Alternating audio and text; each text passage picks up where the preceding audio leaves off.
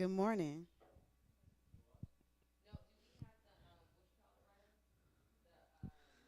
Good morning. And welcome to the Black Blockchain Summit. We're so glad you're here. Will you pull that door up for me? I'm just gonna will you close it? I'm just gonna practice really quick. I'm gonna talk to you, the audience of one. Okay, cool. Good morning. Come on, you can give me more than that. Good morning. Welcome to the Black Blockchain Summit. We're so glad you're here. Good morning, Mr. Smith. What else do I want to say? I don't know what else I want to say. Today we're going to be talking about crypto. Yeah. I know. Good to see you.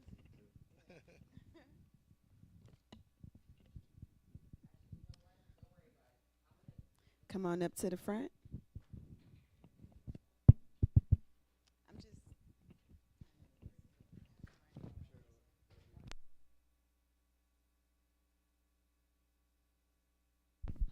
Hey y'all, my name is Crystal Knight. I'm going to be your MC for today.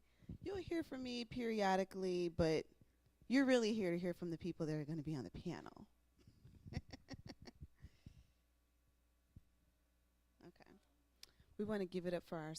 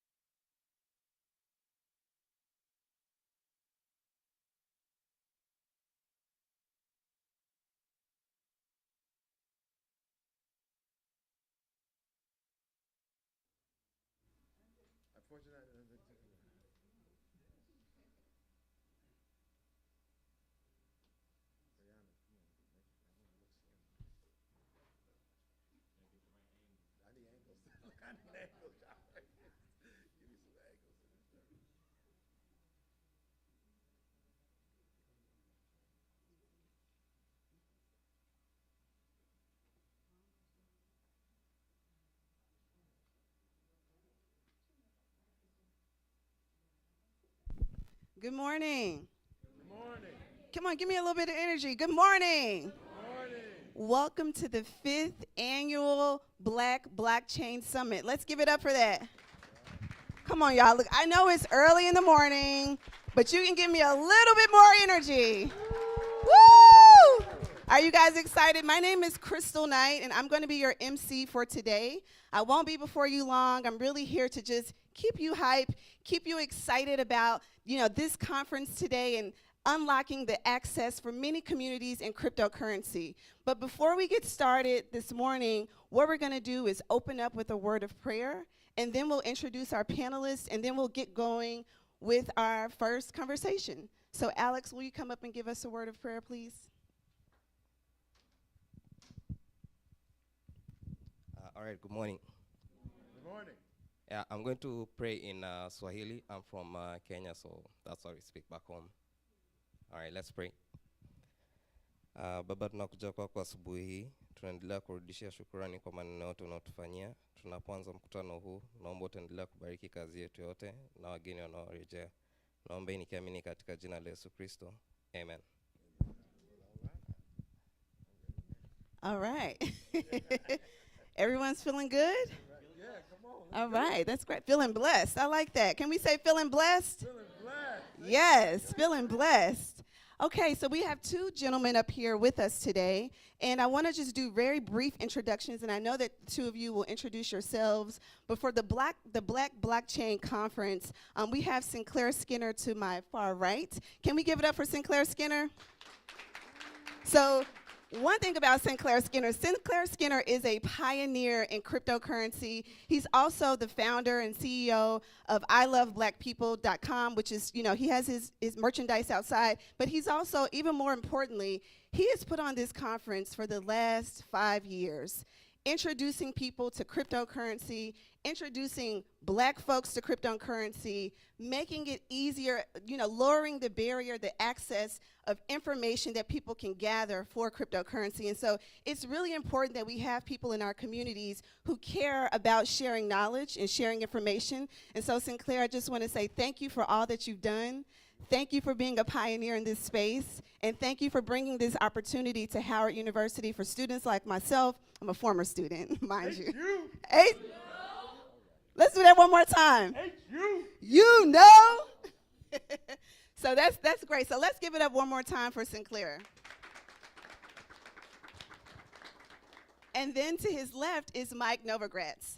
Mike Novogratz is the CEO and president of Galaxy, who's also a major sponsor of today's events. This event is powered by Galaxy, so we need to give it up for him as well.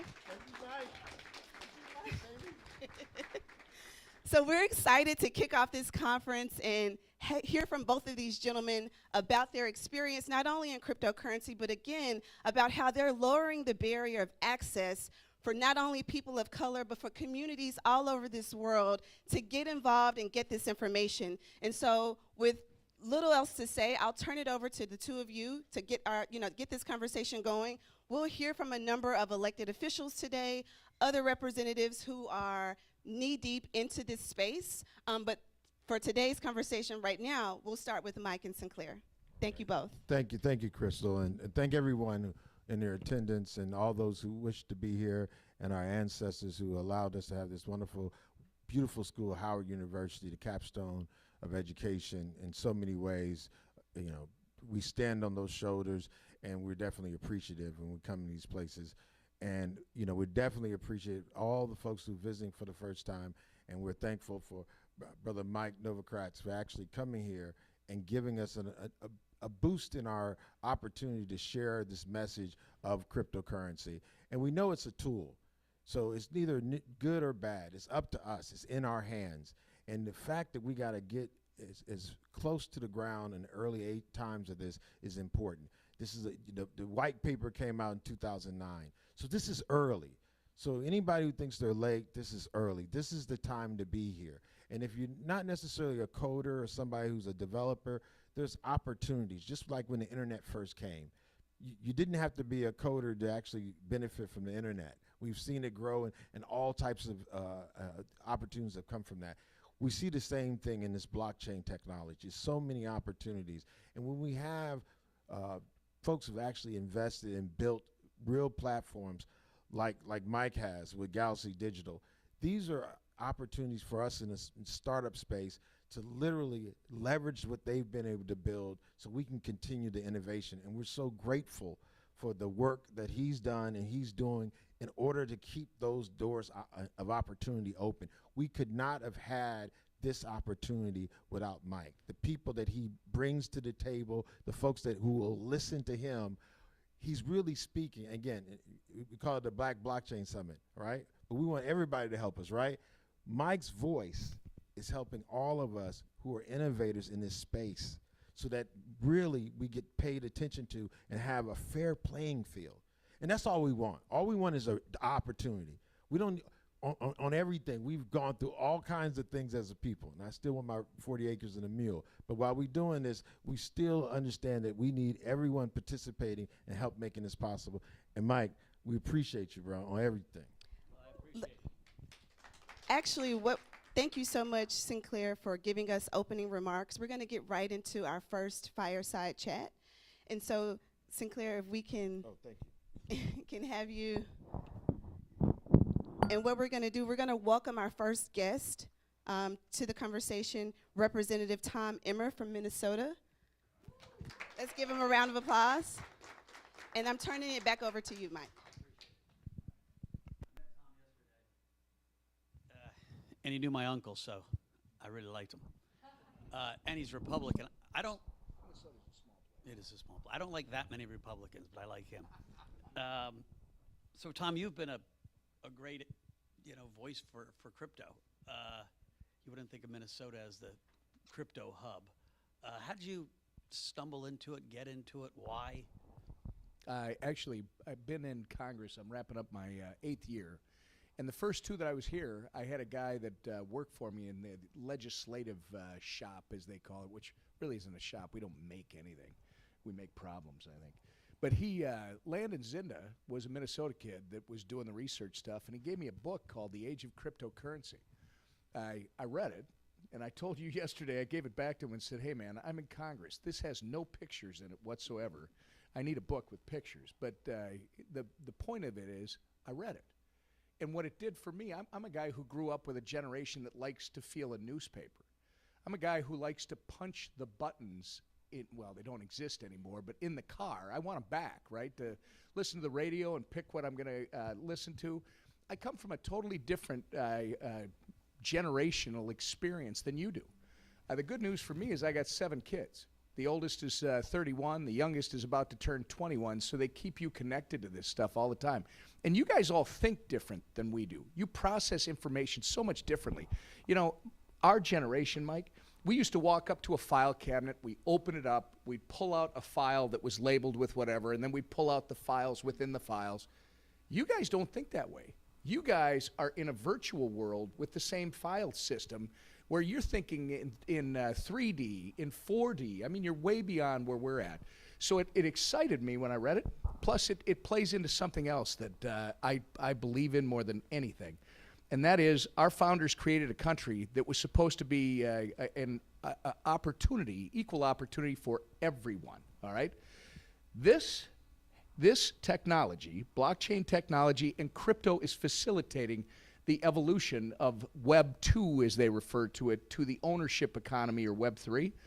This thing has the ability to free all of us and restore or create a renaissance of freedom like I think our founders intended. You should be able to do whatever you want without government telling you, oh, that's all you can have, or we need to answer. Well, because think about it. The greatest form of legalized mob activity is the federal government. Sorry, I'm just a little, this is where I love to get into. And you and I, they want us to pay the vig all the time. Imagine a world where we have government. There's always a place for government, good government, which we haven't seen much of in the last decade plus. But there's a place for government. But imagine a world where you, talented people, instead of having to use an intermediary like YouTube, today if you're an aspiring singer, you want to put content out on the web, you got to go to an intermediary, a platform like YouTube. You put your music on there, you expose yourself. Then what do you derive from it? Unless you're selling ads directly to that YouTube site, they're the ones that benefit. Imagine a world where now you can create an NFT that is you, and you put it on the internet with no intermediary, and guess what? People think you are talented. They love listening to your voice. I listen to you. I pay pennies to hear what you're singing. I call Mike and go, God, you got to check out this, whoever it is, talent. And it spreads, much like influencers do today. So I look at it, Mike, as it really is the future. And the problem that I'm having, as I told you yesterday, is government looked at this back in 2008, 2009, 2010. That white paper came out, and they're like, oh, look at the kids. Look at the kids. Isn't that fun? They're playing with, oh, it's Bitcoin. It's funny money. They're having fun. Let them have fun. By about 2012, they went, oh, shit, this might actually stick. We're going to have to kill it. Well, they realized they can't kill it because it's going to exist. So now we're in the stage where your government is trying to absorb it. Your government is trying to say, we've got a two-tier banking system, traditional banking system, that has a certain set of rails that everybody plugs into.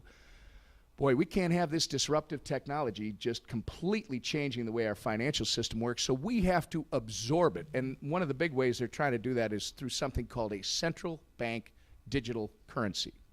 I am one of the ones that you will probably, if you pay attention to this, see I'm going to oppose this with everything I've got, because this is nothing more than another surveillance tool for our government to use. China's already perfected it. Canada used it against the truckers. Trudeau actually shut down their source of income on the internet.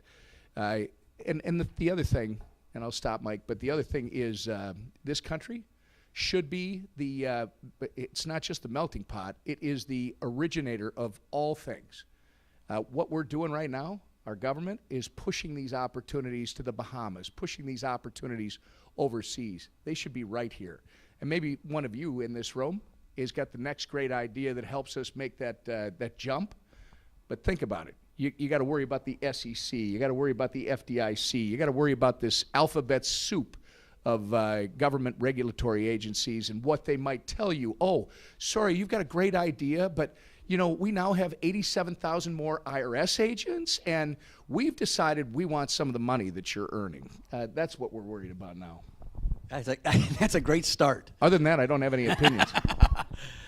You can feel from Tom that crypto, Bitcoin, the blockchain, has libertarian roots, has roots in freedom and privacy. It also has this ability to cut out the middleman. We were talking about, right now, this year, $8 billion are getting paid by people who bounce checks to the big banks. $8 billion in overdrafts. Broadly rich people aren't bouncing checks, right? It's people from challenged communities that are often bouncing checks. And so we've got this system that is skewed to the people at the top, and banking the unbanked is talked about but hasn't really been a priority. Matter of fact, if you look at ATM fees and so many different fees that people have to pay on their way up, it makes it harder and harder to save. And so I always see this as both a progressive issue and a libertarian issue. Do you think, I mean, maybe I'm the only guy that sees it that way, but it feels to me that it should be bipartisan, and we're starting to get you working across the aisle on some legislation. What's the chance that this really becomes a bipartisan issue? So, Mike, what I do every time, and I'm going to, hopefully you guys are going to carry this forward, this is a non-partisan issue. I hate the term bipartisan. Why? Because I stand in front of you and I say bipartisan, what did I just do? I told you there's at least 2 different opinions in the room. No, this is nonpartisan. What you're going to find out today, and I saw the people that you're having come in and talk, Ro Khanna and Tom Emmer could not be more different on our politics. Richie Torres, who's in the office next to me, he's a New York representative. Richie Torres wrote an op-ed about 3 months ago that I was reading, and it's like, oh my God, I could have written this op-ed. We're like completely aligned, and yet we are so different. You wouldn't expect us to be in the same room together. But you got people like Richie, you got people like Gottheimer from New Jersey, you got people like Jake Auchincloss from Massachusetts. The list is getting bigger and bigger on the committee. Unfortunately, whether it's Republicans, which I encountered when I came into Congress, our original chairman, good guy, but he said, what's your priority? And I said, this is what I want to work on. And he said, well, I don't know much about it. So I gave him the book, Age of Cryptocurrency. Guy still hasn't given it back. I've got to do something about that. He owes me a book. But he didn't know. Maxine Waters, on the other side, my understanding is she knows a lot more about it, Mike, than she has let on, because she's got like family members who are actively involved, I've been told, in the space. But she's not moving any of it forward. So the key is going to be, over the next couple of years, I believe policymakers need to get out of your way.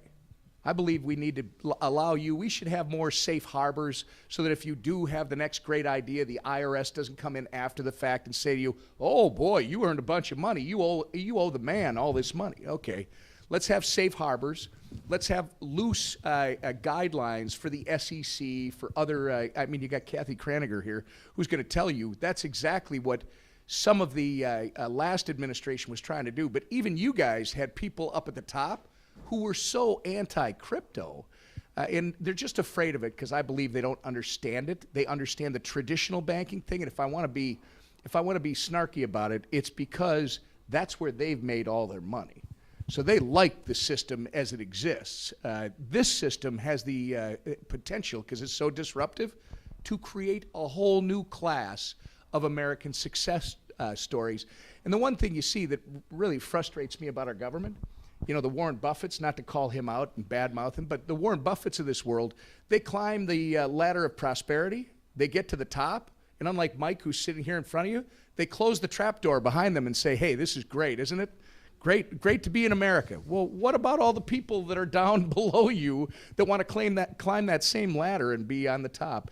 That's what this has the opportunity of doing, and it is a nonpartisan issue. I think you're going to see that in the next Congress. I think one thing you touched on that I just want to highlight is this idea that there's some safe harbor for small businesses. I mean, just the regulatory reporting requirements around KYC, AML, around tax, around, you know, the tax code is so bizarre, around accounting. You know, if you're GAAP accounting or if you're IFRS accounting, all of these arcane things that a small business guy is just trying to get a business going. It feels essential to me that we create some sandbox, certainly for you know, communities that don't traditionally have huge access, so you don't get started and just get clobbered on the head. And so I applaud you for thinking that way. Tom, last question. It's most people out here are a lot younger than you and I. No. A lot really? are. Who's still in school? A lot still in school. You know, you're a congressman. You've had a great career. You've had a great life. You got 7 kids. One piece of advice for these guys: don't quit. Don't let. I see the new generation. You know, it's like every generation, right, Mike? When we were kids, it's about the generation that went before us. I remember a good friend. His dad passed away sadly early. And Mike got up to do the eulogy at his funeral. And the first thing he did was he took his pants and he pulled them right up under his nipples. Because back in the 50s and the 60s, that's how men wore their pants, right? And he walked around imitating his father. Every generation looks at the one that went ahead of them and, oh, they're out of touch, whatever. No, they're not out of touch. They just grew up in a different environment. You are growing up in the greatest environment that I believe we've ever had in history. If you think about it, you know, you got the Stone Age, then you got the Agrarian Age, then you got the Industrial Age. You guys get to live and grow in the technology age. I mean, think about what this is going to do. If you go back in history, look at why our cities developed the way they did. Because when you are in the Agrarian Age, guess what? You're going to give a little of your freedom away to your government, your local government, to protect you and to protect your property. But you're also going to be bringing all the produce in from the field and shipping it on waterways. That's why they developed the way they did. Then the industrial age, it's about all the labor that concentrates in these big cities. And keep in mind, it is just centralized. Everything is centralized so that you can get access to services and goods that you need. That's why the cities grow the way they do. You are in an age where, guess what? It is limitless. It's whatever your imagination can come up with. Mine is too small. My tiny little brain that grew up with rocks and sticks is too small to think the way you guys do. I'm amazed when I watch my own kids. I got a gamer who's number 7, right? He's studying rocks. And it's like, you're studying rocks, man. He goes, hey, Dad, they're a lot more than rocks. Okay, well, he sees the world much differently than I do. All you guys do, too.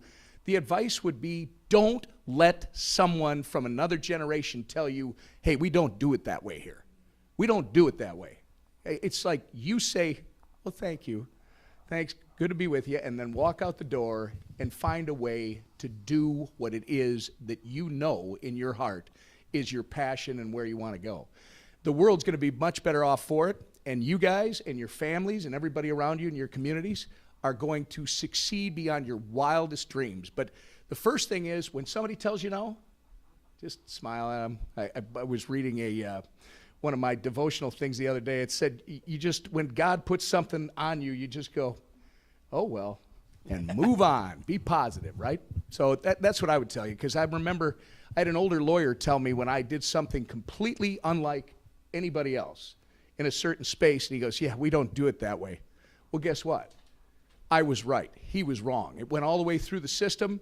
We changed the way those laws are applied in Minnesota in this certain area just because I wasn't willing to take some old partner's direction that you need to get out of that because that doesn't work. I look at you guys, mine is so small. You guys can literally change the way people live, the way people live, breathe, and eat and succeed. Please, don't take no for an answer. Just keep climbing. Guys, give it up to Congressman Tom Emmer. That was fun. That was a great first fireside chat. And Mike, Charged up here. I'm getting charged up. I see you getting charged up. One of the things that we'll do while we're getting ready for our next conversation, we'd love to hear a little bit about you in the beginning. We know that we were, trying to get this first guest in, but if you can just tell us a little bit about your story and your background, that'd be great for the audience. Sure. I grew up 12 miles from here, down by Mount Vernon, where George Washington was born. And I went to college. I flew helicopters in the Army. I went to Wall Street and spent my first 12 years at a place called Goldman Sachs. The vampire squid, some people call it. But Goldman Sachs is an amazing place to learn about Wall Street and business. I kind of stumbled a little bit and fell on my face and recovered from that and started a company called Fortress Investments.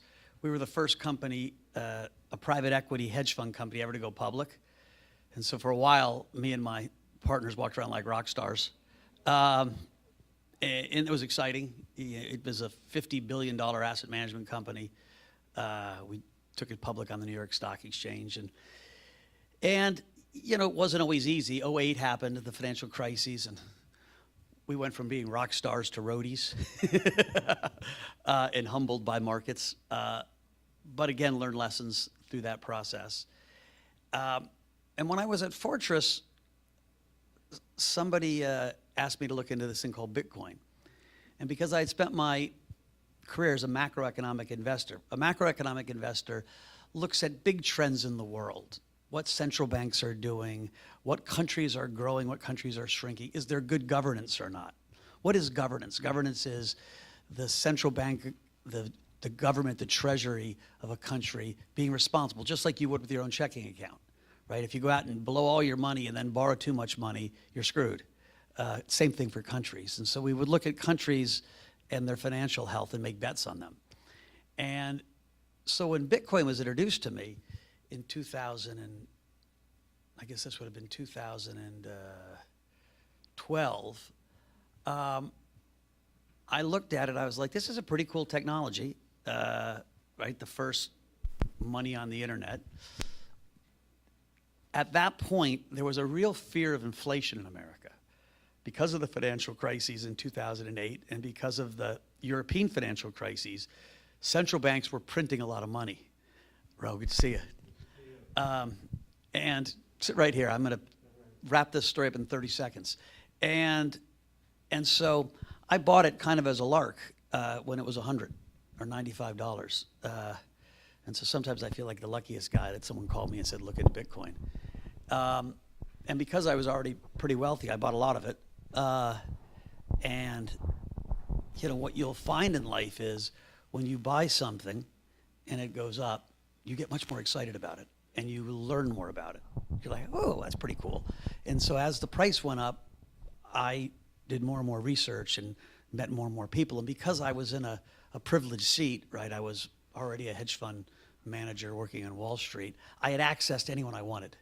And so I remember I was the first person that took Bitcoin to the Federal Reserve in New York, and I got their opinions on it. And, you know, we broadly met everyone who was involved in the community. And, you know, as this day goes on, I'll give you the rest of the story because we've got much more important guests than me.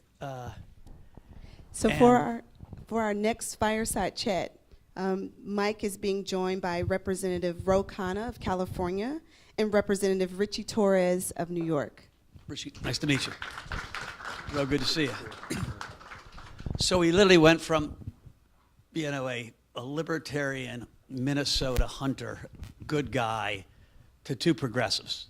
I told you before that this is, well, I said bipartisan, but Tom told me that it's not partisan, which I actually like better. And so Richie I've never met, but I've followed and watched and cheered for. He's from my part of the world, New York City. And Ro I've met, he's from the other coast, but has been a great friend of the crypto community. So guys, maybe start off, just introduce yourselves and talk a little bit about how you got excited about crypto and why you care. Well, Mike, thank you. Thank you for all of your work. Great to be here with my colleague, Richie Torres. I didn't know Satoshi was black. That's I love the shirts. Look forward to your insights of figuring out who he is. Or she, there you go, or who she is. I have been supportive largely of the idea, the philosophical idea behind cryptocurrency and blockchain, which to me is about decentralization. It's about moving power away from large institutions and getting more people to participate in an economy. We have a huge challenge in Silicon Valley. I mean, as I don't have to tell folks here, I mean, less than 1% of venture capital goes to black and brown entrepreneurs. The numbers are even more staggering for black women. I think it's less than 0.3%. The $10 trillion of market cap in my district, Apple, Google, Intel, Yahoo, Cisco, LinkedIn, and yet most of that wealth generation has been excluding the black community and the Latino community. So at a broader level, I want to figure out how do we get more people participating in digital wealth generation. And blockchain is just one avenue of many that may provide more access to people participating in both the wealth generation and the governing of the digital economy. Thank you. Richie?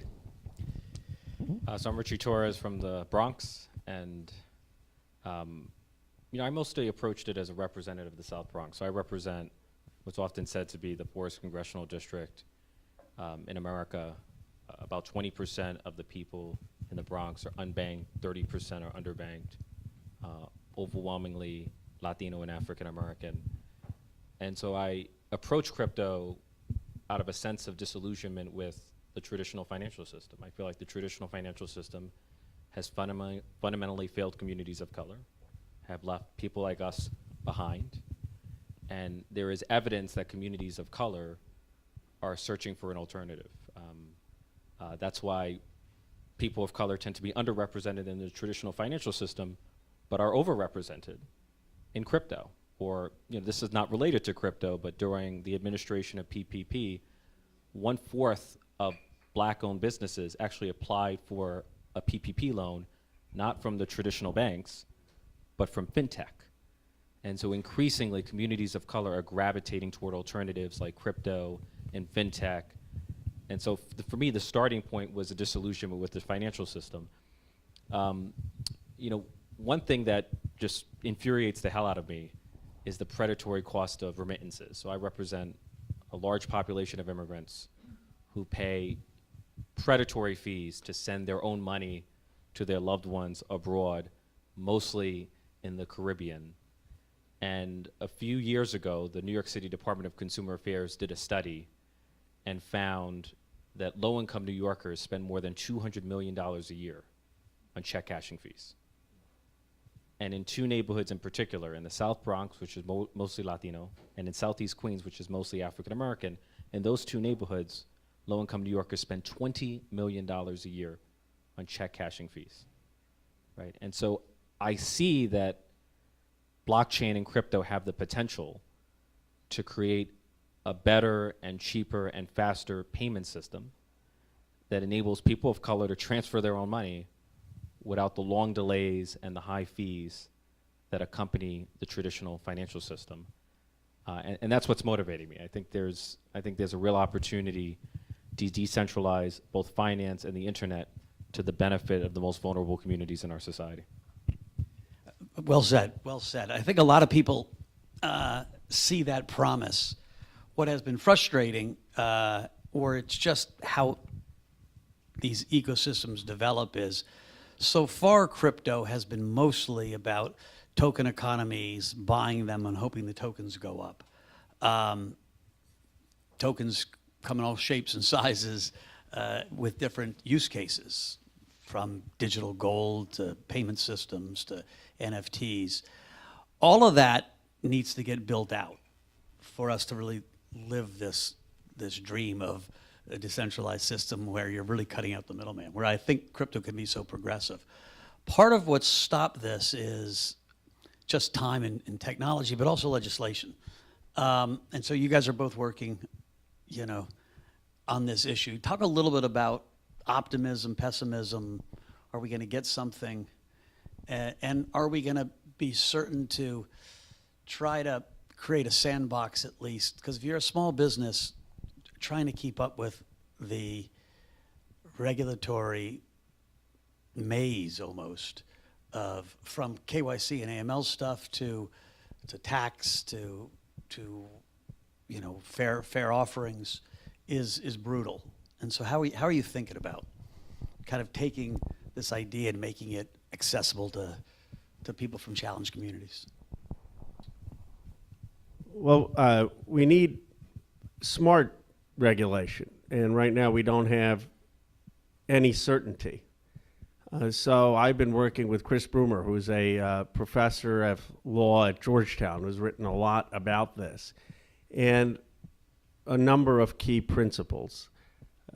First, to understand that some of the excesses of cryptocurrency should be regulated. So, for example, algorithmic stable coins that aren't backed by the dollar and Terra. That to me makes very little sense. And we should have stable coins back to the dollar and have some regulatory framework there. Second, to say, look, the CFTC, I have a bill with which Tom and others are on, I think Richie's supportive, which says that the CFTC is largely the entity that should be regulating a lot of the commodities. Yes, in certain cases, if something is a security, it can be under the SEC. But by and large, a lot of these things are commodities and should be regulated with Scott Benham. And then if they are securities, they need to have rules of what should govern digital securities, because right now there are no rules there. So there's just a blanket presumption some of them may be securities without any rules about, well, then how would you even trade them as securities? So we have a bill saying, look, let's have the commodities regulated by the CFTC and pushing for those that should be regulated by the SEC for having clearer rules. And the final point is, we want to eliminate, as both Richie and Mike have said, the middle person, because that's going to make remittances cheaper. But you don't want to eliminate all of the middle person. In other words, there's some value to know your customer, and there's a reason you have some friction in a system. So the trick is, how do you have the good parts of the friction without the bad parts of the friction? And that's where you need smart regulation. And most of us who are recognize the promise of the technology are not for laissez-faire, but we are for predictable, smart regulation, and we're working to get that in Congress. Richie, you're on the, excuse me, the Homeland Security Committee. I didn't even know there was a Homeland Security Committee. It's pretty badass. But Yeah, I'm guessing. You can't tell me about it, I'm sure. Stable coins. So there's one side of me that thinks, like, if there were as many Kim Jong-uns out there as people talk about, like, he'd be everywhere. Like, we're always, well, they could be sending money to Kim Jong-un or bad actors. We commissioned a guy named Mike Morrell, who had been at the CIA for 30 years, to do a paper who looked at Bitcoin and saw Bitcoin used less than 1.5% for illicit activity, less than cash and less than the financial system. And almost all of that was fraud. Is it really that big of a risk, this idea that crypto is being used for illicit purposes that would put our country at risk? it is a serious concern. It's not to be taken light. So the critics point out that the pseudonymous nature or the anonymous nature of crypto is exploited to commit cyber crimes, which is certainly true. But it's what's often unmentioned, and what is equally true, is that the transparency of blockchain can be exploited to solve crimes. Right? The key to solving financial crimes is to follow the money. And the easiest place to follow the money is blockchain. Right? Unlike paper money, crypto is traceable on the blockchain. Right? Law enforcement can monitor the flow of money from one wallet to the next. And as it did successfully when it retrieved a multi-million-dollar ransom that had been extorted from Colonial Pipeline. The ransomware attack on Colonial Pipeline was the largest cyber attack on energy infrastructure in the history of the United States. And the FBI exploited the transparency of blockchain to retrieve most of the ransom. So it's a double-edged sword, right? And my problem with the media narrative is that it will tell you about the cost of crypto but never mention the benefits. It will tell you about the destructive uses of crypto but never mention the creative uses. And I feel like the media narrative is one-sided and misguided. Thank you. I'm going to hit you both on a quick stablecoin question because that seems to be a topic of the moment. What I worry about is, like, crypto is really nuanced, right? You can stablecoins algorithmic, like the UST coin that was part of the Terra system, wasn't anything close to what USDC is, which is backed dollar for dollar by treasury bills, which is different than Tether, which is kind of like a hedge fund or a non-bank bank. Broadly well run and broadly pretty conservative, but no transparency. So you don't know what you're getting. And so we have these different products all under the same name. I almost think we should name them something different. To me, it's a national security concern that we don't have a stable coin because China's going to have one. And when I travel to the Mideast or Africa or Latin America, I already see Alipay and WeChat, you know, the Chinese messaging app payment systems everywhere. And so if you're the Nigerian kid who's worried about 20% inflation, or the Turkish kid, or the Iranian kid, traditionally you put $100 bills in your pillowcase. Now you're going to put something digital. It might be Bitcoin, it might be a Chinese renminbi stable coin, or it could be a dollar stable coin, but we're making dollar stable coins pretty damn hard. And so how do we go from where we are to getting into the lead here? Can I take that? Well, I would just, I mean, we do have stable coins. We have no central bank digital currency. But the question I would have about a CBDC is what function would a CBDC perform that cannot be performed Well, I don't want a CBDC. by loud and a stable clear. coin? But, you know, the conventional wisdom And one of the criticisms is that crypto would undermine the US dollar. It would undermine the primacy of the US dollar. The experience of stablecoin demonstrates otherwise, right? Most stablecoin issuers have chosen to peg their stablecoins to the dollar, which to me is a vote of confidence in the US dollar as the world's reserve currency. And so when it comes to digital currencies, we're actually winning the great power competition. So far, we are outmaneuvering China, not because of regulation, but often despite the excesses of regulation. As you said, we're in the process of negotiating a stablecoin compromise on financial services. And if we do pass a law creating a regulatory framework for stablecoin, I believe after, once you have regulatory clarity, it will enable stablecoin to scale up and to permeate into the broader economy. A few months ago, probably about a year ago, the president came out with a PWG report, which proposed regulating stablecoins issuers as banks. And I disagreed with the report. I said to the Treasury Secretary, a bank is fractional reserve, right? A bank will take $100 of your money and lend out 90 of those dollars, which creates real risk that requires intensive, rigorous regulation, right? Unlike a bank, a stablecoin issuer has no fractionalization. It has no lending function. And so if there's no fractional reserve banking and no lending, then it would seem to me that a stablecoin issuer operates differently from a bank and therefore should be regulated differently and requires its own regulatory framework. And I think we've won that debate. I think there's going to be a separate regulatory framework for stablecoin issuance. Well done. Ro, what do you think? The idea, and I being recorded, so maybe it'll not age well, but I think it will. The idea that cryptocurrency is going to displace the dollar is just delusional. The United States dollar is 51% of reserve of currency in the world. It's about $100 trillion market. You're looking at less than about $1 trillion right now of cryptocurrency. And so I am very confident that the dollar, just like I'm very confident that America is going to be the preeminent economy of the 21st century. And so there's a reason 93% of American wealth is invested in the United States.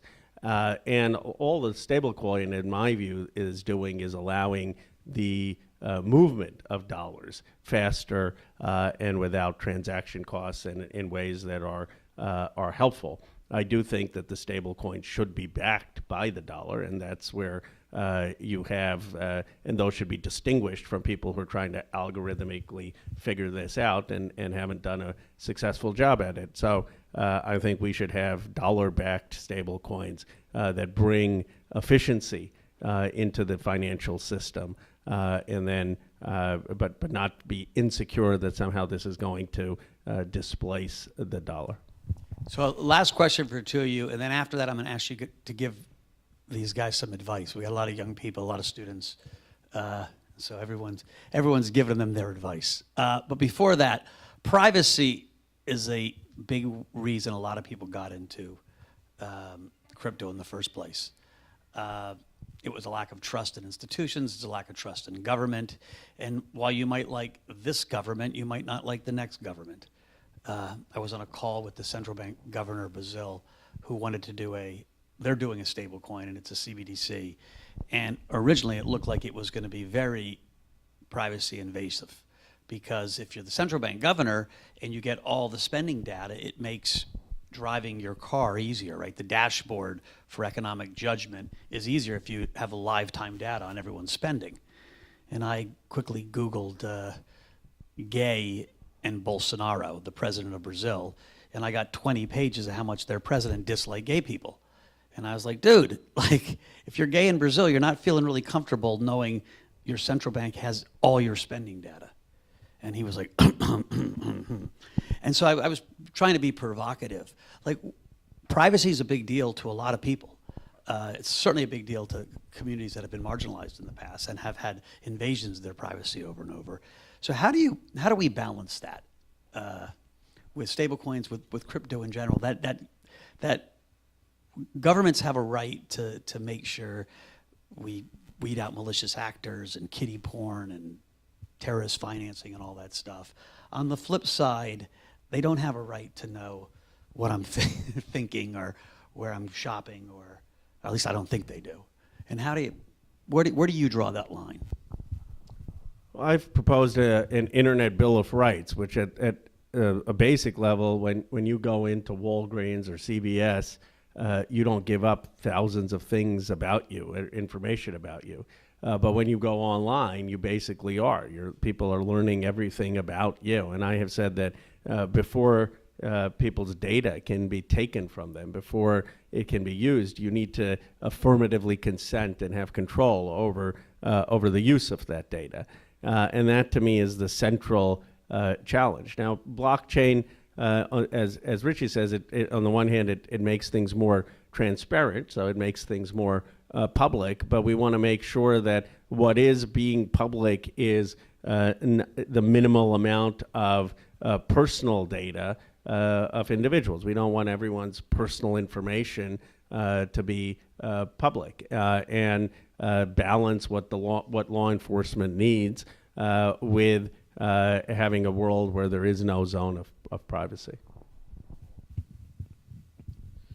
Look, it's as with everything, it's a double-edged sword, right? Everything has pluses and minuses. So, yes, there's going to be more privacy for cyber criminals, but there's also going to be more privacy for those human rights activists and authoritarian regimes who need a private means of transacting independently of the government.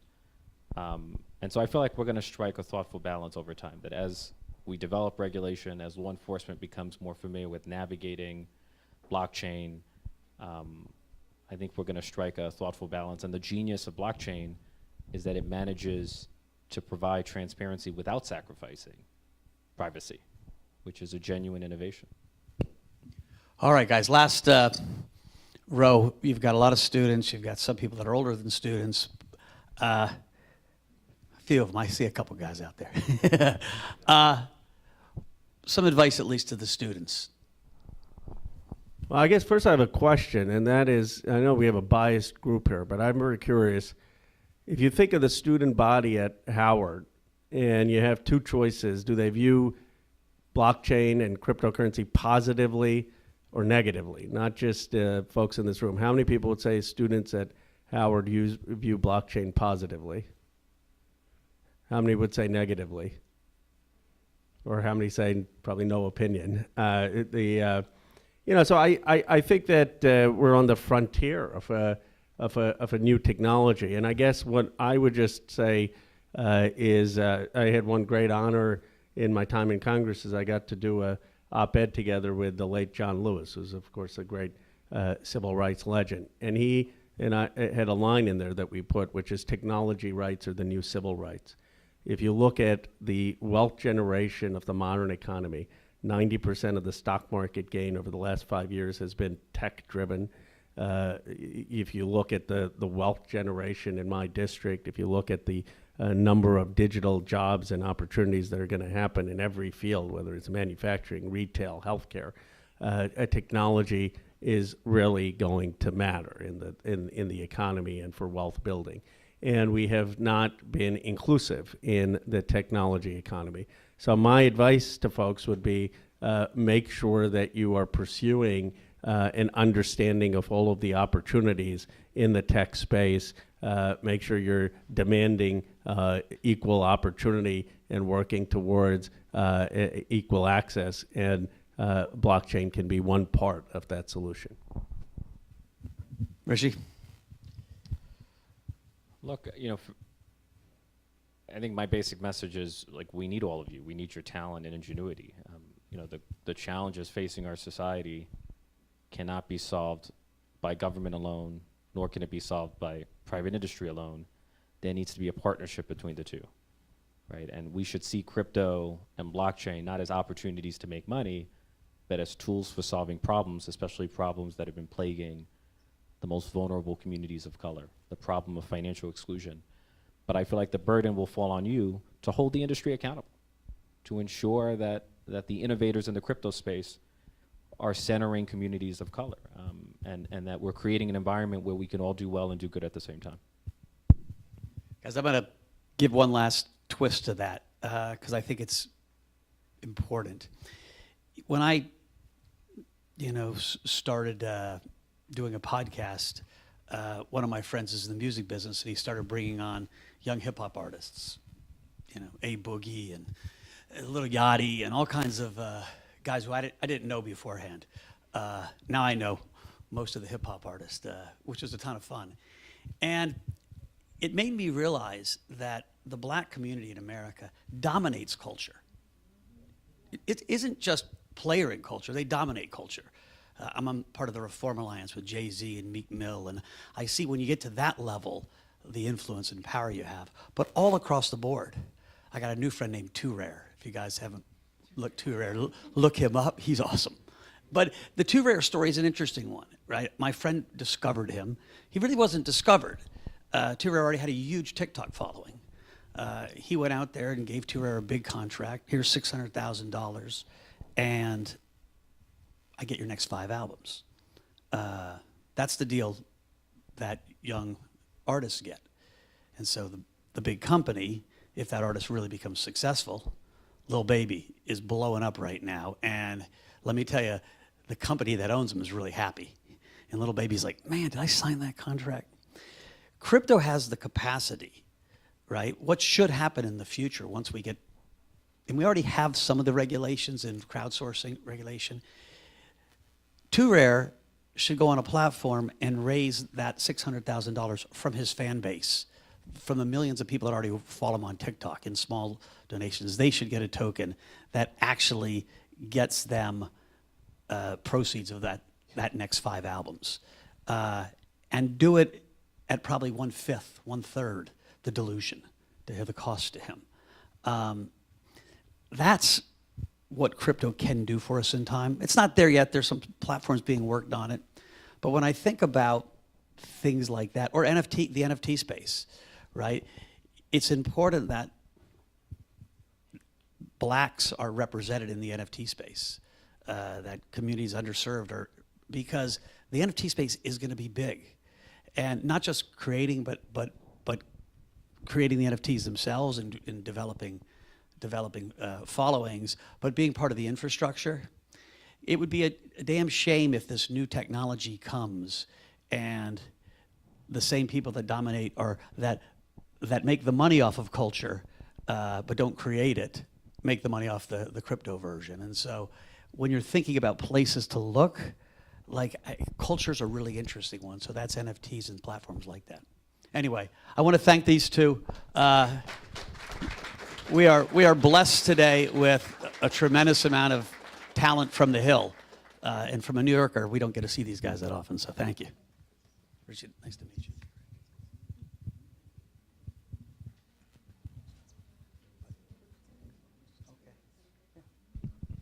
Hi, everyone. While we're setting up for the next panel, what we want to do right now is take a couple of questions from the audience. You've heard from Mike. He's had 2 fireside chats right by now. And so we just want to hear if you have any questions. I'll come in and give you the mic so that Mike can answer your questions. Hi, Dr. Campbell. I work quantum computing and blockchain at Capital Tech, that sort of thing. Did I hear you say this morning that the U.S. dollar, or was it dollar backed by Treasury or Treasury bonds? The U.S. dollar. At one time, it was based on gold. And Right. Yeah. So the U.S. dollar right now is just based on faith. Is that correct? Based on faith and our tax receipts. Okay. And so it's interesting, right? Currencies are belief systems, period. And if there is good stewardship of an economy, if we trust our politicians to do the right thing, which is hard to do more and more, if we trust the central bank governor, right now we've got Jerome Powell, who's acting like a central bank governor. He's raising rates aggressively to kill inflation, which is making it painful to be a crypto owner, but that's what you're supposed to do as a central bank governor. The dollar should do well, and people will continue to believe in it.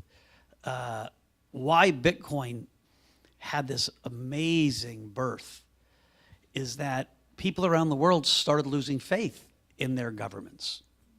Think about being a young working class or middle class or even upper middle class kid in Turkey. You worked your tail off for 8 years to save the equivalent of $10,000, $30,000, $50,000. And in just 1 year, this year, they have 100% inflation. Your money's gone. And so if you look at what happened in Venezuela, when in Zimbabwe, in Nigeria at times, when you have really bad stewardship of an economy, people lose faith. Argentina's falling apart. And it was one of the most amazing countries. And so we don't think, these guys just promised you the US will never be like that. We hope, right? We hope. But Satoshi wrote his white paper because he smelled populism coming. What's populism? Populism is, I'll give you what you want to make you happy. Donald Trump got into office and increased the size of our government more than any president in the history of our country. And that was before COVID. And he was a Republican, or supposed to be a Republican. Joe Biden got in office and said, we have these social problems that are real and I need to do something about it. And I don't care where the money's coming from, I'm gonna do it. And so he's increased the size of government. And a lot of the things I agree with, right? Should we get student loan forgiveness? It seems just, it seems fair, but someone's got to pay for it. And so if you keep spending money you don't have, in times your currency goes to hell in a handbasket. And that's the basic premise of Bitcoin, is that we are moved into an era of populism. And it's going to be really hard to get the finances of America and the world back well organized. The debt America has, we have over 100% debt to the GDP. And so as interest rates go higher, right, interest rates are going to go up to 4.5%, 5%. The cost of that debt to the government gets up to $1 trillion a year. That's more than we spend on the military. It's more than we spend on all our social programs. And so the debt, all that borrowing that your parents did, that the baby boomers did, now has to get paid back, and it's going to crowd out the investments that this generation wants to make in education and infrastructure. And so what do? You say, I'll just spend more money. And so that's what you have to watch, right? I said this recently, what gives me faith in America, and listen, I go to bed praying. I say in a Hail Mary that Bitcoin doesn't go to 1 million tomorrow. Because if it did, it meant the country's fallen apart. That we've lost faith in this country and in the dollar. Right? Your currency is the country in lots of ways. And so at its very core, crypto, from the macro side, is a macroeconomic investment. It is like any other currency. Gold, you can take all the gold that's ever been mined in the history of the planet, every single ounce of gold, and it would roughly fit in this room. That's it. Melt all the jewelry down, all the gold shares, Donald Trump's toilet seat, you name it, it would fit, and it's worth $10 trillion. And we could put this giant gold bar in a museum and say, that's a cool sculpture. Why in God's name is it worth $10 billion, $10 trillion? $10 trillion, there's nothing else worth that much. It is because we say it is. It's a belief system. It's a religion, right? That's what currencies are. Bitcoin is a religion. It's why I have a Bitcoin tattoo. Yeah, people have Bitcoin tattoos. They don't have, Apple tattoos or Microsoft tattoos. They believe in it as a belief system. And so I think it's a good way to think about our own currency and Bitcoin and other cryptos.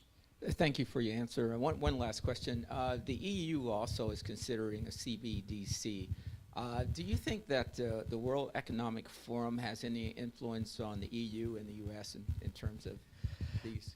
I don't think they have direct influence, but they certainly have influence. It's the people that go there, right? It's that moneyed Davos crowd of intellectuals and wealthy people who spend a lot of time thinking. I'm not arguing that they're not right often, but that DNA carries into the EU. And I am categorically opposed to CBDCs. A, I don't think governments do a good job building technology. B, I'm scared that people, you know, you might have a government you really trust one day and you might not trust it at all the next day. And I want a real safeguard with my privacy. You know, my wife sometimes asks me, "What are you hiding?"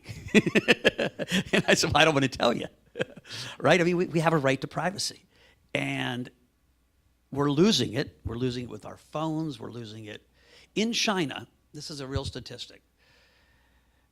Not last year, what's the year? The year before last year, the year before COVID, whether the last year when people were able to travel, they banned 30 million people from leaving their province. It would be like the US banning 10 million Americans, us telling them you can't leave your state because of your social responsibility score, because we can look at you electronically and see what you shop and what you search, and we decide you're not worthy of leaving your state. That's scary as hell, right? Chinese population agrees we're giving up our privacy for the good of the whole. That is not an American ideal, and it's certainly not an ideal I believe in. Hi, Mike. How are you? I'm doing great. Nice to meet everyone in the room. My name is Jasmine Brunson. I'm the CEO and founder of Rectify AI and Blockchain Culture. I'm a data scientist, a DJ, progenitor in this space, creative. My question for you is, you mentioned you don't want to see the same things happening in traditional finance in terms of disparities of African Americans in Web3. And the truth is, it's already happening. Agree. I've experienced it myself. And my question is, we see the disparities with wealth allocation as it pertains to venture capital, right? It is trickled in Web3. If you look up Harlem Capital, they came out with a report in 2021 talking about the disparities. You see black men and black women at the bottom, right? So my question to you is, you as someone who has worked in Wall Street, who know traditional finance, what are you doing to push the Web3 venture capitalists and investors to see the value in this space as it pertains to black people? Yeah, so it's a great question, and it's a hard answer. If we start with the facts, right, blacks make up roughly 13% of America and have about 1.5% of the wealth. Like, that is the original sin that just keeps getting compounded of our country. And so until that gap starts going up, until the first derivative, right? What's awfully depressing is that number was higher in 1968. We've gone down with the Civil Rights Act and everything else. So until that number turns, like, we're not going to have a whole country. I actually want to see the second derivative go positive. I want to see it grow at an accelerating rate. And so I think about this a lot on my philanthropy, how we approach our company. It's tough, right? Because you're starting from this big disadvantage of capital. You know, we have a very active DEI program at our company, but finding black engineers is difficult. There are just not a lot of them, and they're in high demand. Traders in a business. And so I'm looking at where we can. So culture is one of the places. I've been spending a lot of time personally with all these guys in the music business and trying to figure out how to help them create their platforms. I think the best answer I can give you is consciousness of my own consciousness and consciousness of people you're around and really pushing. I have my own personal mission of mentoring 2 or 3 guys to become centimillionaires. That was my goal. I took these 3 young, very talented kids, none with great educations, and I'm like, you're going to become rich, because I saw it in them. And so that's a personal mission, and I'm on my way with it too. We'll see. I don't have a great answer for you. I think it's hand-to-hand combat. I think it's talking about the subject. I don't think when people are confronted with the topic, they shy away. I think there's a subconscious blindness to a lot of people. They don't make the extra effort, and I think you really need to make an extra effort. But I'm worried, and that's why I brought it up. Listen, my friend Nate Parker has a company called Mansa, which is trying to own black culture. You know, he said he looked at this direct. He said this just doesn't work anymore, and so here's a company that he's trying to, you know, be the black Netflix. That's not a Web3 business at this point, but it's a media business. And so I do think there's some people trying, but it's, you know, it's a real issue, and I wish I had a better answer. Thank you for that. My name is Jimena Herzog. I am a serial entrepreneur. I had 2 acquisitions, technology acquisitions under my belt, and I have a third company which is called Being Within, and it's a technology and really the ecosystem to help employers find technology apprentices. And so we have people without any technology background entering this accelerator where they learn technology, and then they are placed in tech roles from software development to blockchain development to QA, etc. And so some of them are here. Well done, well done. And what will you say to folks new to blockchain, new to tech, about the future of work and how university is an alternative, but there are also other alternatives about getting into tech? Yeah, listen, that's a great question. You know, what do universities get you? If you go to a good university with spirit and pride, it gets you a family, right? A network. It gets you, hopefully, a good liberal arts university teaches you how to think and speak and read, and it gets you confidence. That's why we interview from good universities. Now we're starting to look more and more at HBCUs as part of our hiring plan. But it's not the only place you can get educated, right? There is a giant dearth of blockchain developers. And so learning how to code in Solidity, I can barely log into the damn computer, but we have 200 engineers at our company, or we're getting on 200 engineers. And there's not that many blockchain engineers out there. And so there's plenty of jobs for blockchain engineers. It's hard to go from, you got to take a coding class, you got to work on it, you know, like but there are plenty of jobs there. And again, we've hired some people off of Twitter, and so it's not just from, you know, Stanford and Howard. Those are easier places because they've kind of credentialized themselves. We're not going to change the game unless we look elsewhere. But I do think learning to code is almost like learning to read and write when I was young. It's a great skill to have, and it gives you a lot of optionality.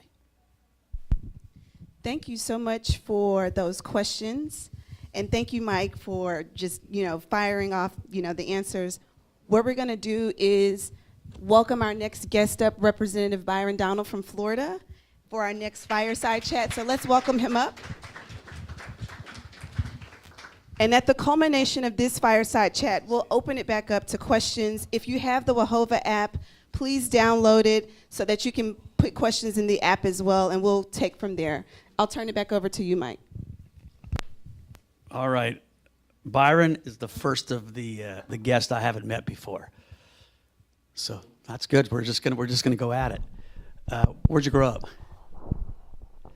Let me get my situation. Brooklyn, New York. No way. Yeah, I'm a Brooklyn kid. Fellow New Yorker.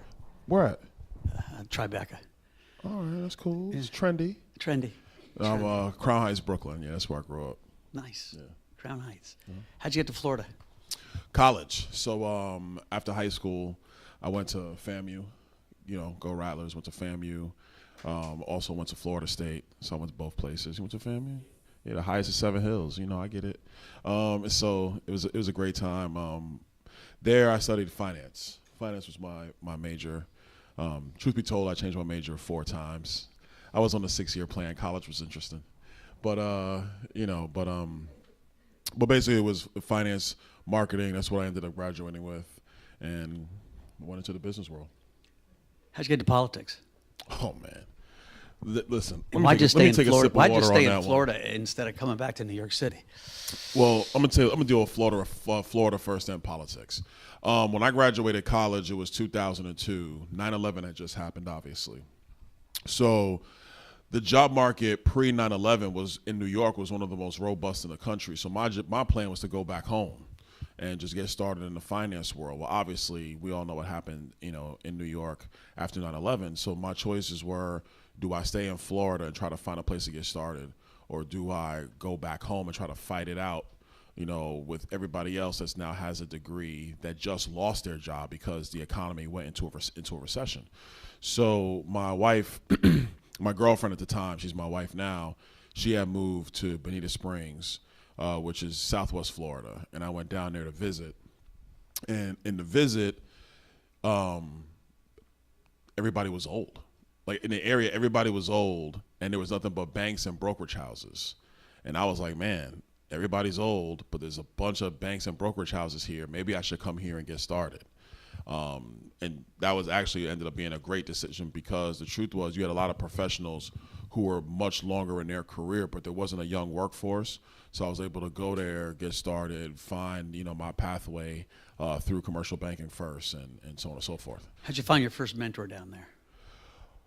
My first mentor, he's since passed away, God rest his soul. He was a dude from Mississippi. He was a senior loan officer at Bank of America, and he came to work at the community bank I was working in.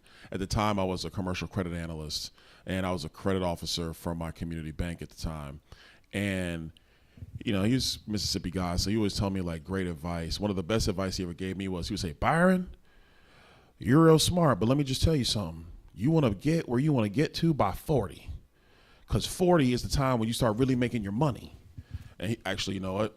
Well, I'm in Congress. I ain't really making no money, so we might have to reevaluate some things. But the truth of the matter is that his advice was sage for me, because in the way economies and careers kind of evolve, unless you're an entrepreneur and you're going on an entrepreneurial path, or even really with entrepreneurism, if you kind of have the catalyst of what your financial environment for yourself and your family is really catalyzed by 40. In 40, 50, and 60, that's when you really reap the financial benefits of the work you put in 20 and 30. So it was actually really good advice. And what got you into Congress? Like, why? So, for God's sakes. Now, what happened there I had left banking in 2007 because I was forecasting recessions. We all know what happened in 2008. So I went and worked for an insurance firm. We were dealing with international insurance. It was a $4 billion portfolio that I was managing. And we had international clients. They were freaking out about what was happening in the financial world here in the United States. My job, being the guy with the economics background and the finance background, was to report back to our clients why they should keep their money with us, because, they pull the investment, this whole thing's over. So the pressure was on. Through all my research, the last thing I had to do was figure out what Congress's response was. So I turned on, for the first time in my life, I turned on C-SPAN. Like, I was an apolitical person. That's who I was. Like, growing up, we didn't really care about politics. We don't talk about politics. Like, you just kind of go vote. You look at a candidate here or there for about 10 minutes, make a decision, move on with your life. That's how most people look at politics, truth be told. So I had to watch a congressional hearing. And when I watched it, I was like really upset, because I was like, what are they talking about? Like, these guys are talking about things that are not happening in the economic world, because I was living in the economic and the finance world. I was doing the work. And what they're saying on Capitol Hill is not what's happening in the real world. And even the way they frame their questions and the way they do their speeches, I was like, man, this is a joke. Who are these people? How'd they get elected? Why are they so important? And that was kind of the spark. And from there, I just really did a lot of self-discovery. I read everything. I read stuff from like The Law by Frederick Bastiat. I read John Locke. I read Montesquieu. I didn't really like cable news, because cable news is real surface. And I do a lot of cable news interviews, but it's real surface stuff. They talk about hot button things to get you agitated or get you emotional. They don't really drill into the issues and really think through the issues. And so what I started doing, just because I'm curious like that, I started reading books on political philosophy. And, kind of through that work, that's kind of how I found politics. What high school did you go to in Brooklyn? Nazareth High School, Kingsman, All right. East Flatbush. My guy Mel, the music guy I was talking about, he's a Flatbush guy. Listen, Brooklyn's fun, man. You know what it is about growing up in Brooklyn? You have to really be able to judge and read people, like at a moment's notice. So, like, friends of mine from back home or even from college, they're like, man, how are you in politics, man? How do you deal with this? Like, what did you have to learn? I said, honestly, growing up in the streets taught me more about how to deal in politics than anything else, because you got to be able to see around the corner. You got to read people real fast. Not everybody is for you. You got to understand that. And you still have to hustle. You have to grind. Like, nobody's giving you anything. And so you really have to get after it every single day if you're going to be successful. I'm going to introduce you to, because he's got a similar philosophy. Flatbush, yeah, it's a tough neighborhood. I've been there a bunch of times. But you still here, though. That's good. They like me in Flatbush. I got the Black Blockchain T-shirt. All right, crypto. How'd you even, kid from Brooklyn down in Florida. I didn't even know they had crypto in Florida. I'm teasing. Yeah, you're good. How did you get into crypto? So getting into the space was really just about financial opportunity, financial freedom. When I was in investments, my last stop in my career, I was a securities trader. So I'm securities licensed 766.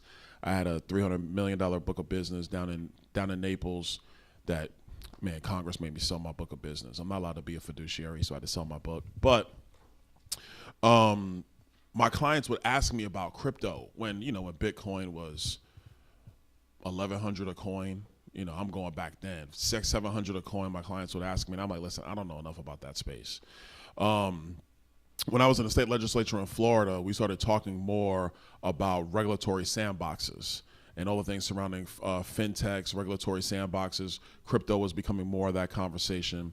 In Congress, the way we really get into it is because you're at the epicenter of the regulatory environment in the financial world. The last thing that I want to see is to have, whether it's the CFTC or Treasury or the SEC, lock down the industry with bureaucratic rules that actually limit the capability of smaller, from a financial perspective, investors to be able to get into that space, or smaller innovators from a financial perspective to get into that space. I know people like when Congress regulates on par. They kind of like it. They feel like there's safety, but the safety in a lot of respects is a facade.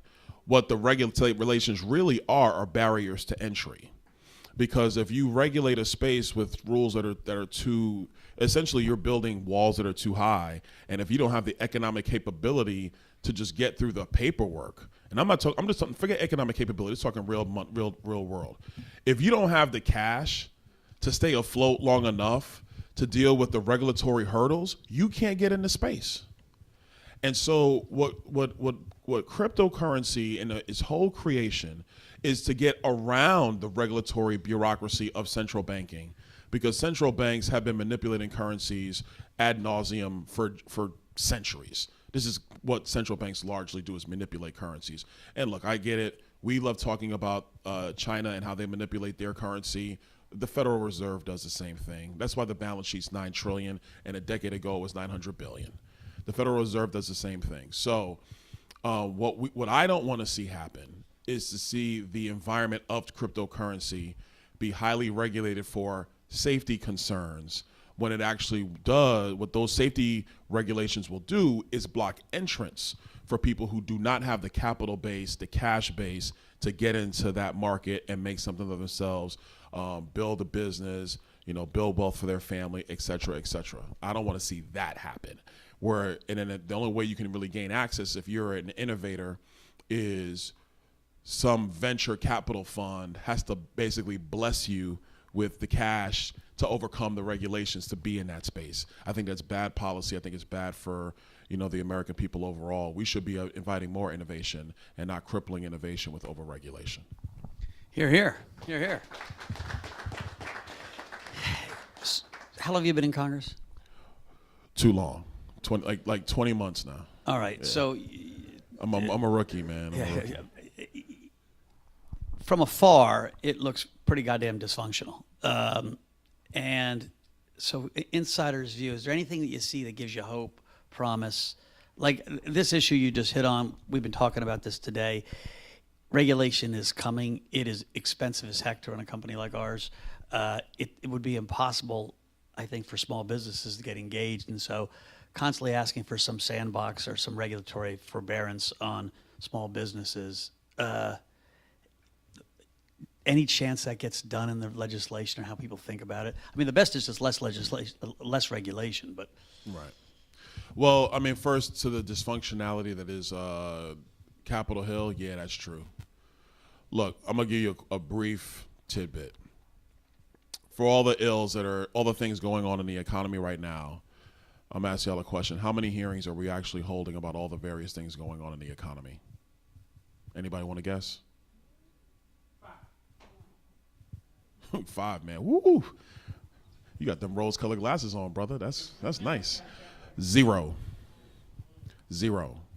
Congress is not having any committee hearings on what's actually going on in the economy. 0. I kid you not. Nah, don't be charitable to us because it's ridiculous. Look, I think that Congress, we specialize in 2 things. I tell my colleagues all the time. We specialize in walking. I get about 15,000 steps a day over there. And we specialize in wasting time. And it's really unfortunate. And I think more people need to really understand this. I think that when it comes to the ability of Congress to deal with the regulatory environment, Congress has long since punted so much rulemaking authority to the agencies.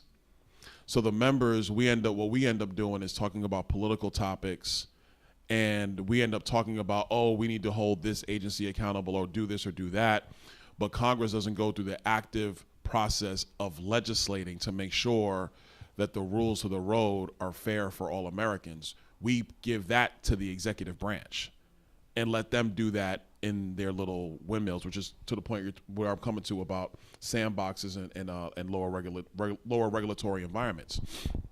I believe that the future of America's economy is based in regulatory sandboxes, or better put, and I'm sorry, I guess my time's done. No, I'm just playing. Or in an environment where industries become self-regulating industries. And instead of industries having to go to the agencies to comment on the rules that the agencies make and hope that the bureaucrats in the agencies, who for the most part are not on the ground doing the work, please keep that in mind. They've not done the work. They're just commenting on the work from think tanks, lobbyists, etc. That's where they get their information from. So industries should be regulating themselves. The agencies should comment on the rules of the industry. So that way, when the players in the industry, you guys are in it every day, you're far more knowledgeable, you should be able to create rules that make sense for everybody in the industry.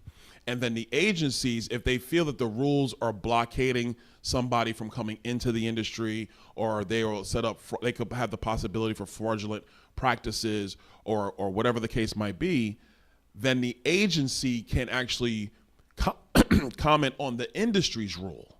And then the agencies can also be like, hey, by the way, if you don't fix this, we might have to come bring one of our hammers.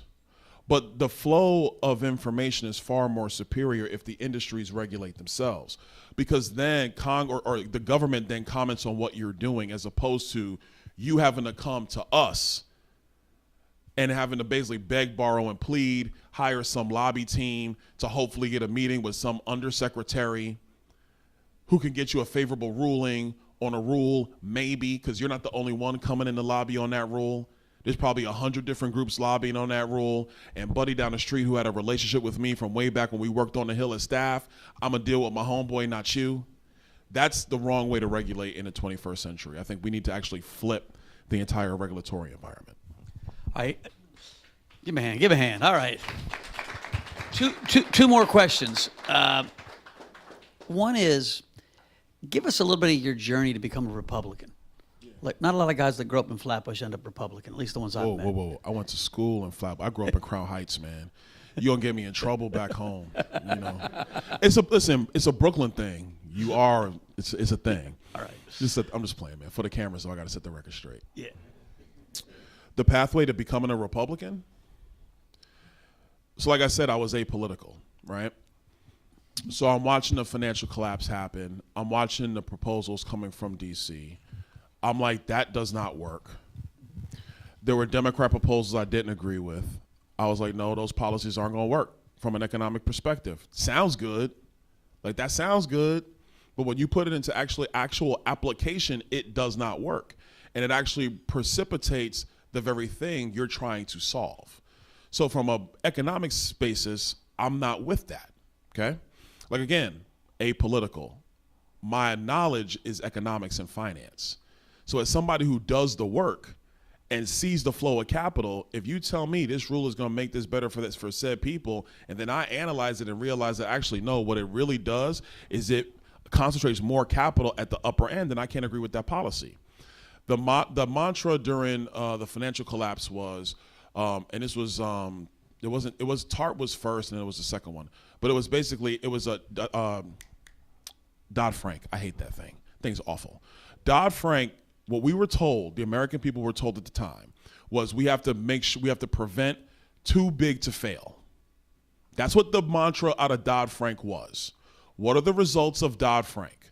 The results of Dodd-Frank are that community banking in the United States has decreased by 75%. And that the big banks are bigger. They're massively bigger. And I'm not an anti-big bank guy, but what's happened in the United States is that Bank of America, Citi, JP Morgan, they're massive. They're way bigger now than they were in 2007. And the mom and pop community banks are gone. They were bought up because they can't deal with the regulatory compliance of Dodd-Frank. So if you run a small business in Washington, D.C., if you're a black business owner, what are the odds of you getting a loan from Bank of America versus the community bank down the street because you know the people because they're in your community? This is what I'm talking about. So that was the beginning of my journey. From there, through my reading of political philosophy, not modern politics, because I'll be the first one to tell you, Republicans, well, not me, but my colleagues do a terrible job of actually talking about policies and issues. And there are some that don't understand the entire totality of American life just because they weren't exposed to the whole totality of American life. I have. So I look at things from a different lens. In my readings of political philosophy, what I actually came to find out is I'm actually quite conservative, or what they would call a classical liberal. See, I believe that federal power is actually supposed to be minimal, and that most power is supposed to reside in the hands of states and localities. Why? Because if you need to advocate in your community for a change, it is far better to get it from a state representative or a city council than a member of Congress. If Congress is regulating across the board in every aspect of your life, you will get no relief. Because you have to convince 435 members, you have to convince 218 members, you got to convince 60 senators, people who live in Utah, Montana, South Dakota, North Dakota, California, Texas. They have different viewpoints and different issues for their states than you have here in Washington, D.C. It's much more better to have a limited federal government and a much more robust local and state government, because then you have more ability to have more control over what's going on in the aspects of your community. That mindset that I'm talking about is the basic mindset of federalism. The basic mindset of federalism is basic conservatism. So I'm a conservative. That's who I am. So when it came to looking at which parties where, that's how I decided to register as a Republican. That's how I became a Republican. Good answer. This guy's going places. I'm buying futures on him. We're gonna get a token. You better buy it now. That thing We're gonna is have heating a up. Byron Donalds token, and we'll trade it.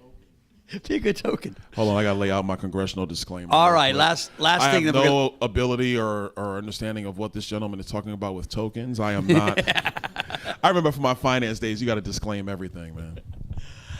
We've asked everyone who's been on stage today to give some advice. We got a lot of students in the crowd, most from Howard.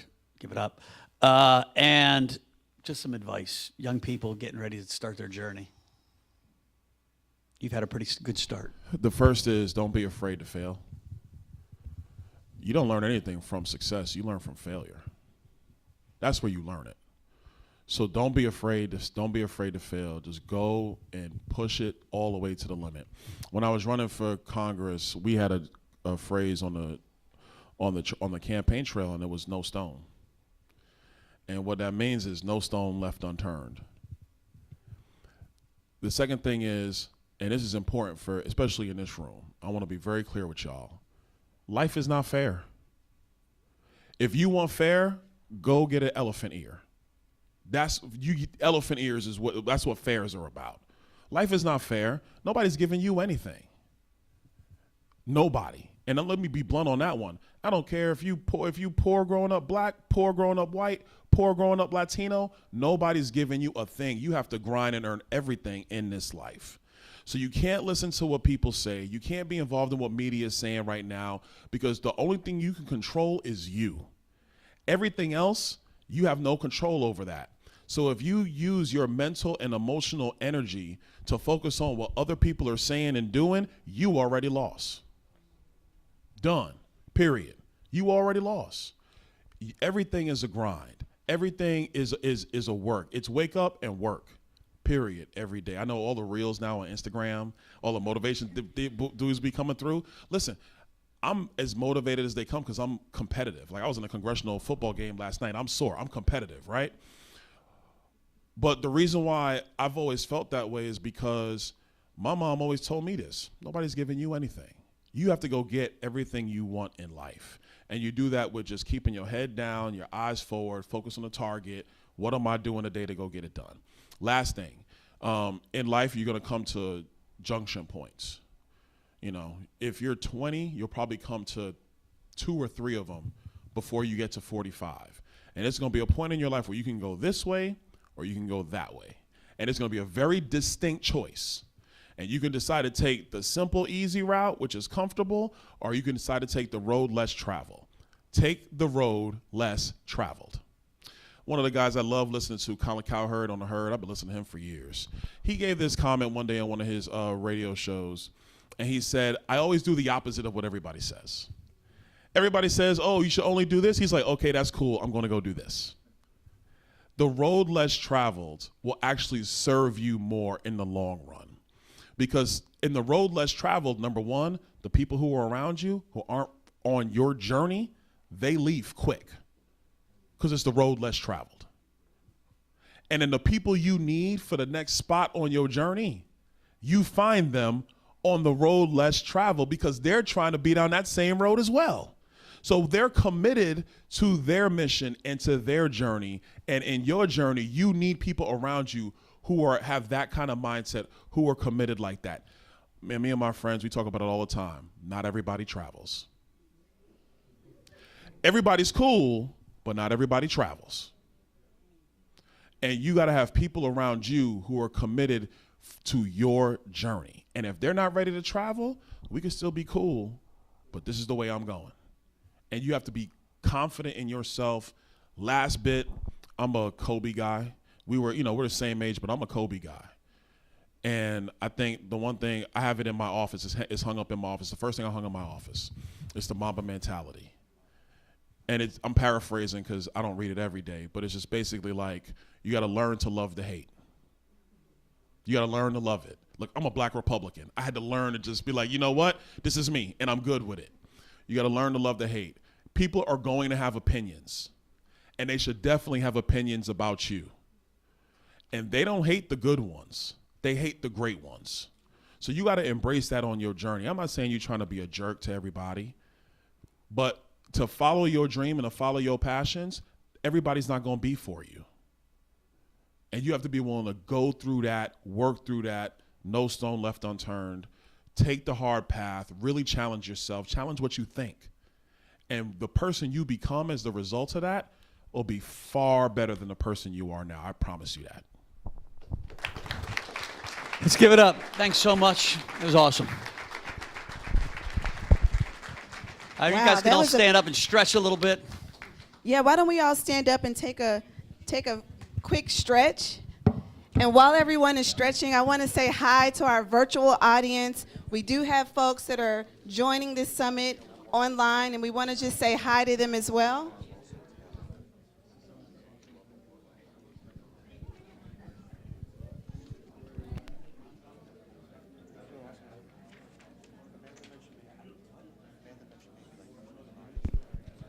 We're going to give you guys about 2 minutes to just have a quick stretch and talk break.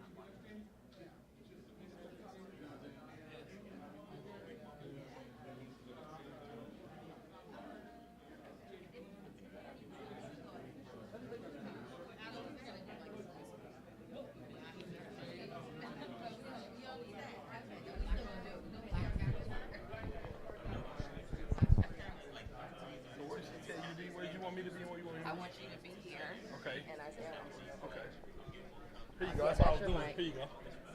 That's your mic.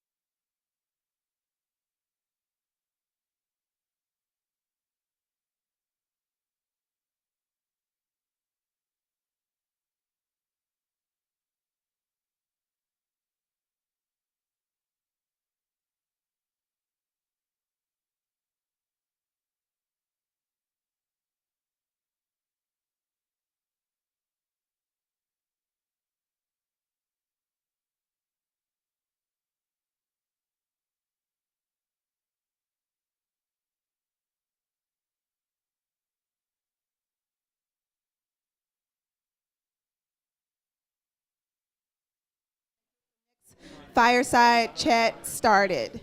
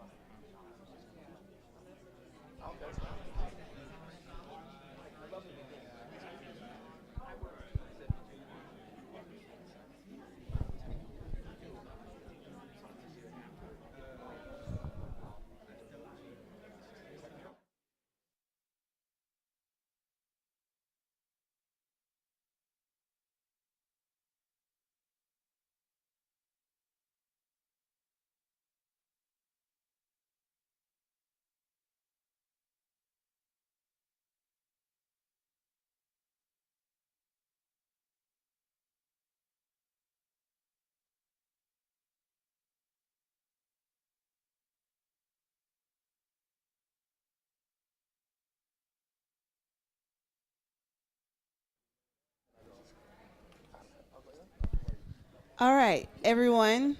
I know we had a bit of about a 15-minute break, but I want to get us back started with our next fireside chat. So for this next group, we have the co-founders of Black Bitcoin Billionaire, Lamar Wilson and Isaiah Jackson. I guess my name is Lamar Wilson. I'm co-founder of Black Bitcoin Billionaire. Also a developer, have a finance degree, and I'm just great. I'm glad to be here. I've been doing this since the beginning, like the very first one. So it's really dope to see how beautiful this is growing. So I'm glad to be here. I'm Isaiah Jackson, co-founder of Black Bitcoin Billionaires, author of Bitcoin in Black America, and also very glad to see how far the conference has progressed. Been here since the beginning with Lamar, so glad to see everybody here. Beautiful. Isaiah was one of my first podcast guests. Oh, yeah. Unfortunately, not that many people listen to my podcast, but I have a lot of fun doing it. I'm not going to do a lot of talking in this because you guys have been preaching this message for a while. Maybe lessons. Like, what have you learned? You know, what have you learned in terms of your own investing, in terms of how you can connect with people, in terms of what advice you give people? Is it to just buy crypto? Is it to get a job in the space? Is it to get into the blockchain space? So give a little of your journey. Yeah, well, I would say definitely one thing, a lesson I've learned is don't stay up until 2 a.m., 5 a.m. in the morning trying to trade during the Chinese trading session, thinking you're going to get rich overnight. I had a beautiful head of hair before I got into into Bitcoin, and that kind of took it away because you it's and very I stressful. Very stressful, and really unnecessary because price doesn't matter. If you're here for the technology, if you're here for actually building business and actually growing, that's one of the lessons I would say is don't look at it from a I can get rich quick standpoint. Look at it as more of a technology, and that's going for Bitcoin, crypto, or any other industry that we discuss. So I would say that as a lesson, and just to follow up with that, definitely one to throw in there education-wise. Make sure you're getting good information. I think me and Lamar do a great job. There's other educators here as well. A lot of rug pulls and scams and people that do a lot of stuff. So make sure you're getting good information as well. Yeah, for me, I think the thing I've learned is you have to be intentional. So I heard Jasmine ask a question of you earlier around investment and why is there such a huge gap in investment and those kind of things. I think it's the same thing when we talk about diversity and inclusion. Like, you literally have to be intentional. A lot of times people who are in minority groups or in disenfranchised groups, they usually think that it's discriminatory, like people are trying to be discriminatory. But the truth is, it's not discriminatory. People just aren't intentional. Like, they just are not pointing at the issue, right? They're not trying to reach that community. And so what I always say is that as soon as somebody in one of those groups learns something, like, it's on you. Like, with great power comes great responsibility. It's on you to take that information and be completely intentional about getting it to your community, because I'm gonna tell you, people in other communities are not going to get it there for you. So I think that's the biggest thing I've learned. It's about intentionality, and about, like, even investors have to have that mentality of saying, I'm going to be intentional about investing into black businesses. I'm going to be intentional about finding people, finding these engineers, and if they're not, then you know what? You got to go build your own, thus Black Bitcoin Billionaires. So this is why all of this exists, the Black Blockchain Summit. My man, Dr. Sinclair, humbly. So yeah, man, that's probably the biggest lesson I've learned, is that if you have something, this is what I say: if you love somebody and you have something good, why would you not share it with them, right? Share it, just share it. So. I like both those answers. What do you guys want to accomplish? Even the title, Black Bitcoin Billionaires. Give us a little genesis of that. Well, we definitely want to create some billionaires. I think we have a few that's on the way, actually.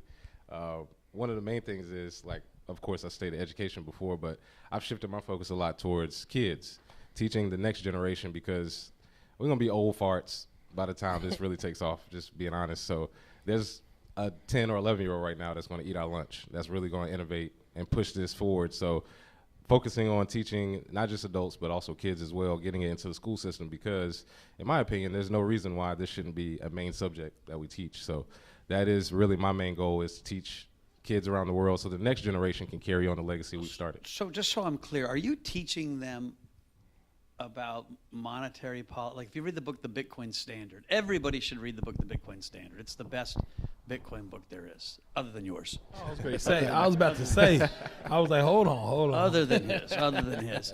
But are you teaching people that we have this monetary policy, and if you print too many dollars, it debases? Is that what you're teaching, kind of economics 101? Mm-hmm. Yep. To start off, I actually have patent pending Federal Reserve game, where you teach students about how printing too much money causes inflation, where our monetary policy came from, some of the principles that were in the Creature on Jekyll Island, if you know how the Federal Reserve got started. So I actually patent pending and got a game for that, just for kids. So once they understand that, it's funny how they start to realize really quick, this isn't how things are supposed to work. Even at 8, 9 years old, they realize that. So as adults, we definitely have to realize that and find a new So solution. the radical piece is we're literally teaching, because listen, there's terrible financial literacy in America. That doesn't even exist. What's shocking to me is there's even financial illiteracy on Capitol Hill. I remember 15 years ago, I started meeting with senators, and I was shocked at how many didn't know what the shape of the yield curve meant. Now, I can understand my mother not knowing it, but I thought senators would. And so it is kind of radical to start at a young age teaching people really macroeconomics, or how economies work. And that's what your mission is. Oh yeah, can't beat around the bush. Lamar just said it. Be intentional. You gotta be intentional. You gotta make sure you show them this is exactly what you should be focusing on, and not trying to smooth over and make it nice. I'm not one of those make it nice for people. And you get your inputs from where? Like, your education on the economy, your inputs, your understanding. Right. Where did that come from? I have a finance degree. So I graduated from the University of Kentucky with a finance degree, with honors. I'm just going to say that. Let's all give it up for the honors. Yeah, for the honors. My mom always says you don't have a big head for nothing. So as y'all can see, his hat looks like a yarmulke, but it's cool. I think me taking those skills, and Zay himself taking the skill set and then sharing it, because again, and it doesn't even matter in this situation, it's not even around marginalized communities. We just don't learn financial literacy, period, in school. Like, it doesn't as a whole. And I truthfully think it's meant to keep everyone enslaved to the system. I truthfully think that they'll teach you enough information so that you can go work for people, but they don't teach you enough information to get out of debt. They don't teach you enough information to get ahead, though you don't have to work for anyone. They don't teach you enough information to get you passive income, right? So I think it's being very intentional about where I focus my attention is the biggest part. And the goal for me, when you're saying what the goal is that every person at least has enough information to make their own decision. I'm not a person that recommends anything to anyone. I always say it's not my spouse and it's not my house. And what that means is that everybody has their own decisions to make based on their household. So I don't recommend anything to anyone. I just want to give enough information that people can make their own decisions, because a lot of times the reason why we're in situations that we are in is due to asymmetric information. And people use asymmetric information to stay in power over you. Like, giving out information is empowering people.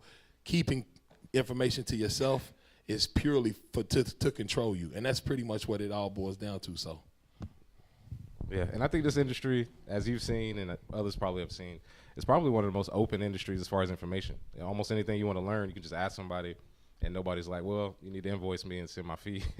nobody really does that in the industry, whereas other ones, you will get hit with that invoice later. So I think this is one of the best industries as far as open information, getting education from people who are experts or close to experts, I should say, only been around about 13 years. But yeah, you can get a lot of great information and you're early. That's the main thing too, is that I can't stress how important it is that you're building the actual industry that you want to work in. So you get to be a part of the thing that you're actually trying to see succeed long term. So that's huge as far as where we're headed, I think, as far as economic. With information, though, comes misinformation. Oh, yeah. And so the idea is, like, eat the meat, spit out the bones. Like, take in as much information as you possibly can and be able to start deciphering it. A lot of times we just look at headlines on a podcast or listen to one dude. I was just on a guy's show the other day named Bit Boy. And don't moan, I mean. But yeah, I mean, I see why you moaning, but you know what I'm saying? It's like some people just listen to exactly what he says because he has a lot of followers. And it's like, no, get information. Make sure you're getting information from sources that are not trying to get money out of your pocket. People that care for you, right? People that actually want to see you win, and listen to that information. And even that information might be wrong, right? So the whole truth is just get enough information for yourself, because this technology is about you empowering yourself. You don't have to go to the middleman anymore. You don't have to get your stuff from a singular authority. This is about getting information for yourself and then running your own rules, right? Based on the rules that you have decided for yourself. So be your own leader. So you're telling me XRP is not going to 580? But yeah, you're right. Hit the nail on the head, definitely. Right. Do either of you guys invest in stuff outside of crypto? Because the same thesis of understanding the economy, understanding markets, understanding investment, it's a very powerful story, especially for people that never have been taught things. Right. Bitcoin is interesting because it makes it's so tailor-made to be a monetary policy instrument, if you want to think about it. But the rest of crypto is much more complicated. Sometimes stock is easy. Do you invest in stocks yourself? I have a few, but I mostly invest in land. I've got a farm that I got a couple years ago. So basically taking the proof of work algorithm like Bitcoin and using it in real life. I don't really trust a lot of the food, so I like to have proof of work that my food is coming from a good source. So I mostly maybe that's why your hair fell out. Yeah, maybe. Terrible diet before, but yeah, I farm, just real estate in general. I'm getting more international, but not much with stocks except for Bitcoin mining companies. I have invested in a few of those, but I really try to focus on Bitcoin, on crypto, so that I can have good information for others as well. Yeah, I have stocks. And one of the things I always say, if you have sovereign money, you have to start moving toward a sovereign lifestyle. And sovereign lifestyle requires you to have land. sovereign lifestyle requires you to start thinking about having renewable energy sources. A sovereign lifestyle starts requiring you to get food, right, to be able to supply your own food source. Because I truthfully believe the ideal of decentralization allows you to even start thinking about life decentralized, to the point where all of the means of production for energy, food, and everything should be as close to your home as possible. When you start to do that, then that makes the entire environment around you anti-fragile. And so I definitely land, cattle, right? It always sounds funny when I say that, but I'm trying to get some head of cattle. See, it sounds funny. Everybody goes, "Oh, Lamar, you trying to get some head?" I'm trying to get head. I'm trying to get head of cattle this year. I'm working with my buddies to get some head. And right now, if you go on my Instagram, if you go on my Instagram right now, you'll see me and another buddy of mine working on a flip. So like we even flipping houses, right? Because for me, Bitcoin is a great investment tool. It's a great savings tool, but it's also boring, and I just like get money. So it's like, if I find other means to get money, I'm gonna go get money. Say that again. You said Bitcoin is boring, right? It's boring as heck. I keep trying to let tell people say that. this. They think it's, it's boring. You're gonna jump in, it's all unicorns and rainbows. You're gonna be. It's actually pretty boring if you're doing it right. Just stack. It's like Scrooge McDuck. Like Scrooge McDuck had the vault. It was boring, except he swam in his. We can't swim in our Bitcoin. You know what I'm saying? But it's like it is, and you have to understand that. Like the road to wealth is not this quick. Get money real fast. The road to wealth is take your time, put some bread back, stack, and get compound interest. That's pretty much what it boils down to. Oh, yeah. Yeah, real estate, when I was doing my podcast and I had a lot of the young hip hop guys, they said, "What do you spend money?" I said, the first thing you ever should do is borrow money, because at that point rates were so low. I was borrow as much money as you can, go to the SBA, the FHA if you can qualify, or a bank if you qualify. Borrow money and buy real estate in a good neighborhood. First investment for everybody. It was even better than, better than most. You guys are almost like preppers, though. Like, you know what preppers are, waiting for the doom. I said it already. I go to bed and pray that everything's okay tomorrow. I really don't want Bitcoin to go to $1 million. I do have faith that America can manage our way through this mess that we're in. I have a question for you, though. I have a question about the prepper thing, because I was talking. We had a whole room on this on Clubhouse, and there was a guy in there. He was like, "I don't think." He said, "You keep thinking about this doomsday," and I said, "But think about it." He's a finance guy. I said, "In finance, you diversify. Why?" He said, "Because everybody knows finance is a doomsday, right? Everybody knows that, right?" So I said to him, "But think about it. You are investing in financial instruments to get money, so that in the future you can get what money can buy, right? Like you literally are trying to make more money, so when you retire, you have your land, you have places, right? You have food, you got medicine, the whole nine." I said, "But what if instead of investing in that, you go ahead and take care of all of those things in perpetuity now, and then invest in that? What if you start investing in renew? Like that, we have the technology now to have a farm at the back of your house in a shipping container. We have the technology now to get sunlight." I said, "Why not invest in that and have that sustainable like the Amish folk do, right? Like they don't give a crap about our economy ever. They still ride the same buggies. I'm in Kentucky. I've been to Lancaster. It's just no fun. No, man, but that's what I'm they saying. Get 1 year of fun. They go on that walkabout. Like use the technology, use the mindset, but also use the technology to basically create a self-sustaining environment that because now we have automation. You probably have robots that'll farm for you in a minute. Start thinking that way and sustain yourself, and then everything else you don't even have to worry about. And so I was like, if you think it's crazy from a financial standpoint, which is all you trying to do is have enough money so you can eat in the future, then why not just make sure your food is there anyway? To be fair, I do own 8 cows. Oh, see, he get head already. But we keep Miss pets. But if we had to, my daughters would be upset. But if we had to, we could eat them. Well, see, you know what it is?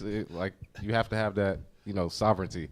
And right. When we talk about money being self-sovereign, you have to. That usually extrapolates to the rest of your life as well. At a certain point, I always say, you go down the rabbit hole of Bitcoin, of crypto, you start realizing a lot of what we're told is fake or is not real, it's not true. So once you reverse that, you start seeing, well, I got to do it for myself. Nobody's going to help you. My man before Byron that stated it, nobody's coming to save you. I'm sorry if nobody's ever told you that, but nobody's coming to help you. And it's not as much doomsday as it is. I was kind of scarred by the last economic crisis because I was in college. I was already scraping together change out of the out of the ashtray trying to get food, and then the economic crisis happened. So that's really what got me on the road to learning about it. So I'm kind of scarred from that. I don't want to ever be in that position where I feel, you know, lost. Like I didn't know what was happening. I was 19 at the time, and I was like, I don't understand why we don't have money. What does that even mean? I didn't know what that meant. So this time around, if the same thing happens, I just want to be prepared. How did both of you guys, you could answer first, psychologically and emotionally handle, you know, Bitcoin was at 69,000 and all of us big guys, he's got a book with Bitcoin and his good looking picture on it. You know, we all felt pretty good about it. I got a song, my head spins in circles. You know, it's a lot of fun when there's a tailwind, and then all of a sudden it goes from 69,000 to 19,142. Fun times. Actually, I hope it keeps going down. Go lower. Let's go to 10,000. Let's go back to 5. I don't care. I mean, Yeah. let's just get rid of all the people who are here for that. So for I'm me, actually excited. For me, when the price I don't goes ever down. look at prices. One Bitcoin is one Bitcoin because it represents freedom. Like that's the part. I understand Galaxy Digital, you guys are financial guys, I get it.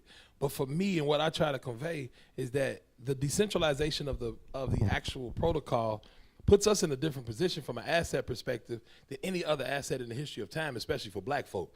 Man, land in this country's been taken from us, right? People say, oh, we need to get land. Well, guess what? Millions of acres of farmland have been provenly taken from black people.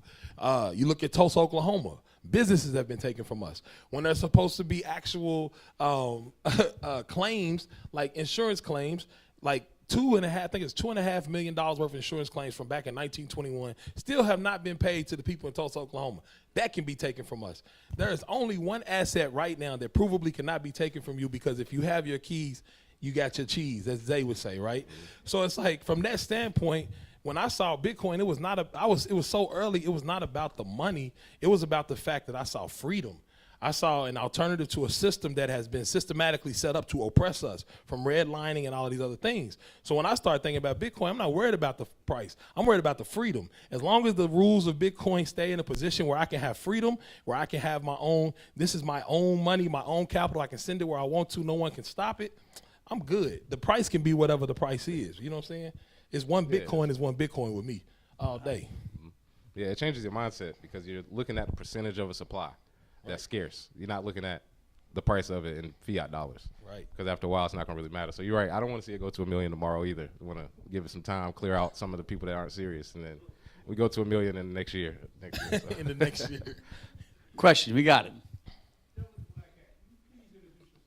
Oh, my name is Lamar Wilson. Yeah. Oh, you all right, Tone? I know your name already.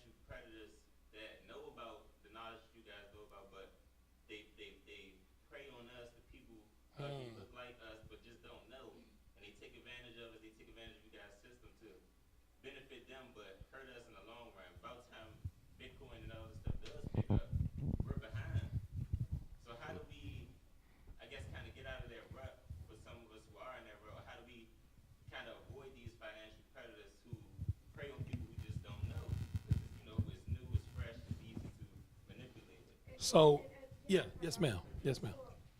Lots of the stories that we hear is about credits that, you know, young people get. They have to sign up, and then their credit scores already, you know, by the age of 20, 21. And so, you know, that's one of them. And then the other thing, I think the other question they had was about, so you're talking about, you know, lots of money, lots of, you know, buying and stuff. So how does a young person start? Yes. What is the first dollar and how, you know? So I'll try to hit both really quick. Number one, the reason why they're targeting people that look like us is because, as Mike said earlier, there's a huge gap. And so what I always say is, if you put your hand on the back of a mouse, when you take the hand off, it's gonna run. It ain't gonna walk away from you, right? If you press a mouse and put the hand up, it's going to take off running. So what happens is our mentality is as soon as we get out from an oppression, like, oh, we got an opportunity to do something, we just take off running to whatever we see, right? And so that's how people get you. So it has to be education. We teach in the Marcy projects for the Bitcoin Academy, right? Black Bitcoin Billionaire was commissioned to do that. And you're talking about people that are in poverty. One of the classes we teach is literally scamming. And we teach it from the standpoint of like all types of scams, phishing scams, right?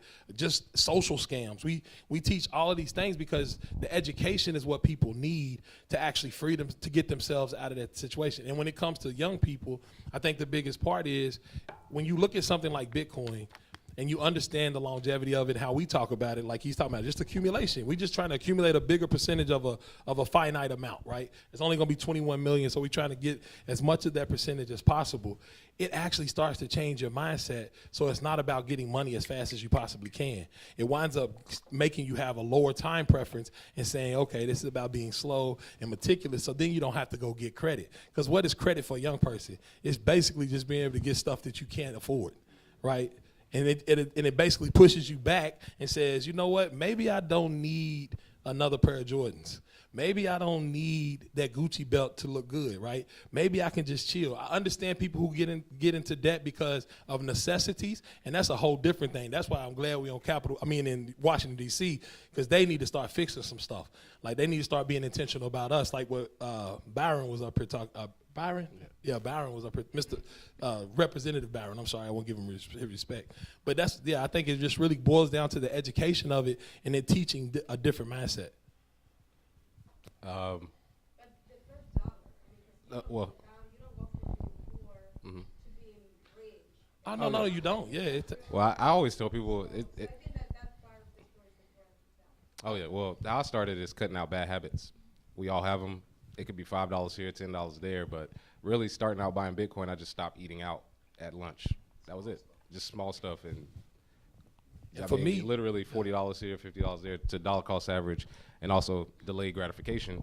You have to realize this is a long-term play. But I would also say for some people, get a job, get another job if you already have one. For some people, they're like, well, how can I get into this industry and make a lot of money? It's like, well, actually, it's still a little old school. You still need money to do it. So get another job or sell some stuff you don't need. So, I mean, people make a joke in Bitcoin, sell your chairs, sell your couch, who cares? Because, you know, it's very finite time to do it. Yeah, one of the things, like, people don't understand, when I started all of this, I did it on the street called Georgetown Street in Lexington, Kentucky, which if you go to my community, if you say Georgetown Street, everybody's like, don't go to Georgetown Street, right? Because that was my community. That's where I live. The one thing that I always say, education and the application of it. I taught myself how to program in that neighborhood. You understand what I'm saying? Like, late at nights, I was working crazy hours. I was taking my kids to school, and then I was sitting on the computer from 3 o'clock in the morning to 7 in the morning learning how to code. Learning how to code took me to Bitcoin. Bitcoin, I made a wallet, right? So it's like these steps that happen just from me taking the extra time I had that might be the time most people sleep. I still am on a schedule of about 3 to 4 hours a night of sleep because I'm just like, I've been programmed that way because that was the only way I was going to get out of the situation. So it's like, you can do it, and a lot of people like Lamar, because some people don't like me telling the story because they're like, everybody's not going to be able to do it. But the truth of the matter is, I believe if you put your mind to it and you act, because people probably thought I couldn't do it. I taught myself to program. So it's like, and I taught myself all this Bitcoin stuff. There were no books. So if you think about it, if I can do it, other people can do it. You just have to say, I want this. I want to get out of the situation I'm in. And it does change your life. Because once you get to that point and you teach yourself a skill that is a marketable skill, sky's the limit. He said he's hiring people off Twitter. That's what Mike said. So get on Twitter, learn how to program, get on Twitter, hit Mike up and tell him, I'm trying to get a job. Guys, let's give these guys a big hand. Thanks so much. Thanks,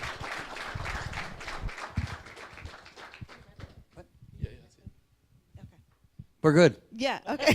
We're good. We're good. Let's give it up for the Black Bitcoin Billionaires. One more time. Did you have a? Okay, so we're gonna get ready to transition, but before we transition as well, we want to also thank Mike. Mike has been up here all morning, answering questions, interviewing folks. You all will hear from Mike a little bit later in the day, but right now we're going to transition to another panel. And I'm going to let our panelists currently transition out while we transition the next folks in. So we're going to give them 1 minute to.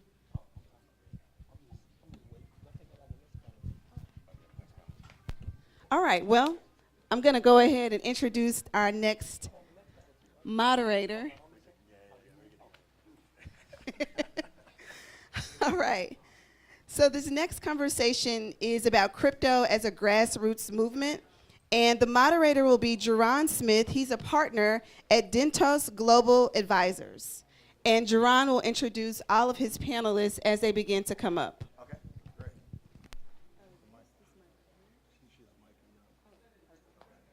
Can y'all hear me? Is the mic on? I got like a pocket mic or whatever. We're having an audio.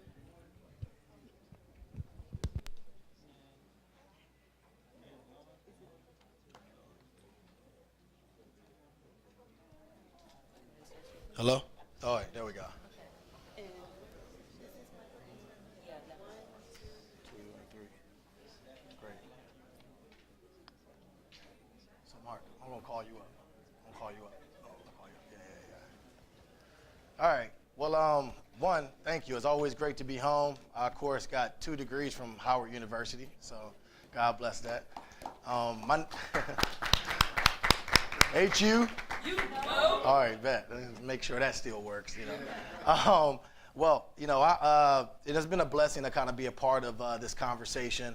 You know, I'm a partner at Denton's Global Advisors.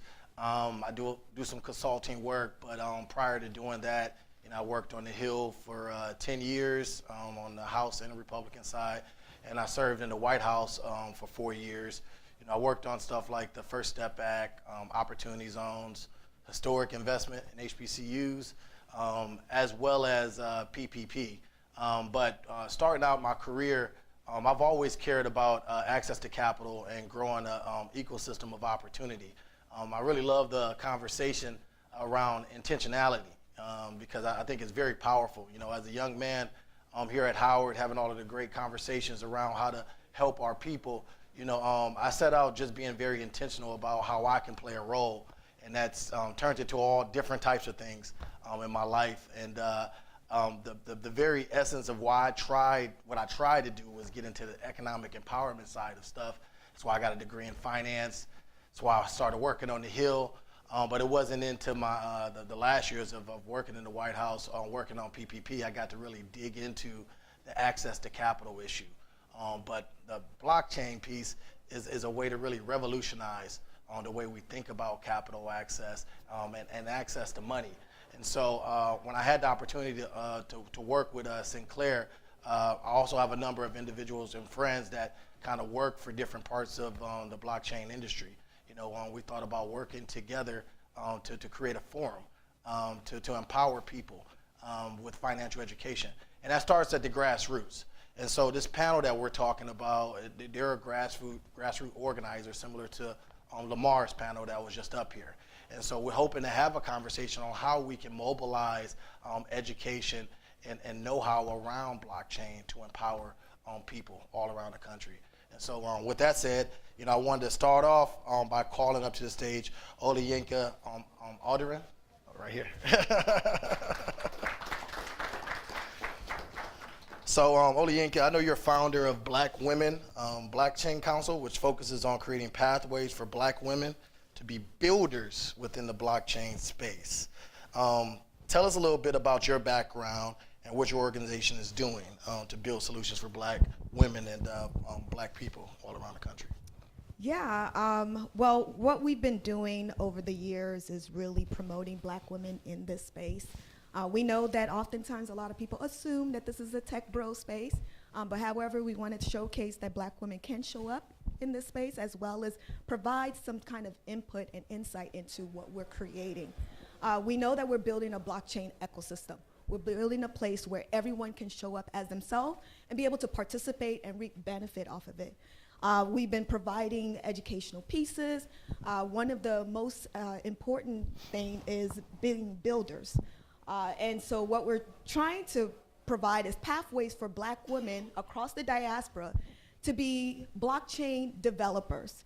We know right now that in the sea of all these software engineers, there's only around less than 200,000 blockchain developers. And a lot of these people, they say they're blockchain developers, but they're actually people who are copy and pasting codes, right?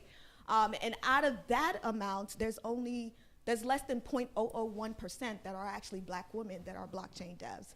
And we know that money comes in when you are the builders of the technology. And so one of the things that we're doing is creating pathways to be builders of this tech. We've partnered up with Consensus last year to create a program that will allow black women to actually be Solidity smart contract builders. And that's significant because now you can take that knowledge and be able to apply it however way you want. One of the things that we realize right now is because of the copying, pasting the codes, there is a need for auditors. So imagine if black women are now showing up and being able to audit these codes and be able to identify issues with current codes. That would be significant. And at the same time, allowing people all across the diaspora to be able to tap into this tech and be able to reap the benefit and come up with solutions that I think we really need to build off of this tech. Well, thanks for that, Olayinka, and thanks for your leadership. You know, I'm curious though, with building that infrastructure, you know, how do you think that's going to be beneficial for the black community and also the African diaspora? Historically, you know, we've always been consumers of tech. Let's tell the truth, right? We're the one that come in and make them really popular. The most recent one being Clubhouse. I'm sure a lot of you have been on Clubhouse.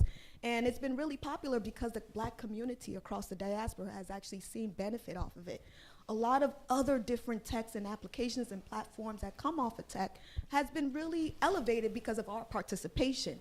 Now imagine in the future, we're not only participating, but we're also building these platforms, and we're also encouraging each other to come up with solutions that actually matter to us and not be created by others that we're utilizing. And so I think that's the way that's going to be significant to us, and it's actually going to solve issues that matters to us. Amen. Thanks so much again. Now I also want to welcome to the stage Marcus Allen. Marcus, you can come up here. I know you was already up here fast. So I'm very intrigued about your work, Marcus. Of course, Marcus, you're a founder of the Broccoli City Festival, and we chip in. I, of course, have been to a number of Broccoli City festivals, and so thank you so much for creating that forum. But many people probably don't know much about the work that you're doing around tokenism, tokenized social impact. And so can you tell us more about your work and how you're using it around social impact? Sure, yeah. So it's great to be here. Appreciate everybody. So I guess my path to technology was a little bit different. Co-founded Broccoli City, large urban music festival here based in DC, and do a ton of work throughout the country. We're in joint venture with Live Nation. And just through our ability to mobilize people, one of the things that we saw was that the prices of festival tickets were just so expensive for our people. We had to develop ways to get festival tickets and opportunities and access to our people in different kind of ways. So back in 2018, we created a earn a ticket program where folks were able to earn a ticket by volunteering around DC. It was highly successful. We did it pretty much all Excel. It had about 1,200 people who earned a ticket. From there, that was kind of an aha moment for us to understand that there was a value proposition in connecting social impact with rewards. And obviously COVID happened, and we began to kind of dust that concept off as we were all sitting at the crib in isolation, and launched what is now We Chip In, which is a Web3 reward system where individuals are able to do offline and online actions to earn this token that can be spent on our marketplace. And we're now working with different distributors and different individuals, organizations to be able to add real value to that token. So companies like Ticketmaster, we're working with the API integration to reduce fees of tickets as well as the actual ticket price through the value of this token that can be earned by you doing things in the community. Awesome, and I would love to hear more about how this simplified approach and education approach has allowed you to maybe educate around blockchain, and what utility do you think it's given to the black community and to the black diaspora? Well, I mean, I think I think what's always consistent about our culture is that we always create the cool, right? And so when you think about adding value, so many of these conversations around Web3, tokens, NFTs, I don't really see a lot of value in any of the stuff that would present itself, right? I mean, it's great to have these NFTs, and I guess it's a great art piece or something to hold on to, but what is the realistic value that's being presented? And so I think our culture, our job has always been to create what is the real value in this thing. Like what is the cultural relevance associated with these tokens and these NFTs? And that's the role I play, right? Is connecting our culture with this conversation in a real kind of way, because we know that once we create the value beside it, everybody else is gonna follow. Now they may copy, right? They may copy it and do their own thing, but we're gonna always be the root of that conversation, and it's throughout the test of time. Awesome. Thanks so much for your leadership, Marcus. Now I want to call Cal Casa, our last member of our panel. People know we had a good conversation on the last panel about how the black community is historically underbanked. But Cal, you've been in Ethiopia for the last 8 years, area that's probably more underbanked than the black community here in America. 60 to 70% of Ethiopians, they don't even have access to phones, let alone a bank. And so you have a unique story to tell about that. Share with our audience the work that you've done in this space. Well, thank you for that lovely introduction.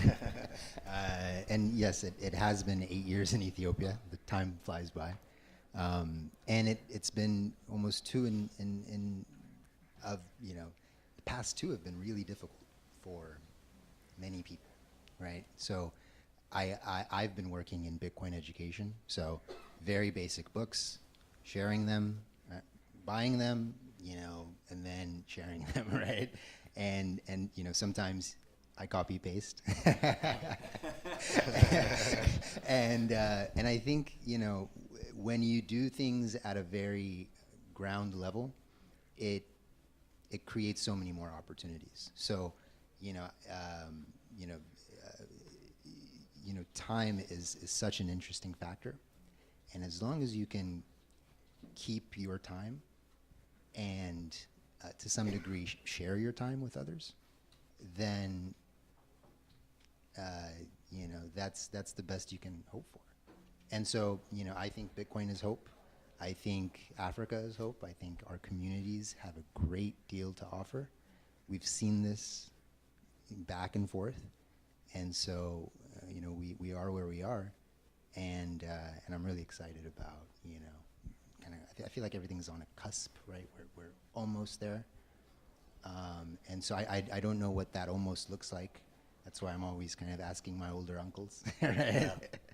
And Africa just has so many beautiful stories, and the African American community has beautiful stories, and of course, I look forward to sharing that. Yep. And can you share a little bit? You've observed a lot about underserved communities in general. Can you tell us about money and how underserved communities are affected by it over there in Ethiopia, and also what you see here?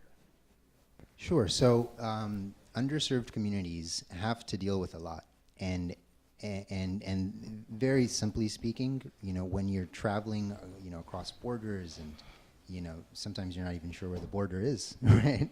And so, is this dollar, right, to use a world favorite, right, worth its weight in salt and gold, and however you want to culturally tie that, you can make it resonate. And so my job is to try to make it resonate, right? I come here, I learn a great deal, right, and then I go back and I share that message, right, of what I've learned, what I've read, and so yeah, it's going to be a thing where we have these tools, we have these builders, we have these community managers, let's say, and Satoshi's black, so or that's what I believe, right? Right. Amen. Well, that's great. I want to kind of open it up to the whole panel. because we've had a lot of conversation about blockchain and crypto, but what is it about it that facilitates the creation of highly engaged communities?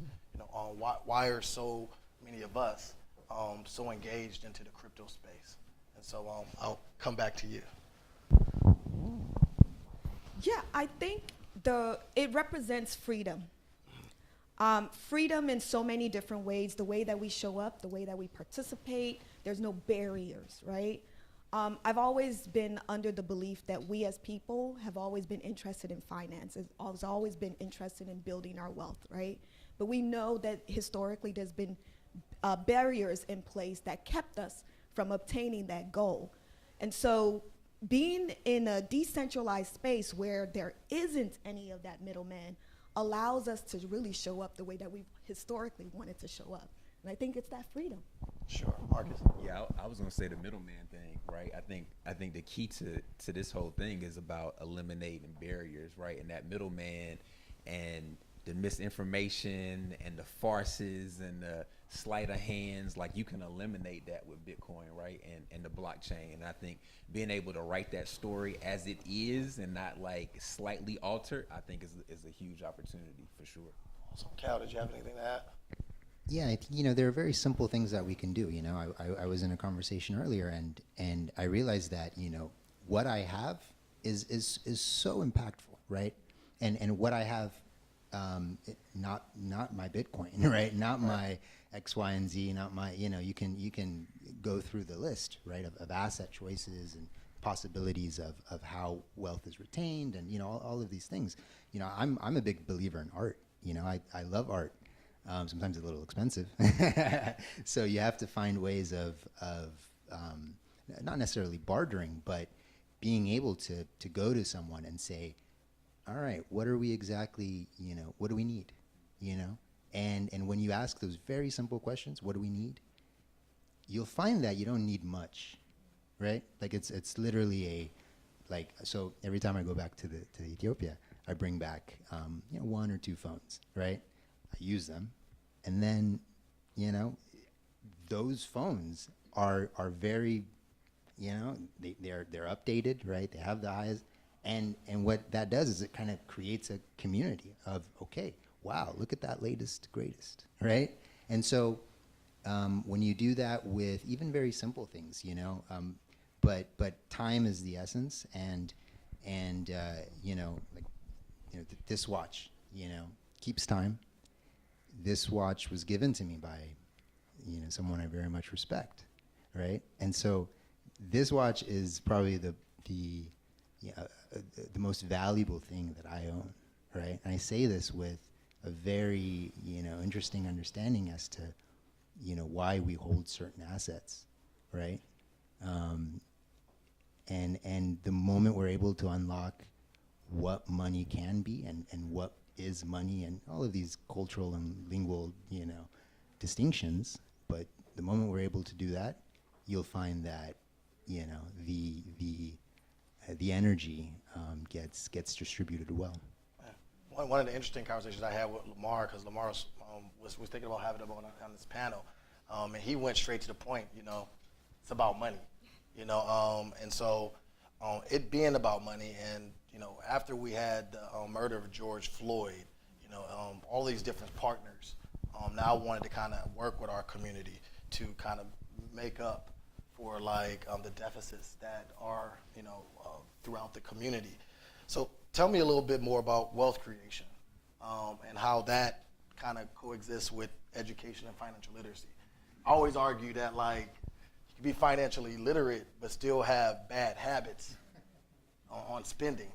You know, that like even if you have all the tools. I mean, I'm a financial advisor, used to work at Merrill Lynch, and some of the brokers were the most educated but the brokest people because they wanted to buy yachts, cars, you know, et cetera, et cetera. And obviously there's a lot of people, entertainment industry, that's had wealth and lost it. So share with me, you all 3 of your perspectives on that paradigm around financial education and literacy as it relates to wealth creation. As it relates to wealth creation, I mean, what can we do? There's so many things we can do. I mean, one, there's the technology piece, right? Which I think, there are some people that are very well versed in exactly how crypto, blockchain, go down the list, right? Can support fintech, right? And can support our kind of financial services. And then you go into education, and then you go into community building, and all of these things, which are very important. It creates a more equal world. I believe that, right? So as long as I believe that, as long as I can work towards that, hey, you do it. Marcus.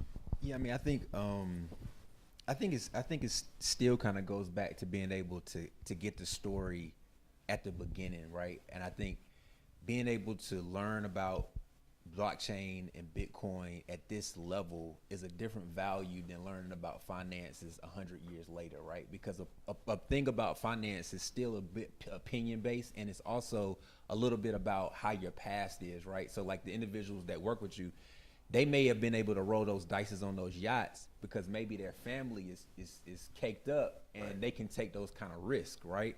And so I think there's levels in which finance, the story is told that may not be apples to apples, right? And so I think the thing about the conversation around Bitcoin, blockchain, and the whole nine is that the story is so early in its start that we can actually tell the story and how we're creating financial literacy and financial wealth in the beginning, right? Which is, I think, is a very different perspective than honestly we've ever had, because when it was the beginning, we had no opportunity for wealth, right? So now it's like there's an opportunity for wealth. We got some cash, we got some momentum, and now we can actually be first generational in that conversation. Awesome. Yeah, just to piggyback on Cal and Marcus, it all comes down to knowledge. Knowledge is very important when it comes to finance and being able to know where to put your investments and what to do with it and the tax components of it and all that good stuff. CJ, I see you. But, that's very important when we're talking about our mindset. That there's a need for the shift in mindset and letting our people know that financial wealth can also be obtainable in our community. I know historically, we've gone through the process of looking at others as being the individuals who are capable of reaching that financial freedom, right? But now we're seeing that there's many individuals all across the diaspora that can actually obtain that financial freedom. And all they have to do is be knowledgeable about different aspects of this blockchain ecosystem. You can show up in crypto, right? You can show up in DAOs and DeFi and decentralized finance and decentralized autonomous organizations. And you could show up in NFTs. I mean, we've seen a significant amount of our people show up in NFTs, be able to take their creation and be able to build on it and be able to reap the benefit of it.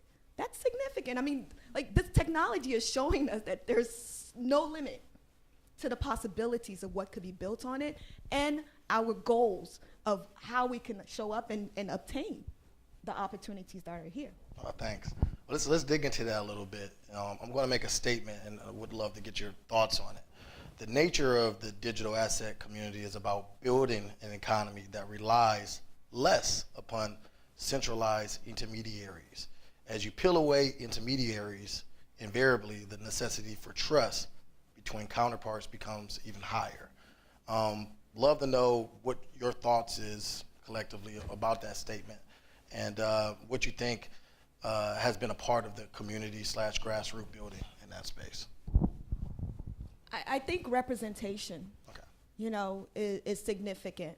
If this was something that was just left to tech bros, and the dynamics of that, Silicon Valley, the makeup of that, I don't think a lot of us would have shown up the way that we're showing up now, right? We may some sprinkled, inside of that ecosystem, but however, being able to see representation. I mean, we're having the Black Blockchain Summit, right? Yep. Because we had early adapters within our community who were able to spread that information. That's significant. Like, the way that I was introduced into this was through a guy named Samson Williams.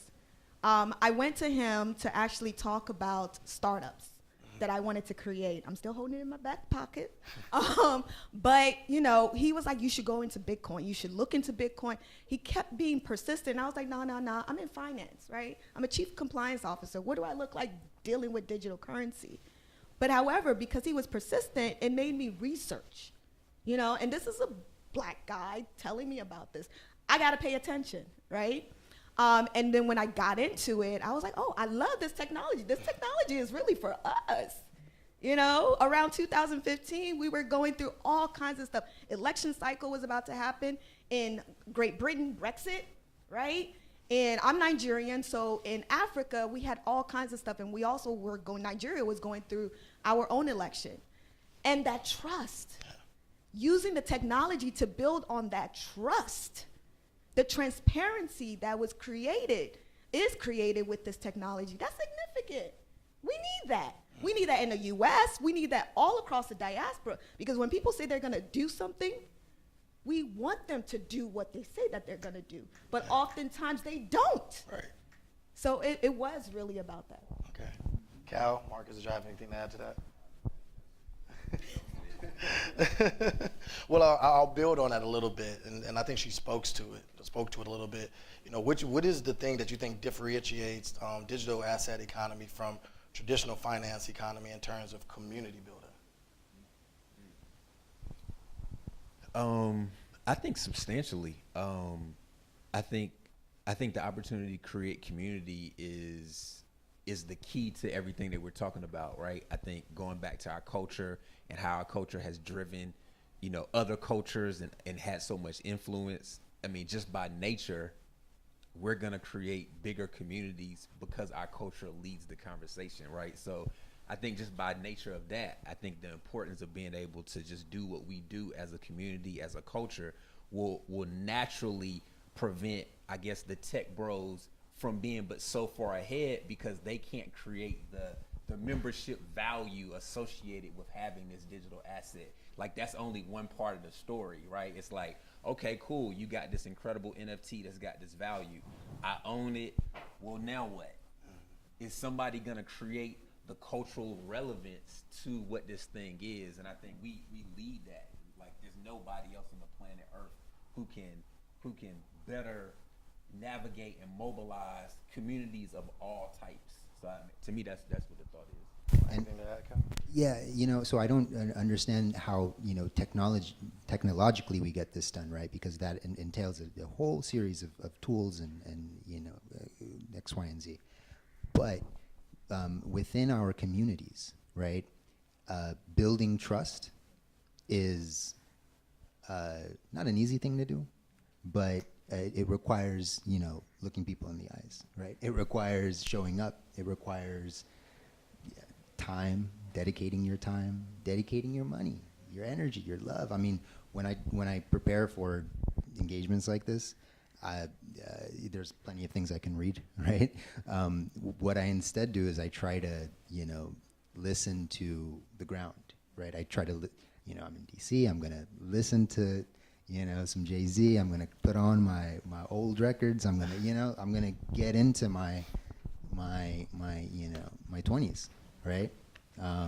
I secretly feel like I should have gone to Howard, so I ended up in you know, another part of the world, but you know, this is where it's at, right? And so no fear, right? And you can really get anything done. You have a question back here in the back. Hi, I'm Crypto Bay J, and I have a question for Marcus. So you were saying that basically we bring the culture to everything.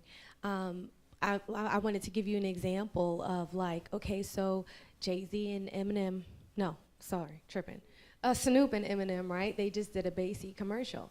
Basie, there's a documentary about how all the racist tropes that are behind what that collection is. But we have our leaders in our community that have no idea how some of the Basie characters have Nazi hats and all of the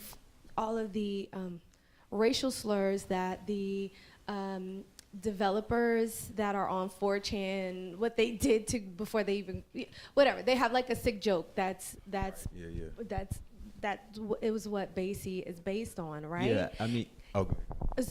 I'm sorry, I didn't ask the question. But the question is, well, the statement is, yes, we are purveyors of culture, but we don't do our research, right? So now you have people coming out with a music video that's really just amplifying this racial joke. They have no clue. So how can we, since you work in the entertainment industry, talk to our leaders in that space and educate them so that we're not a laughingstock in this space?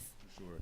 Yeah, I mean, I would look at that as that's like, to me, it's just that's completely it's just cap, right? Like, that's not real, right? Like, what that is like that's like allowing. Let me say this the right way in a control setting. This is to me, I feel like that's like someone, like a friend of a friend, told them about this. Hey, this is what's hot.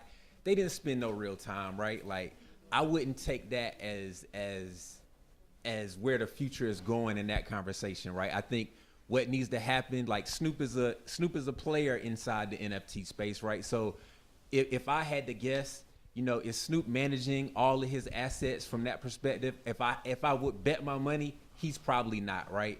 But I do understand that Snoop has a great team around him who's managing how he's moving, and he's putting his things in certain areas. But I don't think that that's going to be the long-term play in that. I think that that's like I think that's just a money pit. I mean, it's a money play. Let's just call it what it is. They're the ones that's educating our community that's the reason why our community knows about NFTs. You know what I'm saying?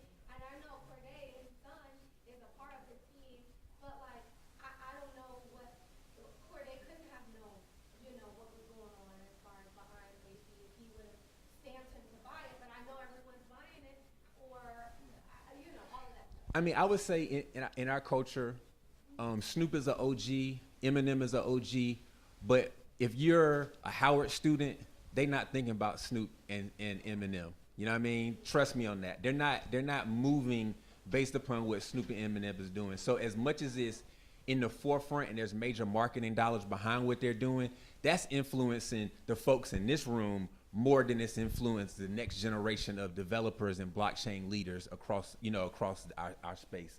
I wouldn't even trip on that. I wouldn't even worry about that. I don't even think that's a thing in a few years. But that's a great question, though. You know what I mean? And I definitely agree with your concern about what that whole movement is about. And I don't really appreciate anything about how that culture was even created and how our leaders in rap and hip hop began to kind of go after that conversation.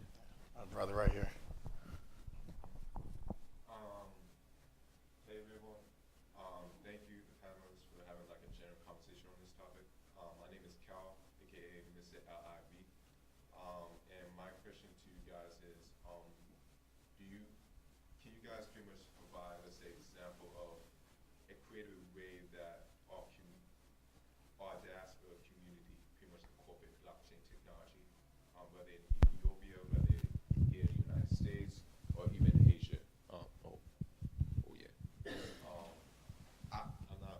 I'm not sure you want me to repeat that question, but just in case.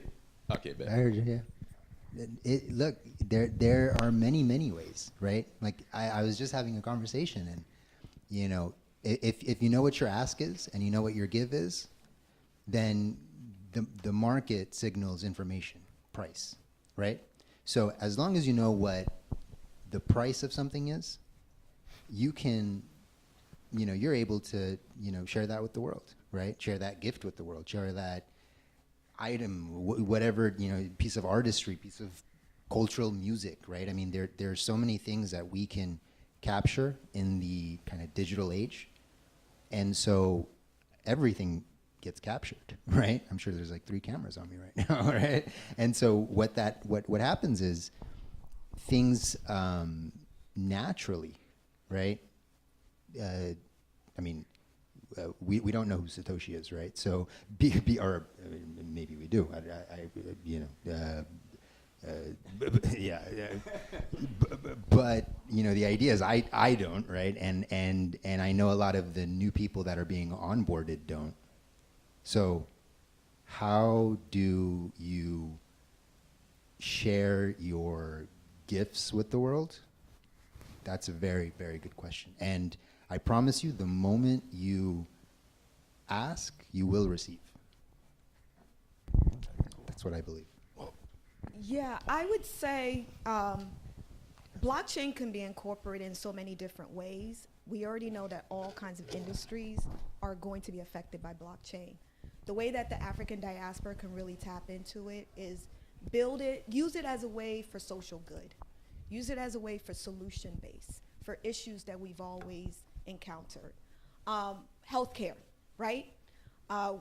We know that when it comes to our health, that is not the best, right? But we can use blockchain to help us track that whole process, right? We could also use blockchain to help us retain our medical records so that we can be able to travel anywhere we want.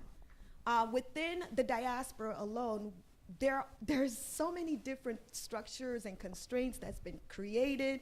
One country cannot communicate or use transport between each other because of the regulations, right? We can use blockchain and IoT to be able to track supply chain, right? One of the things that I've always asked the women that are part of BWBC is, what is a solution, a pain point that we as a diaspora can fix? Remittance always comes up. Remittance. You know, Western Union got that on lock, okay? And they charge a lot in fees. Imagine if being able to create something that now the entire diaspora is using, because y'all know we do transfer a lot of money back and forth, right? I mean, but now it's retained within the community. Does not mean that others can't use it as well, but we're using it to build up the community. So there's so many different ways, whether it's finance, whether it's healthcare, whether it's, you know, cybersecurity. Jasmine, where are you? There she is. Yeah. You know, she's doing her thing, right? There's so many things that we can create as people with this technology. And all I ask of you guys is just to start looking and thinking. Because there's money. Trek, yeah. He was just in, Lisbon in Portugal. He was talking to me earlier about the amount of money that goes back and forth from projects to projects. There's money to be made just by having an idea. And we have so many problems that need to be solved. Now, I'm not sitting here and saying everything can be solved by blockchain, but there's a lot of stuff that can be created. Well, on that note, I know it's a lot of dialogue we can have on this issue, but we want to roll into our next panel. And so if you have additional questions, please catch our panelists maybe outside or in the coffee room. But thank you all, and we look forward to following up. Thank you so much, Duran. Let's give the panel one more round of applause. Thank you, guys. So as we prepare for the next panel, I want everyone to stand. We need a little exercise break, a little energy spurt. There are refreshments in the room right outside of here. Yeah, I'm going to return this mic right quick. We're going to get back started right at 11 sharp. So if you need to step out, have an exercise break, get something to eat, something to drink, come back with us in approximately about 7 minutes. We'll get started.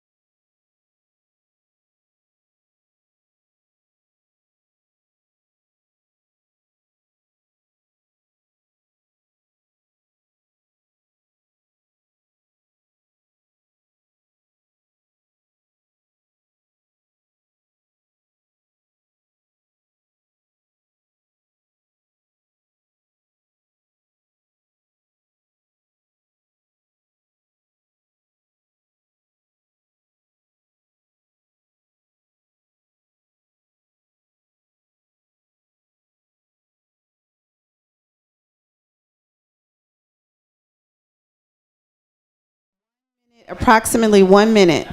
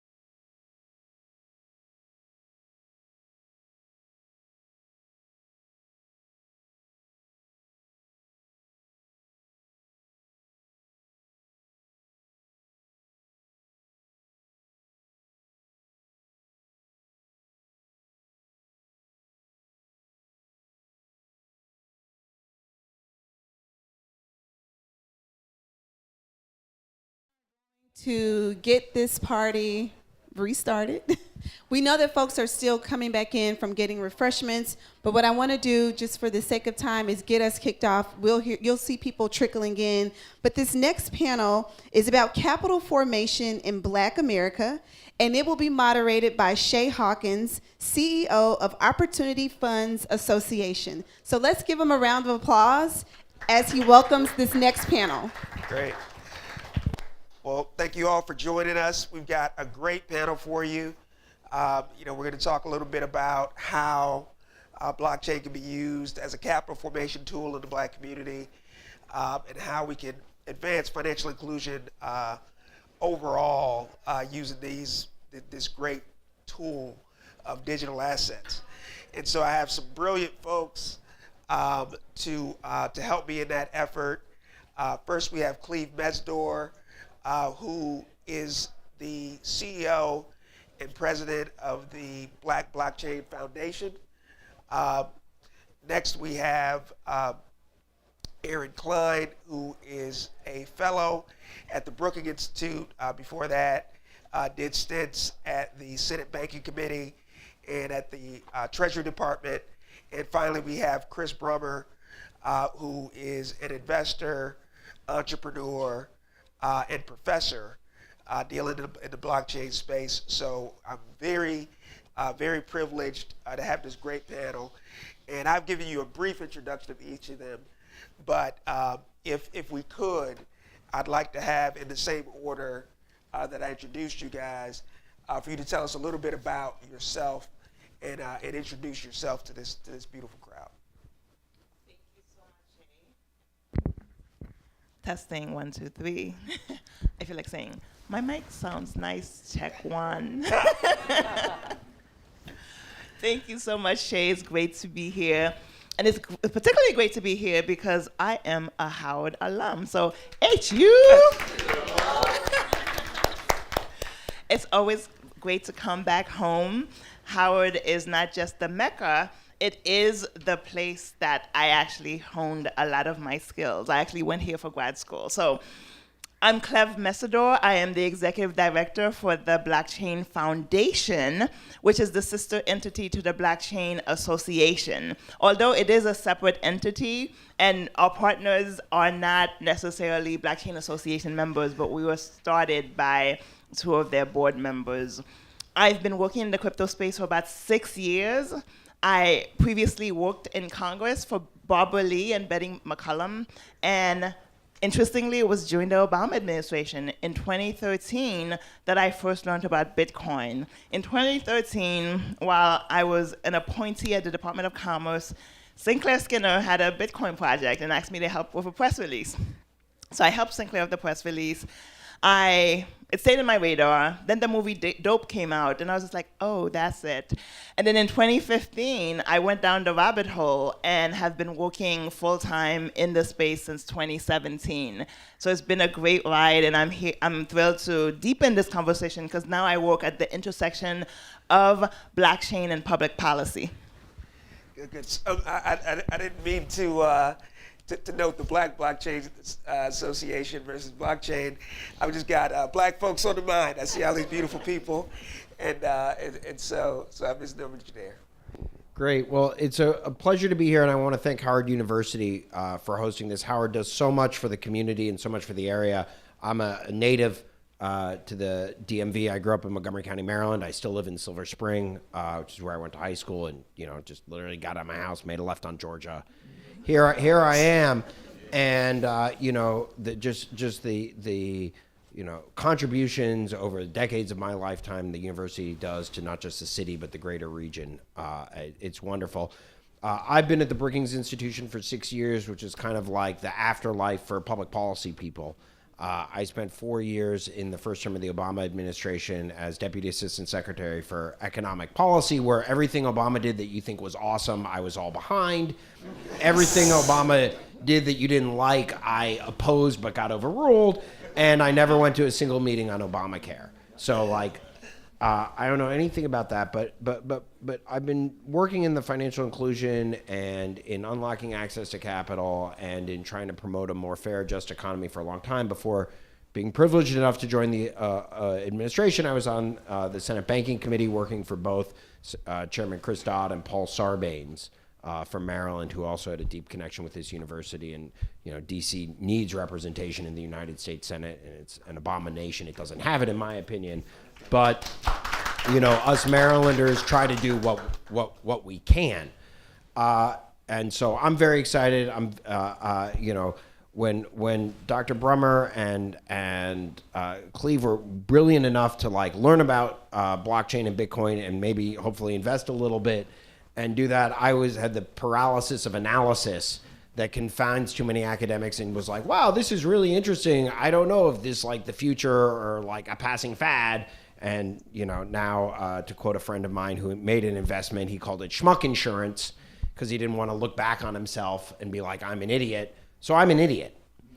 But that being said, there's so many opportunities here that are still exciting as crypto has really gone mainstream. And I'm just thrilled to be here to be able to converse and learn a little bit from everybody here.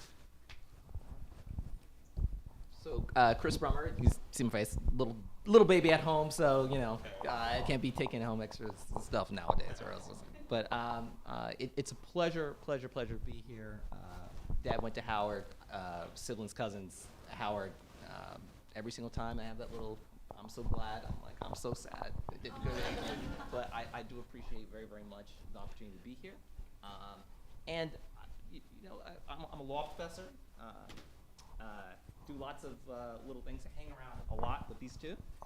And, a lot of my time is really spent trying to think through not just blockchain technologies, but the larger policy conversation. I cannot tell you enough that what happens down the street directly impacts your ability to start businesses, own homes, invest in your families, and to empower yourselves. And the conversations that we have, even that I have with my law school students, is that a critical element of social justice is economic justice. And if you don't know how the financial system works, you're never going to be able to solve some of the more deeper systemic problems, even including policing and other issues, if you don't know how money works. And increasingly understanding how money works involves understanding how technology works, how emerging technologies work, what's good, what's bad, how do you navigate those areas where there's lots of economic growth and potential. So I was really excited just to be here for that conversation. I wear, as I said, a number of hats. I'm on the board of Fannie Mae. I advise PayPal and crypto companies, but I'm also very, very deeply invested in creating forums for conversations on how do you navigate the digital economy. That is not a conversation that, frankly, everybody wants you to have. It's not necessarily a conversation that people want you to be a part of. And as a result, those conversations don't necessarily reflect your values or your interests, even in the policy world, and sometimes especially in the policy world. So we're looking forward to this conversation. So Chris, you mentioned you wear, a number of hats, and you've approached this issue and subject from a number of perspectives. So can you give the audience a feel for how you see digital assets affecting financial inclusion, education, and then capital formation? Yeah, three very, so I'll just start with them. Had very little sleep last night. And as I directed the question towards Chris, but obviously Aaron and Clem feel free to add on to the brilliance that Chris is about to share with us. Again, I'm going to approach this a little bit from a policy perspective for just a second, and on the financial inclusion, I'll just start from there, and I think it'll touch on some of the other issues. So a lot of times when you hear people talk about financial inclusion, in almost any context, it doesn't have to be about blockchain, doesn't have to be about crypto, but you'll notice, particularly if you're coming from our communities, just like you guys, I live about 10 minutes up the street off of Georgia Avenue, hang a left, and you're at my house, right? Those conversations on financial inclusion don't reflect like any real reality in which many of us are living, okay? And so whether or not you go to a policymaker, whether or not they be a financial regulator, or frankly, many people in industry, when you hear them talk about financial inclusion, you'll sit there and you'll think, like, have you literally been anywhere that looks remotely like my neighborhood, right? And the answer is no, that they don't. And so when you think about financial inclusion, is how do you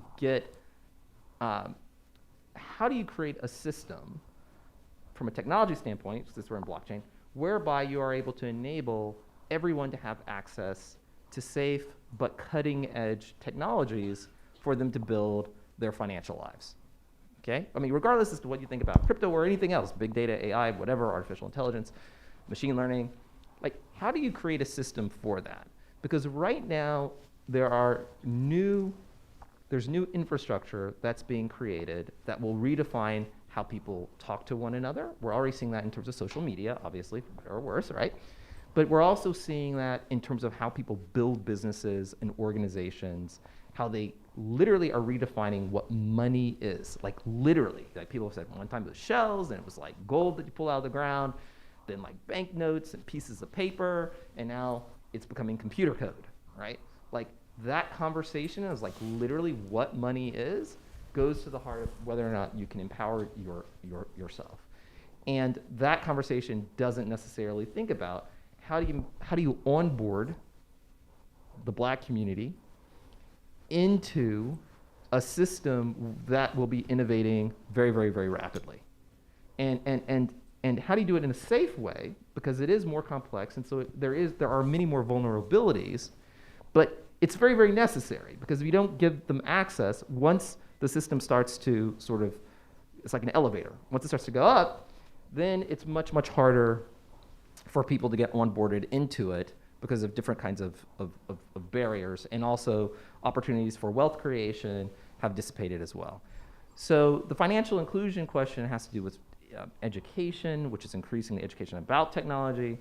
It also has to goes to this heart of what's the trade-off between risk and opportunity. And I'll stop talking, so I want my other fellow folks to be able to talk. But just one last thing, it's like, I'm on the board of Fannie Mae.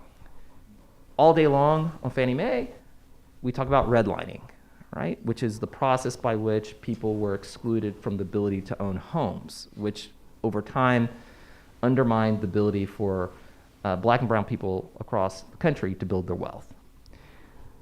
Hard questions are being asked now in a digital economy as to, are there policies in place that end up redlining our capital markets? Do they end up redlining, obviously, our educational opportunities, and do they end up redlining, our access to capital? And I think a lot of the energy behind the debate on digital assets, that debate isn't, it's a little bit of kabuki theater. That debate isn't just about digital assets. It's actually about something even bigger and more fundamental. And digital assets, because they're pushing on so many different issues, they're touching on those questions that have been very, very long ignored. And it's what makes it really important to stay engaged on those issues, because it goes to the heart of financial inclusion. I just want to riff on a couple really keen observations and try and build a little bit on what Dr. Brummer said. The first is, what is money? The textbook definition of money that we are taught in economics is money is a medium of exchange. That definition comes from John Locke, who was a genius philosopher and an idiot when it came to money. That definition, I think, is a giant mistake and has set fields of mainstream economics and other folks off, right? A medium of exchange, anything can be a medium of exchange, right? You kind of talked about shells or fish or, random metals were a medium of exchange for a long time. An alternative definition of money, which I think is actually the superior one, is a system of debits and credits with third-party operability without prior party consent. And that distinguishes between money and assets, which is something that in the crypto space becomes very important from a tax perspective, but also is one of the many ways in which digital assets challenge concepts of money. Eric, can we get that definition one more time? I will. Money is a system of debits and credits with third-party operability without prior party consent. So if Chris and I had a set of lunches where we traded lunch with each other, and Chris owed me lunch, that lunch that is a debit on his balance sheet and an asset on mine, for those of you doing accounting, it's the biggest mistake I made in my life was not taking more accounting, because it sounded silly when I was in school, but it's so important. So that's an asset on my account. Now, if I owe you a lunch, okay, I can't say, you know what, I have an asset from a lunch from Chris. Chris is going to take you to lunch, right? That's why Chris's lunch to me is an asset and not money, right? The reason that we use things as money is because the value of it is without prior party consent.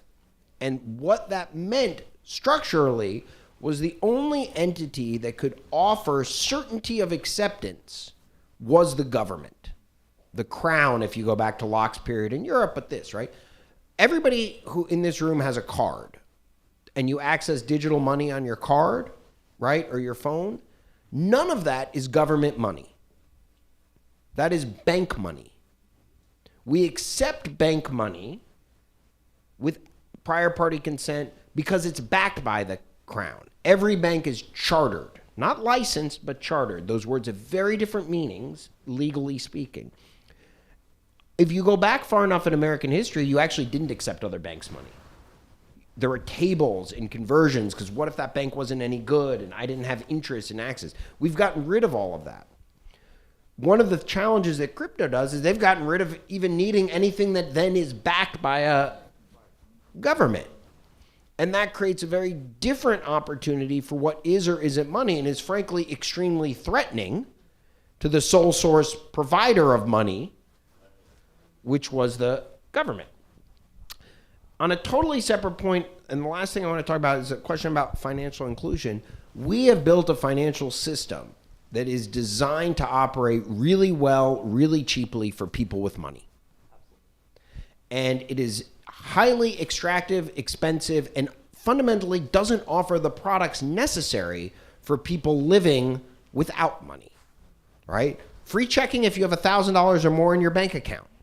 Well, who gets the free and who pays the $10 a month, right? I don't think I need graphs to show the cross-subsidization of that, right? Coming up Friday is going to be September 30th, right? That's a fact that I don't think I need a fact checker for.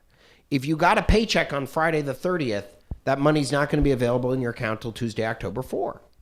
What's going to happen on the first of the month? Nothing if you always have $5,000 in your bank account. But if you're like the majority of Americans who don't, then you could possibly get an overdraft fee, right? Maybe you see that coming and you take your check and you go to a check casher. My research has shown 70% of customers at check cashers have bank accounts.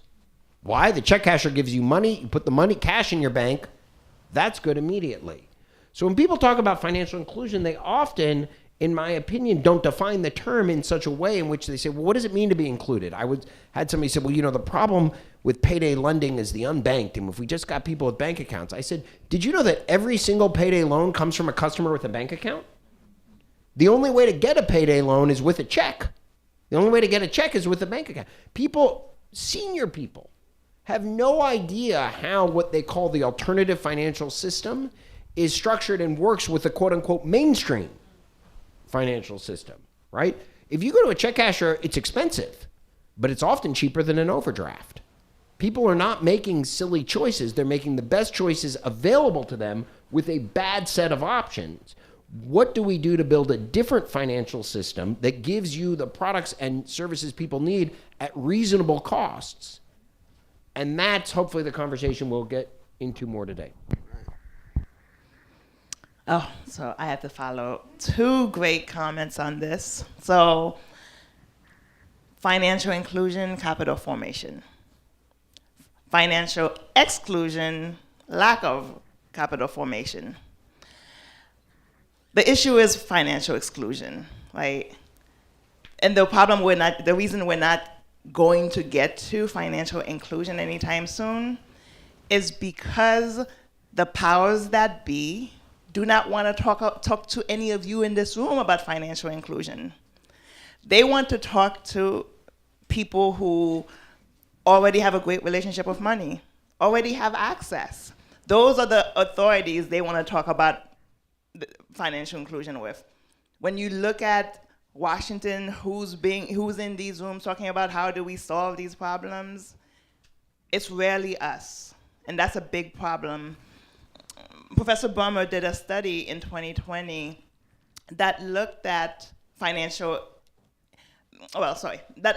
really called for inclusive policy making. It's a great report, and he did a great, Medium post on it. But when you look at financial exclusion, why it exists, who are the policymakers in Congress? Who are the regulators? And you had a stat that actually shows since the New Deal that there's been how many black regulators? It was ridiculous, right? So you hear people say, okay, well, we need a black attorney general, like we need someone for criminal justice, and I'm like, we need a black chair of the Fed. We need a black chair of the Securities Exchange Commission. The people who actually are writing the rules for how capital. But instead, when you look at the history since the New Deal, and until very, very recently, there were 3 out of 400 and something. Literally, Wall Street is more diverse than our financial regulatory agencies. And even right now, we have some financial regulators out there who, until a spotlight was put on them, had never even hired a black person, okay, to a policymaking job. So, these are the kinds of conversations that even when something like financial innovation pops up, it sounds very, very, very different. And they look at those issues very, very differently than many of you will. No, and he is so great on this issue. But we cannot solve this problem until we listen to different voices, until different voices get to be part of the conversation. Right? Well, you're going to hear from us about what the problem is. Hell, you all know what we've just been saying. You've lived it, right? You put a 5-year-old and ask them what's the issue with our economic system, they can tell you what it is. In order for us to get closer to the solution, we have to bring new voices to the table. It doesn't mean that, white males or white people cannot be part of the solution, cannot find solutions. It is the fact that these problems play out in communities in different ways, in very different ways. So that's why I can't speak to how indigenous communities are affected with financial exclusion. I have a sense for the Latino community because I'm from Haiti, and but it plays out differently. And until we respect that, we honor that. Right now, the way Washington wants to solve financial exclusion, they want to figure out how to get us into the banking system. How do they create more pathways for us to get in banking? They want to pretend that for the last few decades, we have not been operating on an alternative financial system. Most people of color and rural communities have been operating on an alternative financial system way before crypto came along. In cash checking places, I send my aunt a money order each time because she is not, the alternative is to send her cash in an envelope because she's not gonna go to a bank or, the reality is the solutions are things that our government doesn't want to address. So I think Professor Brummer said it, like, I'll articulate differently. We say follow the money when it comes to problems because we want to scapegoat corporate America. We need to also follow the policies because a lot of the inequities we have, at the heart of them are the policies being created by the people we elect. So for us to have capital formation, for us to make sure there's access to capital for entrepreneurs, because entrepreneurship is part of that alternative financial system, we have to recognize financial exclusion exists, and the reality is it's not going to end with people who have no connections to communities trying to solve those problems. Wow. I told you these people were brilliant, did I not? Brilliant folks. I am learning a ton, but I just want to briefly retouch on this issue, that you raised at the end there, this issue of the quote unquote unbanked, How do you see digital assets affecting that population in the U.S. and internationally? How do you see that? I'll start. The term unbanked is ridiculous. It's saying that for people we have a condition, right, a disease, and the disease is the fact that we're not banked. So if we can get us banks, that would be the medicine, right? The reality is the traditional banking system has failed most of the country, not just black and brown people, rural communities as well. And so, in my opinion, it is just as predatory as payday lenders, right? So therefore, the the term implies that we're just unbanked, right? That's the only ailment we have. When the more correct term would be people who lack access to making money, generating revenue. Because that's the only thing that it implies, right? It is, so many people have been locked out of traditional finance, financial markets, that you don't have a way to build wealth. And each time we actually try to find ways to build wealth, right? Because I love crypto, I think it's a pathway to building wealth. Those who hate it think it's too risky. Well, Professor Brummer talked about this. How can you build wealth without risk? My God, let's ask Warren Buffett how he built his money, right? So it is this thing, it's an inaccurate term. It's a way of just clustering people without recognizing the real problem. The problem is not how do we get them into traditional banking, it's the fact that traditional banking no longer works for too much of the segment of the population.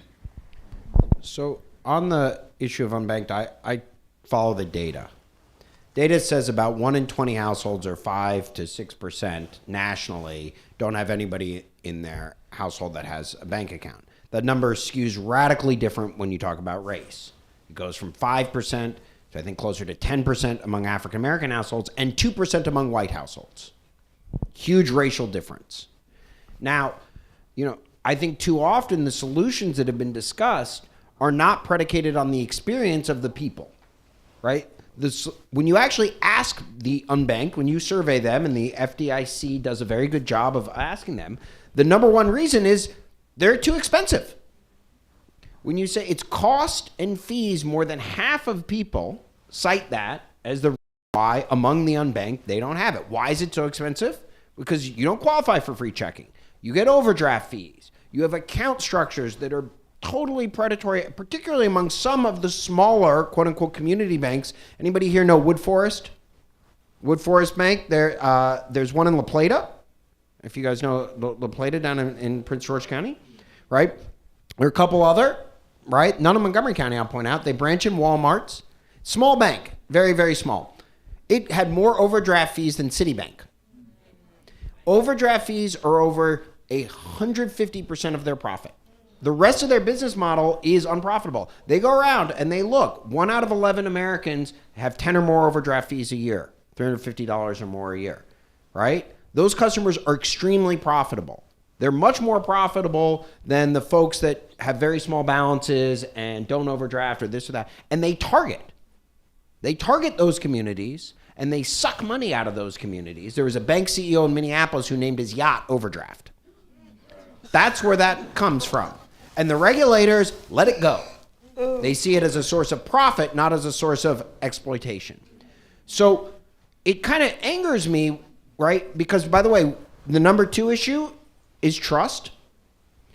And then there are questions within trust about identity and exclusion. There's something called Check X, which is also known as the Do Not Bank List, which some estimates show as many as 2 million people are on.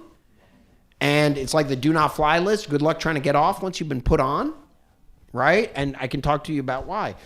Some estimates would show 25%, if you do the math, of unbanked households are relevant of being on this list. Way down on the list is branch hours and location, cited by less than 5% combined as the number 1 reason. Yet too often the solutions are being put forward like, oh, we need to put postal banking because there's a post office.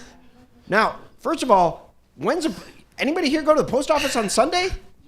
Right? It's not open, right? And it's not open that much on Saturday. And if I've been to other countries, you asked the international component, and it's an important component, right? Like it doesn't work the way you think. And so, I think that we need a set of solutions to increase financial access that are geared towards the problems that people who lack access report, not the set of problems that people who have access think people who lack access report. And some of those are within communities that are deeply aligned philosophically. They want to solve the same problem, but too often they're looking at it from the perspective of 1970, right? Most people have a bank branch in their pocket in this room, right? It's your phone. The problem isn't the branch location or hours. The problem is the cost structure of the product and the services the product is providing. Because when you I helped write the law that lets you take a picture of your check on your phone and have it go into your account, right? We did that after 9/11. And well, I appreciate that because I feel I have a lot of problems with that bill because I fought very hard and ultimately lost that I wanted the Federal Reserve to make the money available to you faster because they could process it. And they fought against it and they won and I lost. And I can sing chapter and verse on that because why is it that the money isn't in your account any faster even though the actual thing moves at the speed of light as opposed to being shipped around? The system hasn't evolved. I mean, and Aaron has been, in fact, the report that Cliff was talking about was published at Brookings, right? I mean, Aaron has been at the forefront of a lot of these issues. It's a bank, black people in banking on the trust issue, it goes way back. I mean, like you can go to the Freedmen's Bank, where, you had a bunch of, white folks on top of a bank right after, geared in theory to help empower the newly freed slaves in the United States who were making a number of bad investments in this new gimmicky thing called railroads, and it didn't do too well, and the first generation of black wealth in the United States was sort of lost, and they called in then at that point in time Frederick Douglass at the very last minute to try to save a bank that was already failing.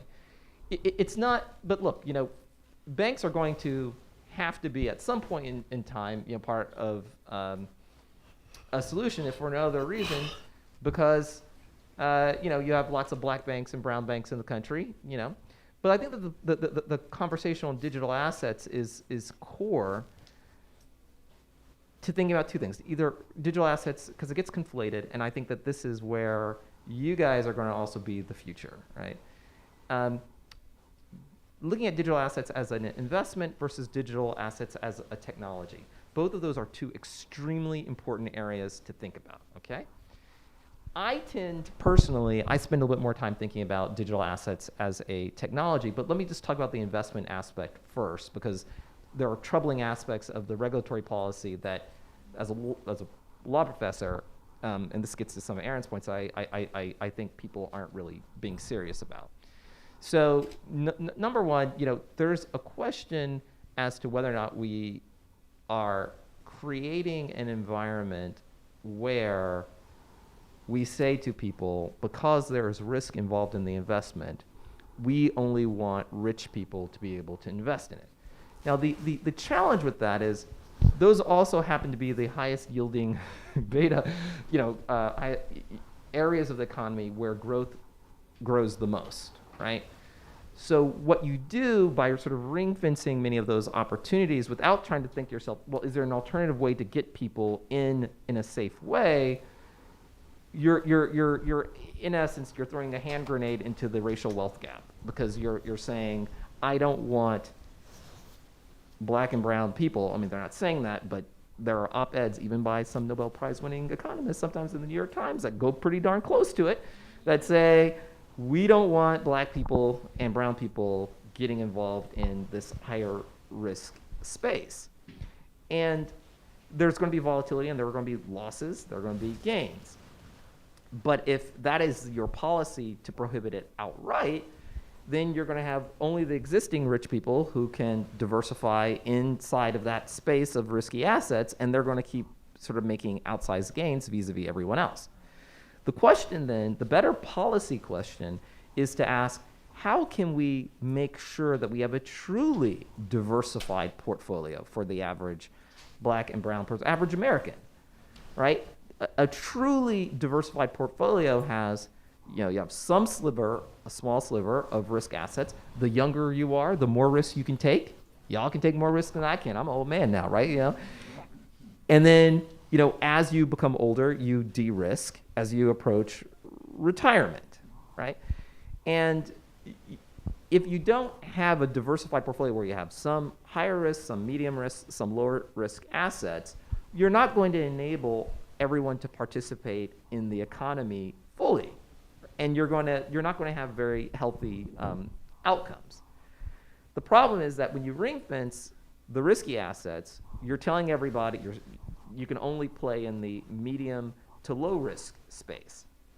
And it may make you feel good, especially in times like today where you have lots of volatility, but over the long term, over the arc of your life, you're going to end up with very subpar outcomes, and then you're going to sit around thinking, man, I can't believe the racial wealth gap is increasing. And you think, right? So the question is, how can you diversify? And then even within that higher risk space, again, whatever it is, digital assets, art, whatever, gold, people will even say sometimes because it's commodity, silver, whatever. It's like, how do you enable people to even diversify within that space? So you distribute your risk. So as a policy matter, this whole thing of it's risky, don't do it, it's a false conversation. It's a lazy conversation.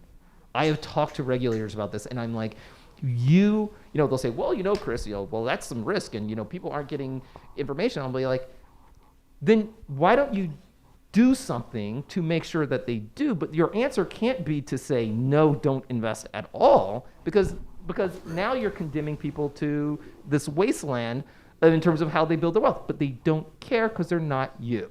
Yeah. Right. Period, right? Then you get to the technology space, all right, where you sort of think, for me is the more geeky, interesting thing, which is kind of like, what does the technology stack mean for financial inclusion? So if you think about digital assets, to Aaron's point, you get your check today, and that 4-day lag before you actually get paid and that money hits your bank account, that's a time when what? Bills are due, your rent's due, tuition check may be due, books, right? And you're sitting around thinking to yourself, okay, how am I going to carry that? How am I going to float it? Maybe I'll use my credit card. That then gets you into a higher interest rate in terms of your debt. The debt loop expounds upon itself, et cetera, right? So one of the interesting ideas is how do you move value faster in a way so that people aren't trapped in predatory relationships with their financial institution, whether or not they be a payday lender or their local bank, right? Is there something there that allows you to do it? And when you look at potentially, it's still experimental, but when you look at lots of different sort of aspects of the space, you can see a world where you can see a much easier, sort of faster transfer of value. We're already seeing it with international remittances. But how can we make that a domestic reality is an interesting question. Secondly, even when you look at a bank, right, the MDIs, minority depository institutions, community banks, and the like, right, there are certain kinds of things that they have to do in terms of regulatory compliance. And just, like, I'll use an example of, you have to make sure that you're not banking with terrorists, right? Well, there are certain kinds of things with the technology, with blockchain technology, given its transparency, where you can track sort of, obviously, the transactions that are taking place on an open source blockchain. Well, that makes it really interesting. Like, it forces you to think about certain kinds of questions where you can create opportunities and infrastructures where black and brown banks aren't going to be hit with such compliance costs in terms of reporting all the time, where they can say, I don't need to report because the transactions are already pretty transparent and available on chain. So now I can take that capital that would ordinarily be used for compliance and to lend more to my local communities. Or I'll use the last example, that I find interesting. I'm on the board of Fannie Mae. I'm doing this big conference myself next month with a whole day at Fannie Mae on like housing and financial technology. You know what? And again, Fannie Mae. Fannie Mae is Fannie Mae is the backbone of the U.S. housing industry with a $4 trillion balance sheet. It provides the liquidity for when it buys loans. So you go to your bank and you get a loan. That loan itself can be sliced and diced or bought up ultimately, and much of it is put on Fannie Mae's balance sheet. Okay, so it's like the backstop behind the backstop of the housing market. Well, one of the things, and we're very, very curious and interested about, inclusion, right? How do we get more people into homes in a world where you have high interest rates and housing prices that are still at historic highs, right? Well, when you buy a home, you end up sitting at this desk with all these documents at your desk, okay? And there's something called a closing, where when you are closing on a home, people ask you about everything from your credit score to like your documentation for history, title, proof of title, title insurance, et cetera, et cetera. It's a very clunky kind of process. And so you think to yourself, well, right now you may not be able to do anything about inflation because Jay Powell wants to, do with this thing with interest rates. But is there a way that you can close or reduce the costs, those paper costs, which are insane? Like when you it can be a percentage of the actual home value. Is there anything that you can do to reduce those costs? Well, that means, can you put your title on chain? Can you put certain kinds of documents on a blockchain such that you can distribute that information rather easily and with permanence and where it can be checked in a cost-efficient way, right? Those are those kinds of things which would have a direct impact on the community. Last little bit, though. For these kinds of things, and there's all kinds, you guys have probably already talked about the NFTs and creating business, but I like to talk about the boring stuff. Because the boring stuff that I talk about, that's where the money is, okay? Just for whatever it's worth. What I said, you're like, oh yeah, but what I've just told you is where the trillions of dollars are, okay? And if we're gonna do something and make something interesting out of that technology, you need regulators who are out there and who care. And by the way, FHFA director, the housing director, black woman, very interested in this stuff. She comes from these communities. She understands the need to reduce closing costs. But you also have to be active in the technology space as well, right? Because the use cases and the applications that are there, even as this technology scales, it has to scale means you have to be able to sell to more people, and you have to speak to more people's lives, right? And that perspective has to be reflected as well. So just a quick, just a very quick 1 minute, well actually 30-second answer from each of you. But I want to start with Cleve. In terms of the entrepreneurs involved, what are the key pain points that you kind of see for small businesses, operating here? Access to capital, right? It's capital. Many of you in this room are probably entrepreneurs. you're not gonna get a loan, you're not gonna get VC funding, you're bootstrapping. One of the things that the government can do is they can innovate the 7A loan program. The SBA has the 7A loan program that is probably the most flexible. You can use it for just about anything. It is so hard to qualify for, it's ridiculous. And if your business is built on emerging technologies like crypto or AI, or you're in emerging industries like cannabis, good luck. Like, we need to innovate the 7A loan program at the government level. But luckily in crypto, there is DAOs, decentralized autonomous organizations, where entrepreneurs can leverage these, create one to actually build capital, but also large companies with large DAOs have create grant programs that actually, they will fund your project, right? So there are things that, for access to capital, that government can do better, and there are options that crypto offers. Eric Klein, 30-second policy. Delays in payments, it's nuts, particularly for small businesses. A lot of times they have to send their payroll on Tuesday so their employees can get paid on Friday. There's no reason that money takes 3 days. Tomorrow, Amazon can get anything in the world to your doorstep in 48 hours, and we can't move money between two banks for 3 days? Come on. Dr. Brewer, 20-second. Crowdfunding rules and other rules that are in place that don't necessarily think about or have or anticipate the needs of Black and brown communities, and those kinds of rules need to be revisited to make it easier for people to be able to raise capital for their businesses. Yeah. Excellent. Let's give our brilliant panel a great round of applause.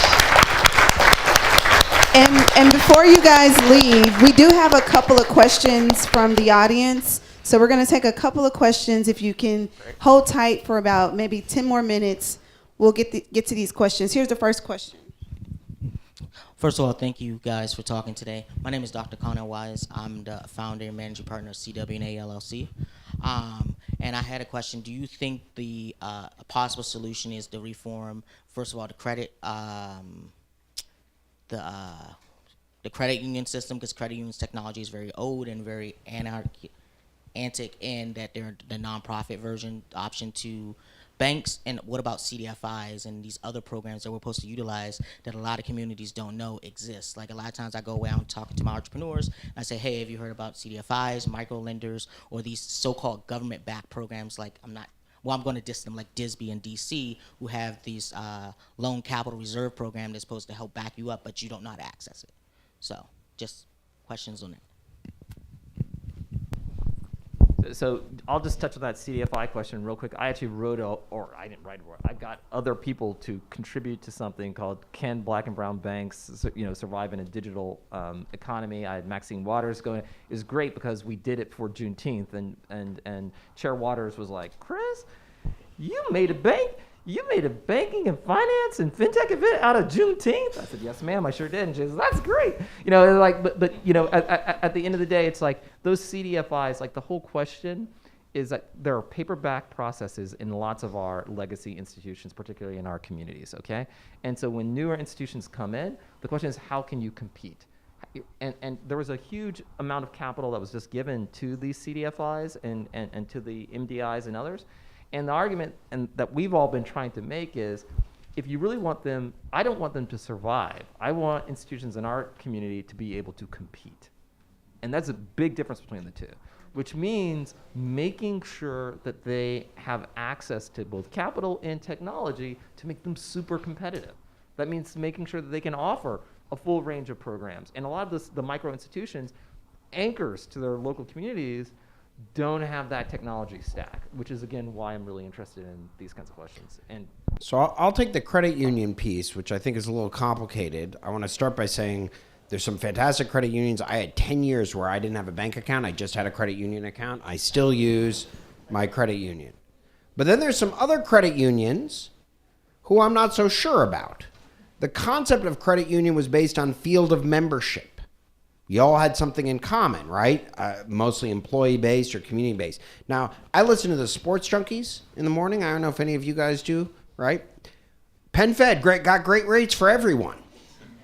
What does that mean? Like, how can you offer great rates for everyone if you have a field of membership? I actually looked into this, and their field of membership became, do you support the troops? NASA Federal, if you listen to them on the radio, they advertise too. Are you a friend? To be a member at NASA, you have to be a friend of space. Now, I don't know who's angry at space. Gonna get us. But credit unions earned an exemption from the Community Reinvestment Act, which requires banks to invest money in the communities they serve. We can debate how effective or not the community reinvestment is or isn't in their efforts to modernize it, but I'm for the goal of the Community Reinvestment Act. Credit unions said you don't need it for us because we have to only serve our members because they're very defined, so we have to serve our community. Well, now over time, that community has become anybody who likes space, which to me feels like anybody, which is, if it's for everyone, then we should apply the Community Reinvestment Act to credit unions. Because while some would say, great, take a look at me, I'm already satisfying it times 10, I walk around this town and Penn Fed has a realty arm with Berkshire Hathaway. And I don't think Berkshire Hathaway is targeting low-income communities in their real estate practice. And so, I have some concerns that there's some elements of the credit union movement that need greater regulation and oversight on parity with that's going on in banking. I'm not saying give them more, but I don't understand why the Community Reinvestment Act doesn't apply to an entity that's advertising to everyone. The one thing I would add to that is that when you look at CDFIs, right, how are they competing with minority banks, right? Because I think it's like 5,000 minority banks around the country. So I feel like the creation of CDFIs and how they're positioned is like at that micro level. When you look at minority banks, they serve a community that they actually have to provide a lot of services to beyond banking, right? But we tend to focus on CDFIs in a way and make sure that they're resourced. Now that's very nuanced, but to the heart of the question is the fact that our banking system just no longer works for anyone anymore, and even at that level. But I do love credit unions. I bank with Congressional Federal Credit Union since 2004, and they're the only bank I actually work with now, except for my mortgage. Any other questions? Yes. Yes, hi. My name is Ronnie Davis, and I am the CEO of Novogratz Valencia CPA. Hello, can everybody hear me? Yeah. Yes, sir. Okay. My name is Lafayette Davis, or better known as Ronnie Davis. I'm the CEO of Novogratz Valencia CPA. I was curious. We have a practice overseas, and we found that it's possible for African Americans who may be considered, not unbankable here, but they're bankable in other countries.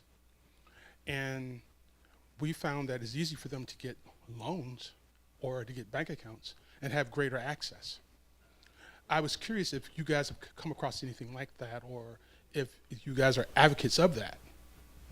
Thank you.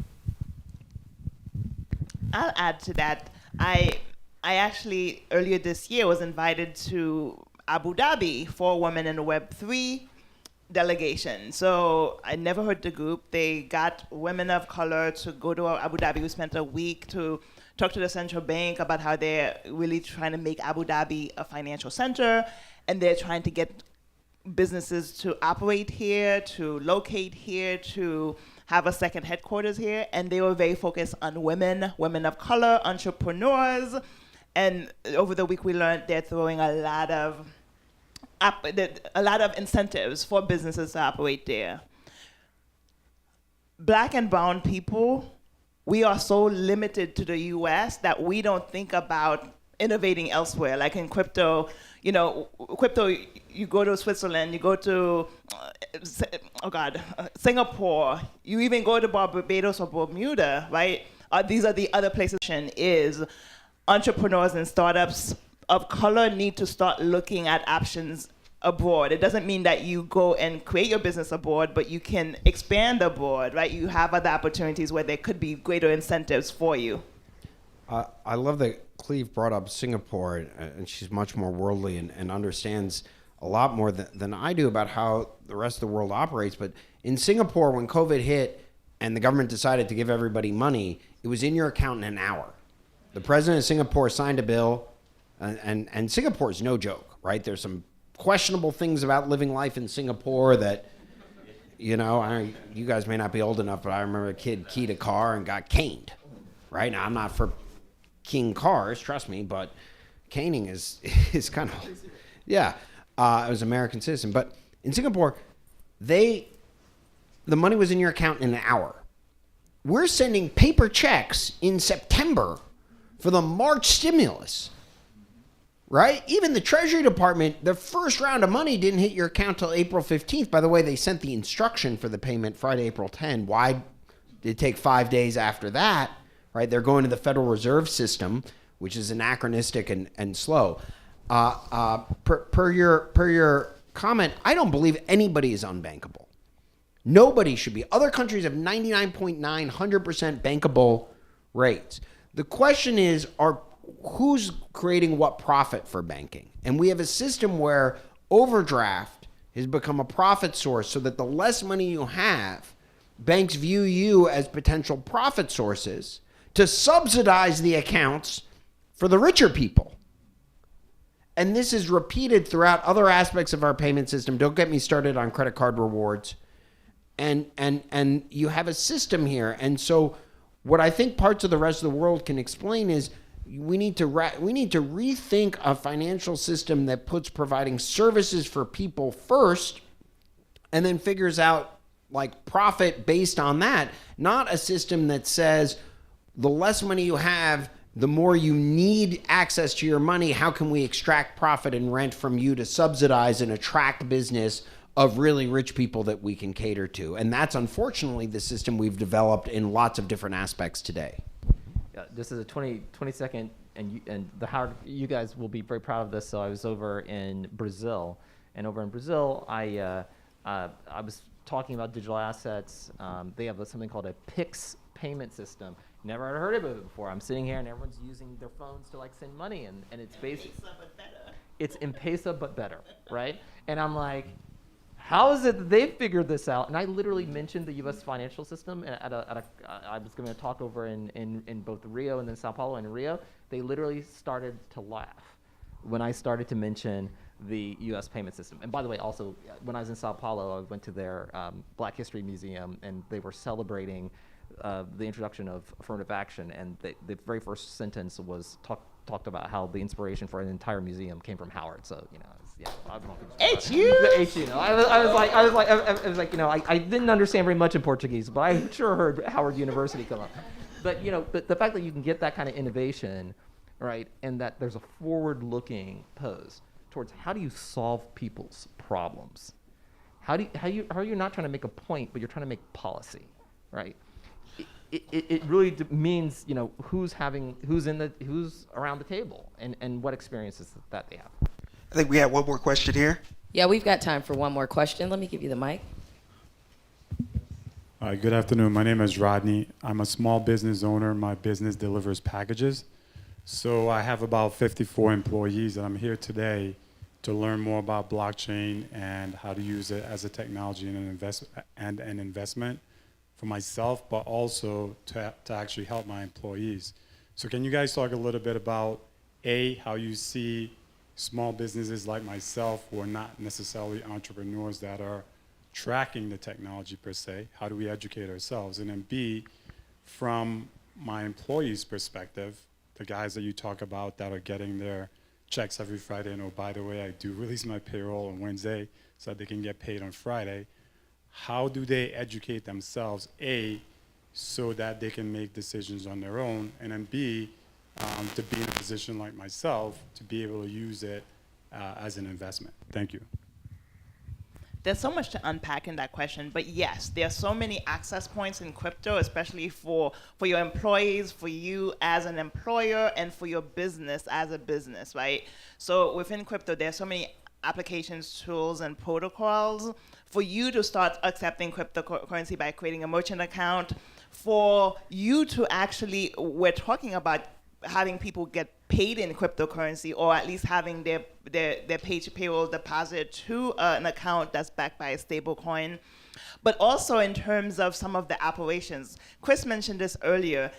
crypto is not that sexy, people. It's really about efficiency and optimization, right? It's really how can you leverage the technology to, make payroll more efficient, or get your systems to be more efficient, or even identity management. One of the ways that in the healthcare system that they're using blockchain to comply with HIPAA regulations by putting patient data on blockchain technology, right? So there's tons of opportunities, again, I would say, for the business, creating a merchant account to accept cryptocurrency, for the efficiencies of the business, leveraging blockchain technology for some of those optimizations, and then for your employees, in terms of some of the service delivery that could happen quicker. And then as an investment, but for both of them, I would say, do your research first.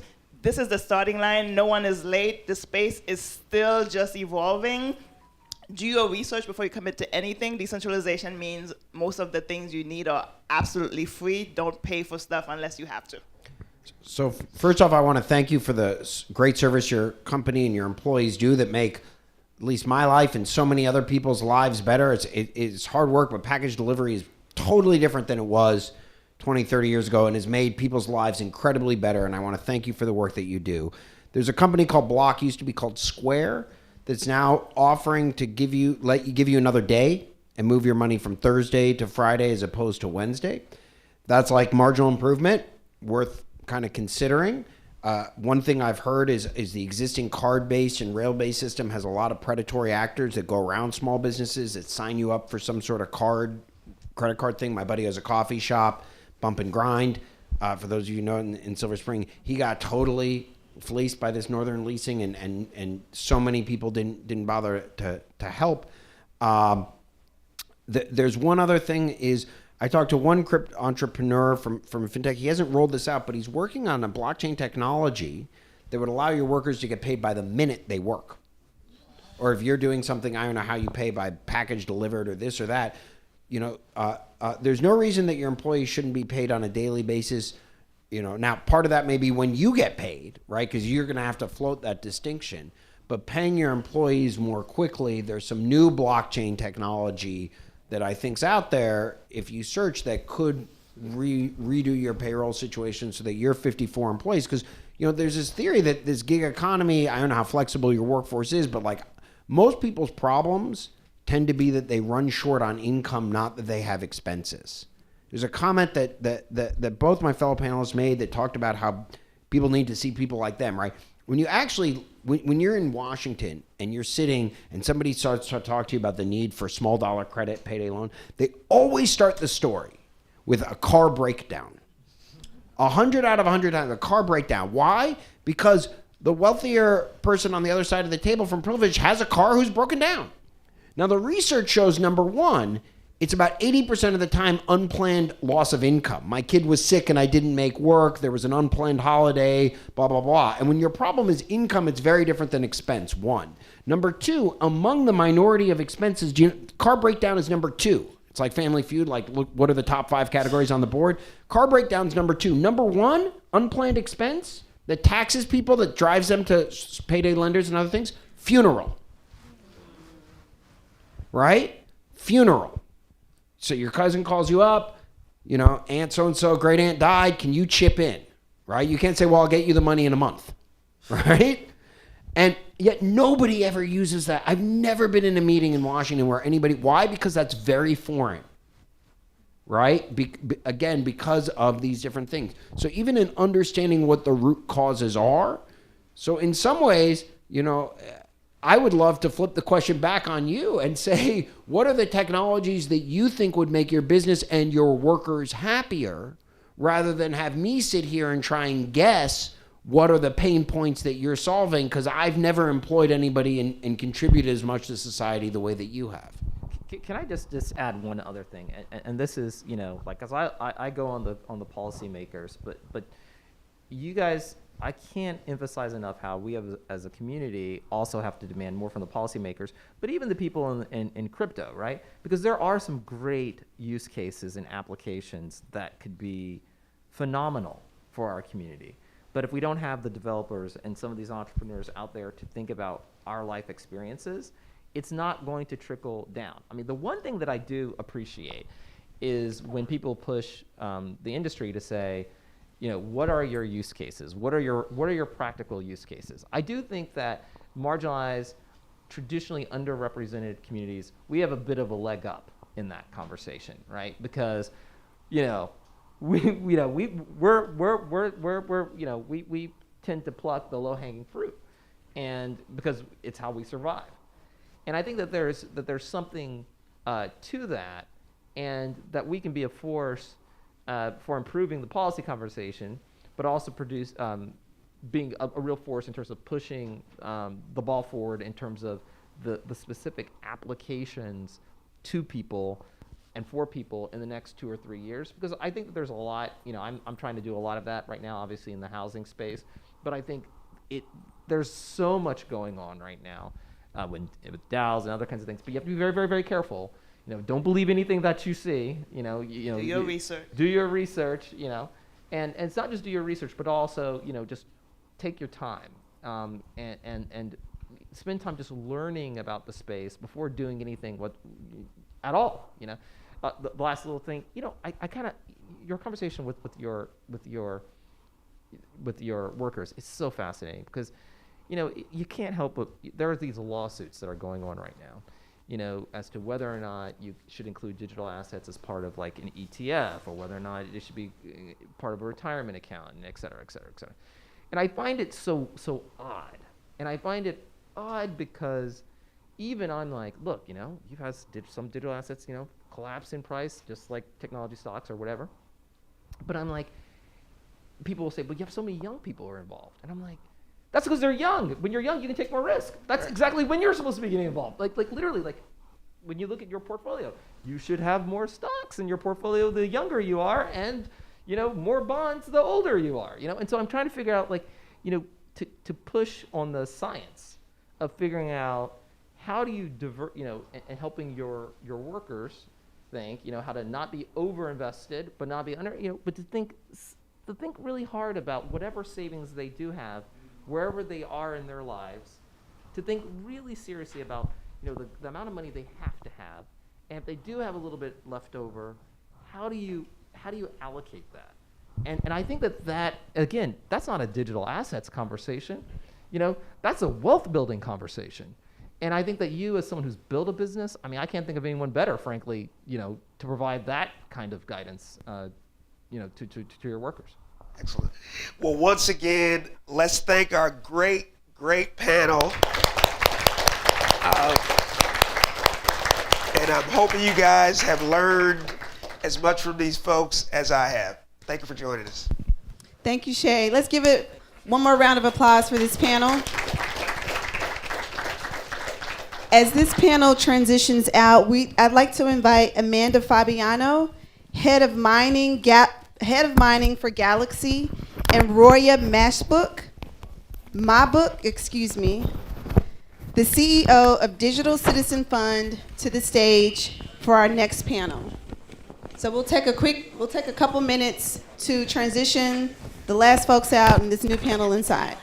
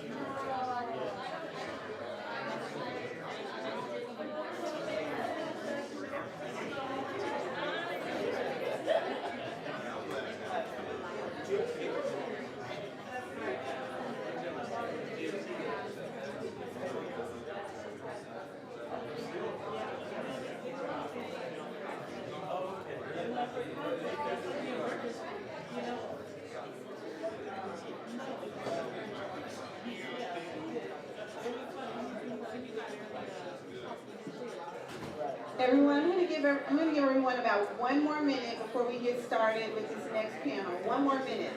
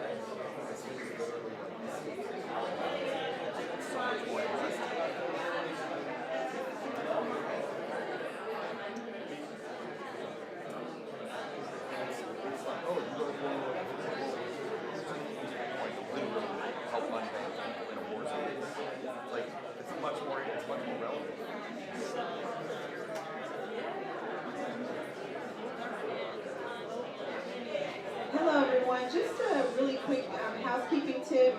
This young man dropped his Apple AirPod case. They were on the table outside. If you saw them, please let me know or let someone in the back know, okay? Thanks.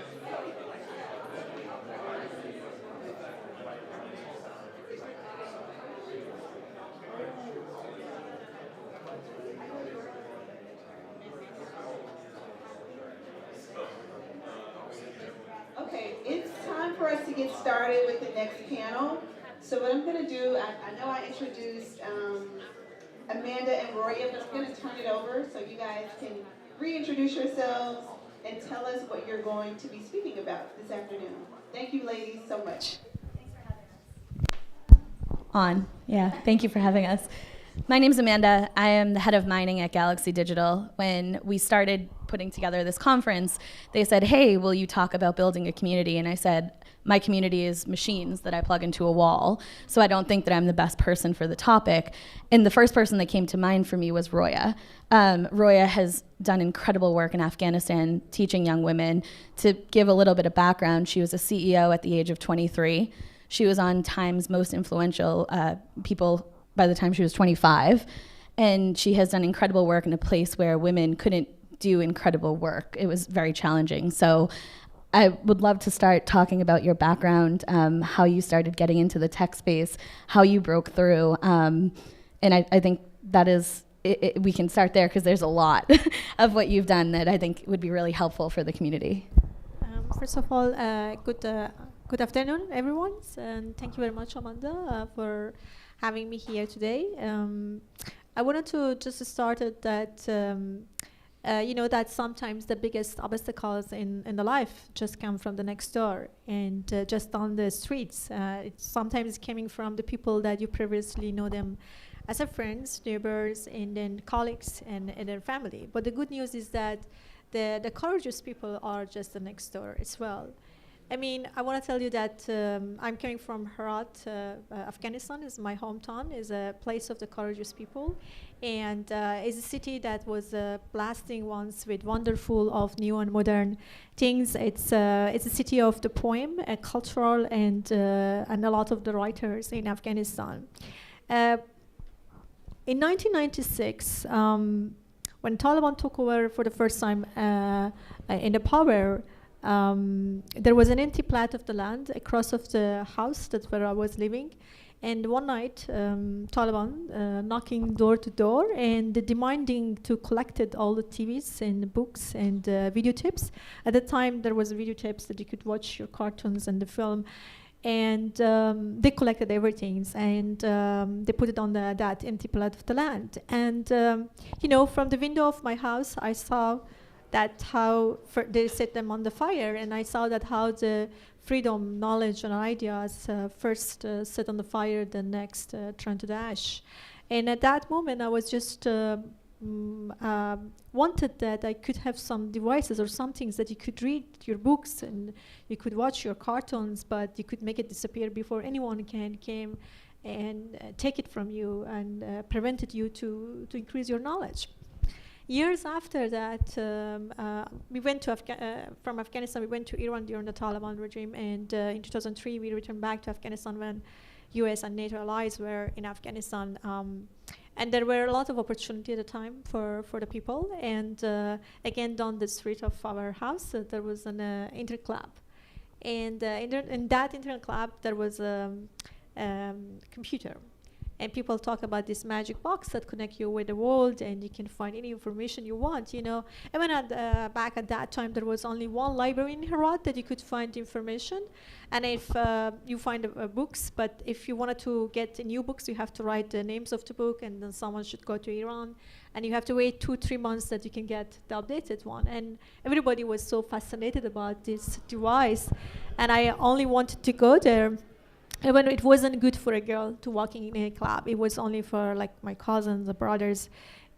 For a man, it was okay to go, but not for a woman. I was insisted to go and see this magic box, and one day early morning, the owner of the shop allowed me to get in. And you know, for the first time when I saw the computer, I get in love with that. You know, just with a few key strokes, it's launched me to a world that.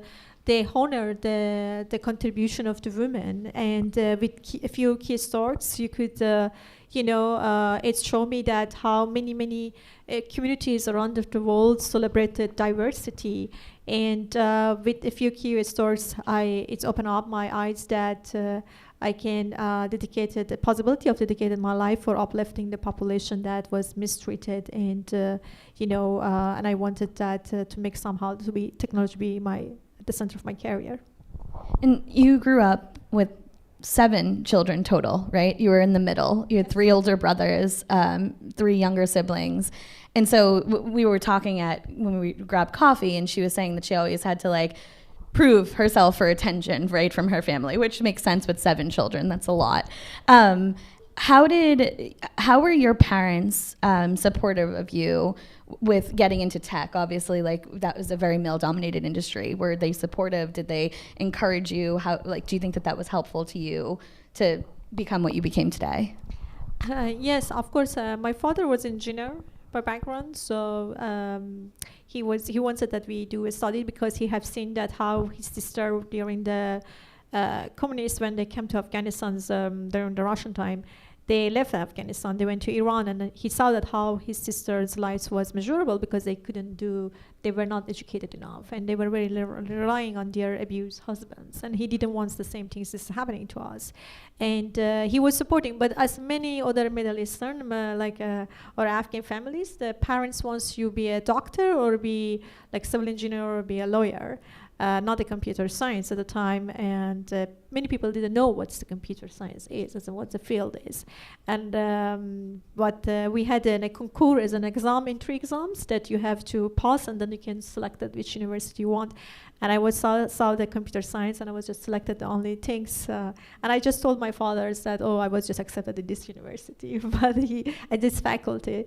But later my father was supportive. But at the time, even the computer science was very new, many people thought that we will be a good typist. So they didn't understand that we can be an engineer, or it was take years after that people understood that. Yeah. And it seemed like that fueled you to build this army of women, right? Like that you've referenced that in the past, that you wanted to help women grow and learn about computer science. Where obviously at a college, education is extremely important. How did you make that part of your focus? Well, during when I was in computer science, we had a few female students there, and I just noticed that when the female students were very good in the maths and in programming, but they often cannot find the good jobs outside of the faculty because they have lack of practicing their skills, and there is less opportunity for women to work. And all I wanted is to start something that created a safe environment for women, that they can come there and they can welcoming their talent and their voices being heard. And that was the reason that I started my company to create a safe place for women in engineering and in programming, and we can working there and prove it that we as a women also can do that. Financial freedom obviously is something very different in the US, right, than it is in Afghanistan. So when you were teaching women how to code, was there any issues with the banking system? And how did you solve some of those concerns?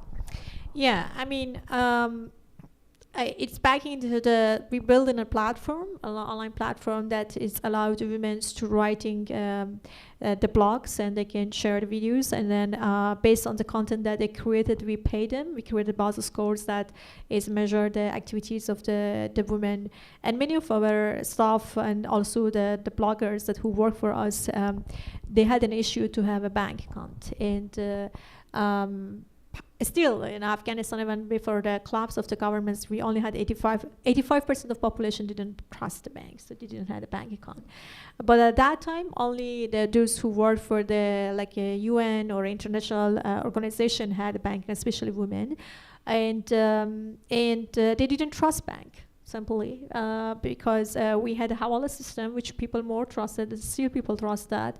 And there are many reasons. First, you needed a lot of documentation and ID that to register, and many of the women didn't had also the ID card to register. And then you needed the family permissions to go to. It's a culture thing. Not that a bank require you, but after 18 you could open a bank account. But it's a culture thing. So you needed to have a family permission. And most of men says, the family says, why you want to open a bank account? You want to separate your monies from us? And what's going on? Because the women, when they make money, they have to bring the monies where they were in the house, and then give it to the man of the family, either a father or husband, or sometimes a brother. So that was all those issues that we faced. Women didn't had they had very limited opportunity to get their financial freedom. And is a way was for men to keep the power in the house. That's, I guess. And you've done a ton of work. Like, you've had that company, you have a couple other companies too, right, that you worked on. Part of one of the companies is working with robotics, right? Can you get a little into that, explain what you've been doing there, and maybe provide some stories around some women that have been leading examples because of the programs that you created? Sure. And so in 2014, because of struggle and obstacle that I faced in Afghanistan because of the work that I did, I had to leave Afghanistan. And then I feel that, if you want to bring a change in a society and you will be the only person, or if one of the few, it would be difficult because conservative and society is not ready for the change. And that's when I was coming to the US, I was thinking that how we can giving the access to opportunity to more women and educate more women. That's why I started Digital Sun Fund with one goal and one dream. The goal was the technology be as an accessible option for everyone, but the dream was that the women in conservative countries have access to the quality of education, especially in technology, and they learn about the financial literacy. That was the reason that we started DCF. And then through DCF, we're building the IT centers inside of the public schools and teaching young girls from 12 to 18 to learn about basic things, how to work with the computer, to level that they can do the coding, they can start, learning about robotics, they learn about blockchains, and they learn also financial literacy, that how to manage the money from level of home to level of entrepreneurship. We built 13 technology centers. We built 2 individual innovation and STEM centers in Kabul and Herat. We trained more than 16,000 of the girls to get come to our programs, and 55,000 in our networks get access to the internet. And we also help hundreds of them to start their own startups.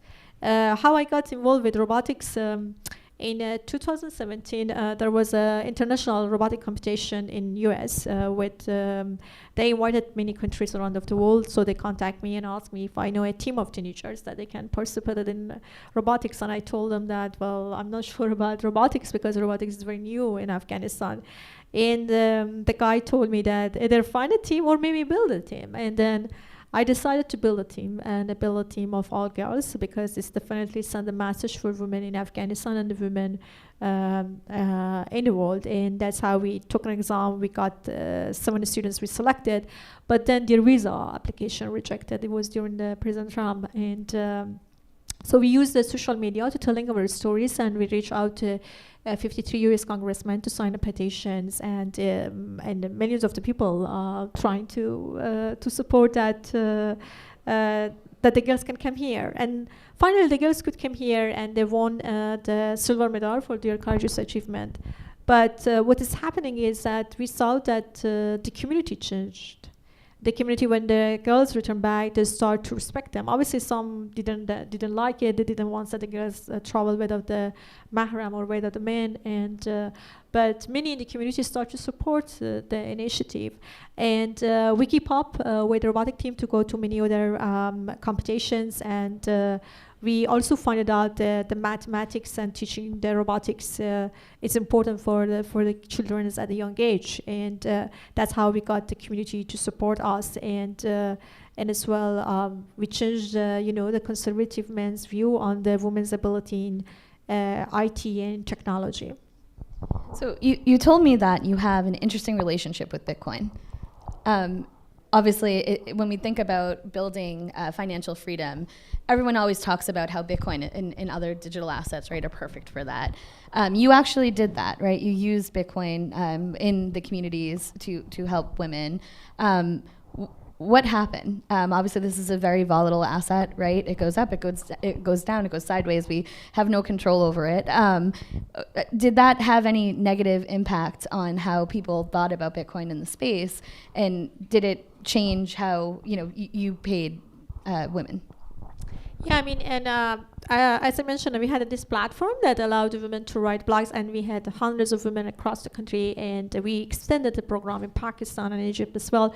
But the hurdles that we had is to paying women, and we usually get the money from the bank, and then we have to go, and you know when you go to the bank and you have a lot of cash with yourself, and when you go out, there is a risk of thief, there is risk of being kidnapped. Always there is a risk, especially when you're living in a poor communities, and we had that risk. And then when you distributed cash, some our recipient says that they haven't received the money, so there is not a record that to figure out that they really receive it or they didn't. And we had always this kind of the challenges. And then we tried to using the Western Union on MoneyGram was very expensive. It's out of the thinking, and then we decided to using the mobile money. And mobile money, it was very great program in Kenya, but it wasn't work in Afghanistan. It was still expensive for them, and it didn't work. So then we decided to use PayPal account, and PayPal wasn't working in Afghanistan and Pakistan because of sanitation. And then we heard about Bitcoin early of 2013, and I was at the beginning was skeptical to use Bitcoin, but my business partner, who was Italian American who live in New York, and he says, no, this is fantastic. It's a very fast way that we can send the money to Afghanistan. And then I was a little bit start to do some research about Bitcoin, and I found out, oh, this is interesting. It's kind of similar to Hawala, but we call it the digital Hawala. So then we decided to implement Bitcoin, and the great things about Bitcoin was with the magic. When you send the money in a few minutes, it was appear in the wallet of these women, and they receive money, and they own the money. They keep the money as they were their own banks, and their cell phones. They could go anywhere, and that's how they we got involved with Bitcoin. Were there any issues that you had with paying in Bitcoin? Yeah, of course. And one of the issues it was the price going up and down a lot, and every time it goes down, obviously your staff calling, and then it says that they lost their monies and they want the money, and then when it goes up, no one is calling you, or everybody was happy, and that was one of the issue. And the second is that many of the times our user forgot the password, and then so they lost the money if they were not keeping the password, and especially the 12 words that we asked them to writing down, many of them losing that. And that was also another issues. But for us, I mean, yes, I lost my business because of Bitcoin, and when the price goes up, we bought more and we put whole business in the Bitcoin, and then when it goes down, and obviously we had hundreds of these people who get paid, and they all demanding because they lost all of their earning, and I decided to give back all the monies that it was a difference, and that's how I one of the reasons that the company fall. And yeah, Bitcoin, it's I have a love and hates with it, but I still love it. And then even at the time that we lost it, and many of the people, my competitor in IT industries, they made an excuse that you are fraud, that's because they didn't understand how the Bitcoin is work, and they because of that, and because of your reputation, I had to do that. So.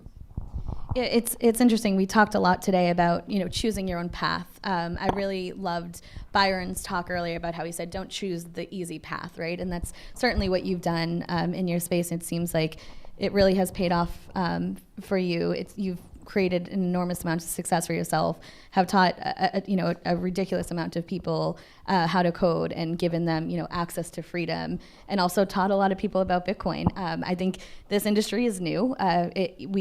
We'll see lots of people get into it, love it, have concerns with it, but financial freedom is for sure, I think, one of the most important things for every community. I think we are out of time, right? Was there any last thoughts? I think that everyone is in this room. I just wanted to say something, that be kind of a person who can open the door and remove the walls, and filling the shelf of the book instead of emptying them.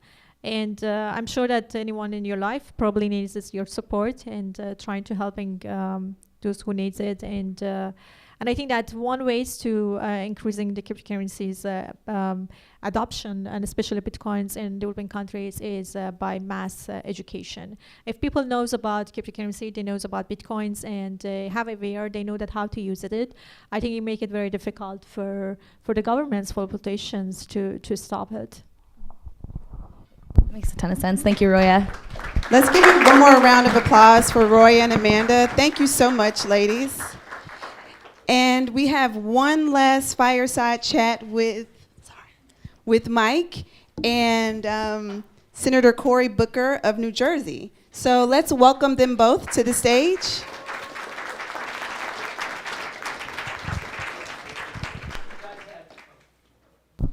You guys had 4 congressmen. It was the warm-up, the appetizer. Now we're going U.S. Senate. And so couldn't be more thrilled to have Cory, senator from New Jersey. Not my hometown, but I went to college in New Jersey, and I lived pretty darn close as a New York City guy. We live 12 miles apart, man. 12 miles apart. Yeah.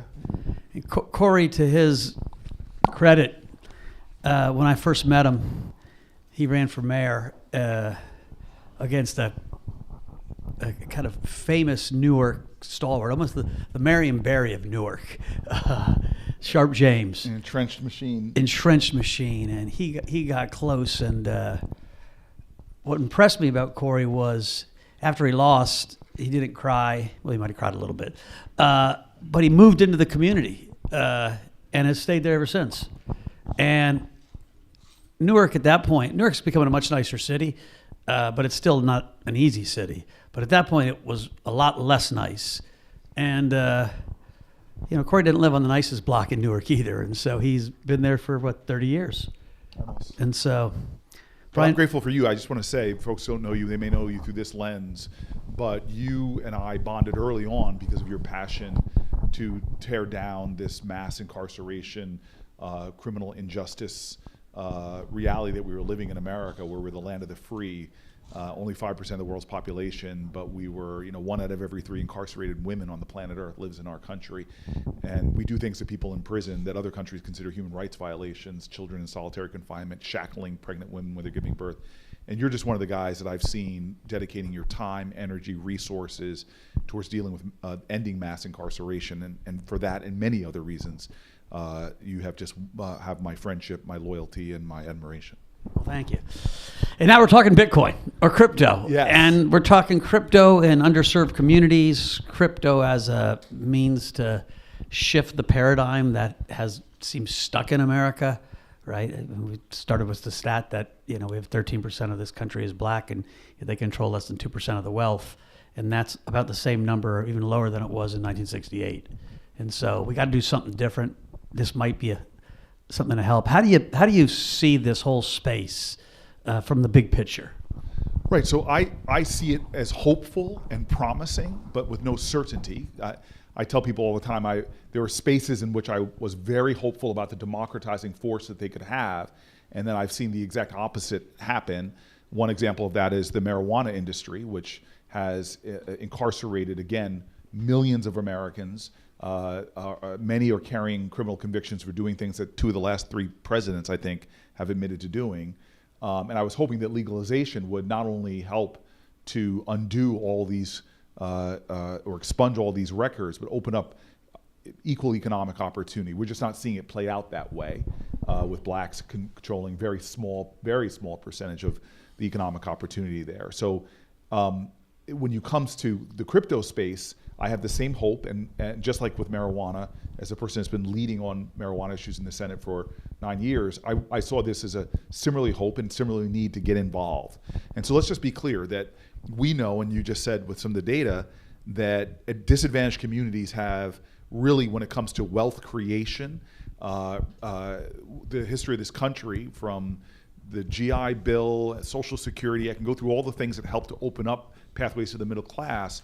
Black and brown communities often have been systematically and deliberately excluded from these opportunities, from redlining to even practices with agricultural loans, who was allowed to have access to capital, who wasn't. And so in my community, I live, as was said, and I'm the only senator, I think, that lives in a black and brown low-income community. I see how these large financial institutions really take advantage of our communities, whether it's all these banking fees that are heaped upon folks, whether it's all the people who are trying to seduce folks into payday lending, into rapid refunds, check cashing, and all of these things make financial distress, as James Baldwin once said. Anyone who's been poor knows how incredibly expensive it is to be poor. And so for me, the blockchain technology, let's leave the digital assets aside for a second, it got me very excited. Web 3.0 has me really hopeful that this could help to disrupt, to decentralize, to empower individual Americans in ways financially that we haven't seen. And the incredible person who sat in this seat, I'm not sure if I'm worthy to sit here after her, who was just talking about it in terms of challenges internationally. We know already that people are using blockchain and digital assets to disintermediate people who are doing money transfers back to their country. Point of sale, the credit card swipe fees. We're seeing small businesses and entrepreneurs find ways to get around these things. And so my whole area is, I have a lot of hope, but that's not enough. I think hope without work has led to a lot of despair. And so I'm trying to figure out ways of getting into this space to try to preserve the powerfully democratizing elements that can really help communities thrive and control against what we're already seeing is people who want to exploit folks, or there's no consumer protections in place, or other games that I think are being played that limit it. So I see a future that is definitely going to be Web3, that blockchain. I'm not sure what's going to happen with the first wave of crypto assets. It reminds me of the Web 1, where we had you and I were about the same age. I see all these .com companies blow up and then explode. But later on, suddenly we're seeing those same ideas flourish, but just in different ways. And I think that's going to be similar to this. We've seen Terra come up and then explode, but some of the basic core ideas are still powerful. We're just going to have to see where they play out. What my fear is, as my final point, is my fear is that government will get it wrong and over-regulate or not create clear a framework that to allow innovation to thrive. And I've seen too much of that in my short time in the Senate, where government has not moved at the speed of innovation or not helped nascent technologies to thrive like they did with mainframes, satellite technology, sat-nav, jet engine. There was a more government leaning in, working with innovators to create new possibilities. But recently I've seen some bad cases where that hasn't been the case, and this could be one. Yeah, and what makes it complicated is we do need some regulation. We do need some consumer protection. But I stood on stage after stage and looked at the crypto community as the oldest guy in the whole space, or at least one of the oldest guys, and said, we're not old though. I know. I identify as Gen Z, by the way. Right. And by the way, if you come to the Senate, you'd be really young for a senator. You know, and I would say we need to self-regulate, or they're going to regulate us. And we did a really shitty job of self-regulating. You know, you look at companies like Celsius. When I said what I would do to the CEO, my daughter told me that was toxic masculinity.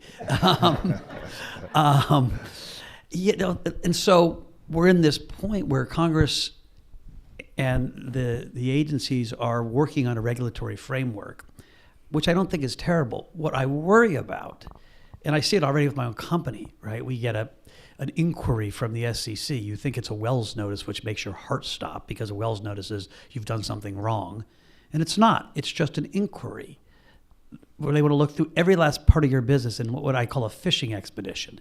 And it will probably cost us $1.5 million in legal fees. And so if you're a small company, there's no way you're even a medium-sized company, you got an extra $1.5 million lying around to pay legal fees on a fishing expedition. You know, forget the enforcement of lots of just simpler regulation in small companies. And so what worries me is it's hard to have a carve-out for the small businesses. Many who are represented here, guys who are getting started in new businesses. We've got a tax regime that's completely unclear, accounting principles that are unclear. And so that's my big worry, is that you guys with good intentions are going to cut out half the people that you want to help. Right, and that's my concern obviously as well. I come at crypto not to help friends of mine who have wealth get more wealth. I come at crypto with a lens of the community in which I live, which is how do we create a regulatory framework that is empowering to small businesses, empowering to individual consumers, and creates more pathways to prosperity. And so, I could give you so many industries in just a short 9 years. I've watched the government over-regulate. The drone industry is a great example, where other countries were doing all this drone innovation, using drones to fix poles, survey mines. We weren't issuing any licenses whatsoever. We're overprotecting, overcautious. And I said to the head of the FAA in a hearing, I said, look, if you were around during the time of Orville and Wilbur Wright, we would have never gotten the plane industry off of the ground. And so that's my concern, that there are some people on my side of the aisle that think it's this infantilization of consumers, that we want to protect you, so we're going to make it illegal for you to even trade in these spaces.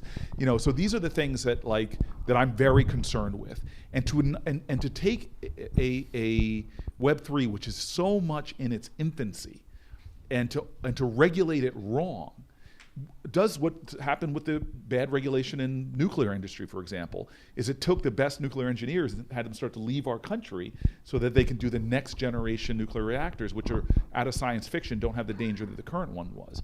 And so here in this industry, if we regulate wrong, we're going to move. We already have. Yeah. We've already moved a lot of people offshore. No, it is frustrating, and it's a real risk. What's complicated about crypto is it's not one thing. Right. There's Bitcoin, which is a monetary phenomena, right? It's a monetary policy phenomena. There's Web3 NFTs. I was saying this earlier, right? If you think about one lane for Black America dominates culture, but they don't own culture. Right. And here's a way for Black performers and artists and creators to start connecting to their fan bases direct. Right. And so there's a ton of hope, but even that, to have a crowdsource fundraise from your fan base to fund your next album or your next 3 albums instead of going to the A&R department at one of the big companies, you probably get 1/3 the dilution or 1/5 the dilution. There's a framework to set that framework up. That's a security. And unless you get an exemption, it's too expensive. And so it's too hard. So that's where I need you guys to get into the detail.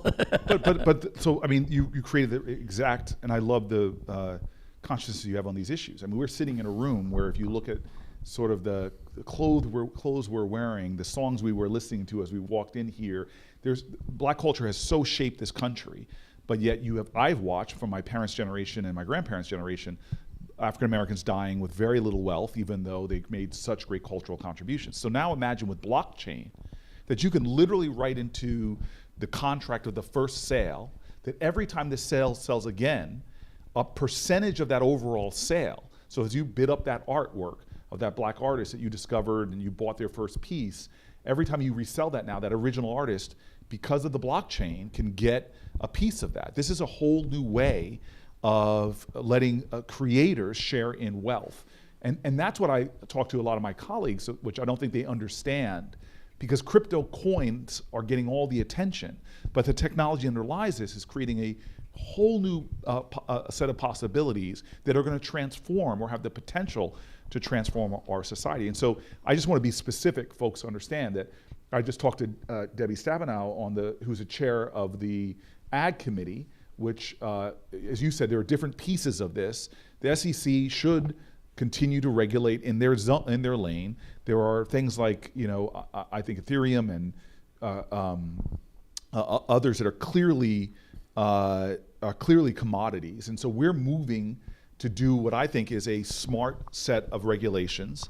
I'm hoping we can get the bill out of committee in this Congress and maybe get it voted in the lame duck, that would create some really clear rules for the road and then do some other things. So one of the things I put into it specifically was to study how disadvantaged communities are impacted so we can better have learning going on to affect future policies. Not only on the protective side, consumer protection, which is critical, but again, how do we protect a fair playing field with expanding opportunity? It was interesting. We had 2 speakers earlier.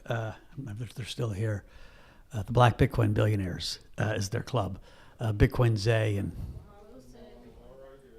Oh, they're here. Right. Right. And they have spent the last 6 years basically on an educational tour. And when I pushed what they were educating, it's just financial literacy. It's monetary policy. It's how money works. And so a little shout out to them. But part of the opportunity set that comes from advancing a new technology to people, and kids like it, is to piece that education side to it so they know what they're doing. They know why. Like, if you study and understand why people care about Bitcoin, you get really angry when Congress spends too much money. Right. But my mother, like most people don't understand the relationship between Congress spending too much money and their purchasing power.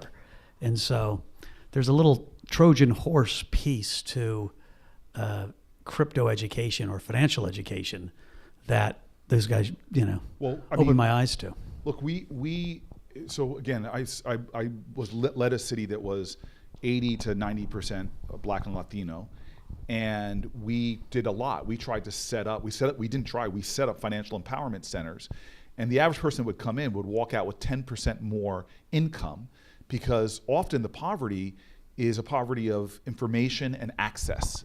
And when you start to help people get the information they need, I mean, I know, again, I'm not excluding other communities, from the Irish communities to the Chinese communities, but the Black community has centuries of experience of making a lot out of nothing, of being innovative. Making nothing out of a lot. Creating treasure out of the trash that they were given. And so some of the greatest innovation I've seen is in my neighborhood, of people who find a way out of no way. And if they were given the same kind of access over the centuries, and over this last century, it's just painful to see every time you had black wealth. Well, you know, you get bombed in Tulsa when you have a thriving business community. When you start accumulating black political power, you bring on the greatest period of domestic terrorism in the United States history, which is that period after Reconstruction falls. When bills are designed that created the greatest expansion of middle class in our country's history, which was from 1947 to 1970. Well, that was the exact same period that the greatest exclusions we were seeing written into law, like redlining and taking entire industries and exempting them, where blacks were most representative, like agricultural workers or domestics. And so that's what frustrates me, is we have this historical amnesia that we look at this period up until the time I was born, where government overtly, I mean, blacks after the Civil War owned a amount of land in the nation that was commensurate with their numbers. And then you see this very systematic racism that was excluding black farmers from access to government resources that were given freely to majority farmers. And so, and it has basically wiped out billions of dollars worth of African American land ownership in this country. And so that's why there's a great saying, Mike, you may have heard of, it can't be about us without us. And so what I've seen in the Senate in the short time I've been here, most people don't know this, I'm only the 4th black person popularly elected to the United States Senate. Before me, some guy with a funny name. Before him, it was Carol Moseley Braun. Before him, it was Edmund Brooks. So I get to the Senate, and it's the least diverse place I've ever worked. I mean, I'm talking about even in private sector law firm experiences I had. I just couldn't believe it. I poked my head into the Judiciary Committee. It's all white senators, with behind them all white staffers. And this is the committee that you and I know is dealing with some of the most consequential taking of liberty there is. And so I just started calling questions that this is why diversity matters. It's because we have different life experiences. And often a sister on the committee now, I've served with Kamala Harris now and with Mazie Hirono, they just are asking questions that the brothers often don't think to ask because we don't have that life question. So I get down there and I ask a question. You know this, who is managing the pensions? Billionaires are created regularly because of pension fund management. And these are the biggest pensions in our country, hundreds of billions of dollars. Now, red states and blue states have, from Texas to New York, they have about 5 to 10% of their pensions are being managed by emerging managers who, according to Barclays, I can show you lots of studies, get better returns than the big folks. So I just call the question, new senator, what percentage of our pensions, hundreds of billions of dollars paid in by women and minorities, is being managed by anybody who's a woman-run business or a minority business? And the answer was, 2013, not $1, 0. And so for me, when the new wave is coming, who's at the table when we're setting the rules? One of the things Chuck Schumer did that I appreciate, and Brian Schatz, the senator from Hawaii, we went to him and said, Democratic senators have staffs that don't reflect their states.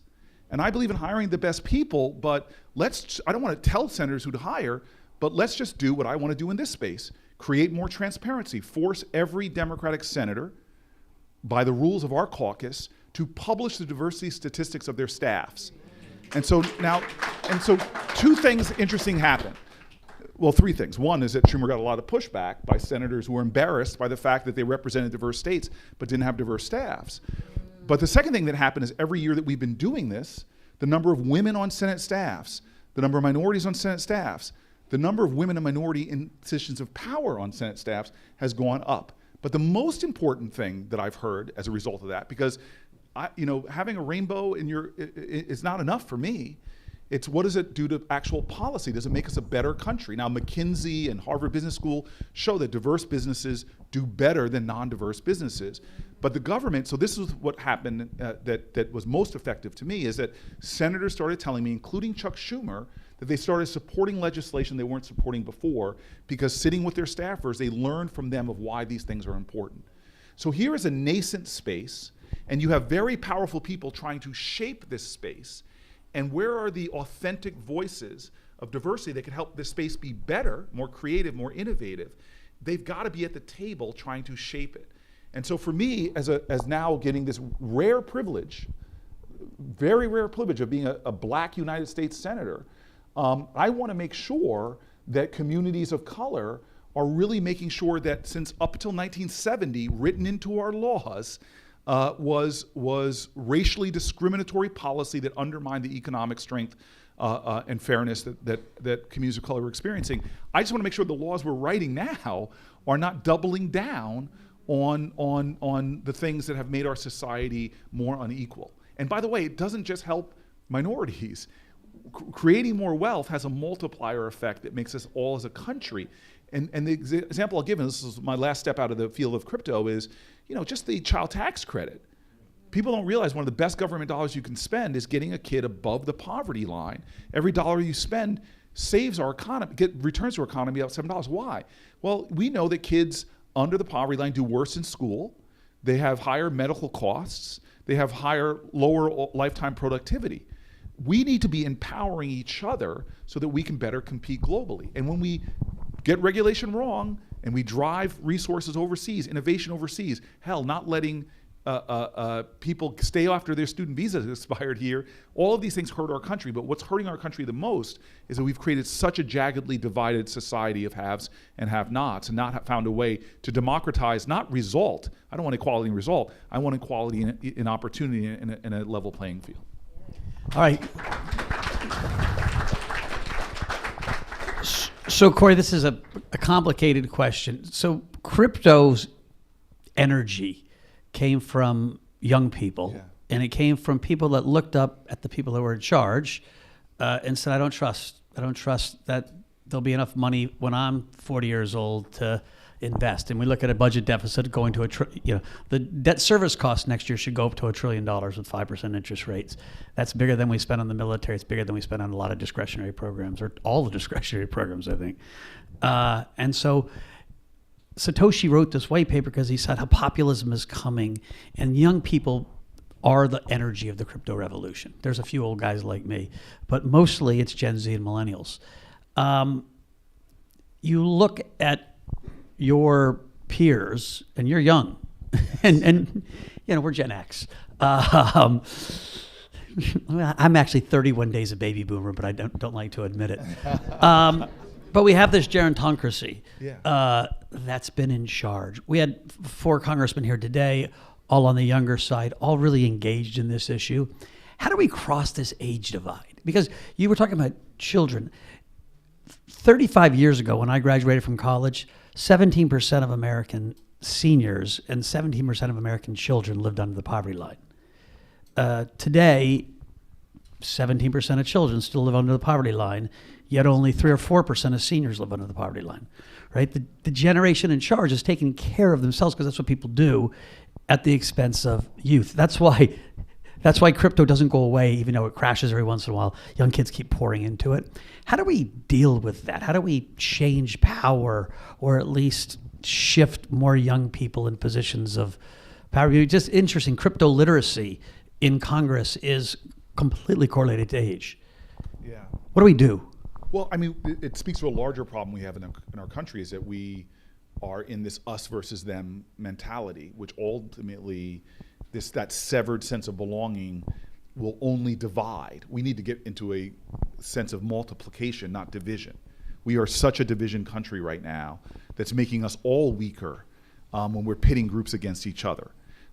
Our seniors, the retiring baby boomers right now, are in crisis because the younger generation is not, a few things. Number one, is not going to have the kind of earning power saddled by student debt.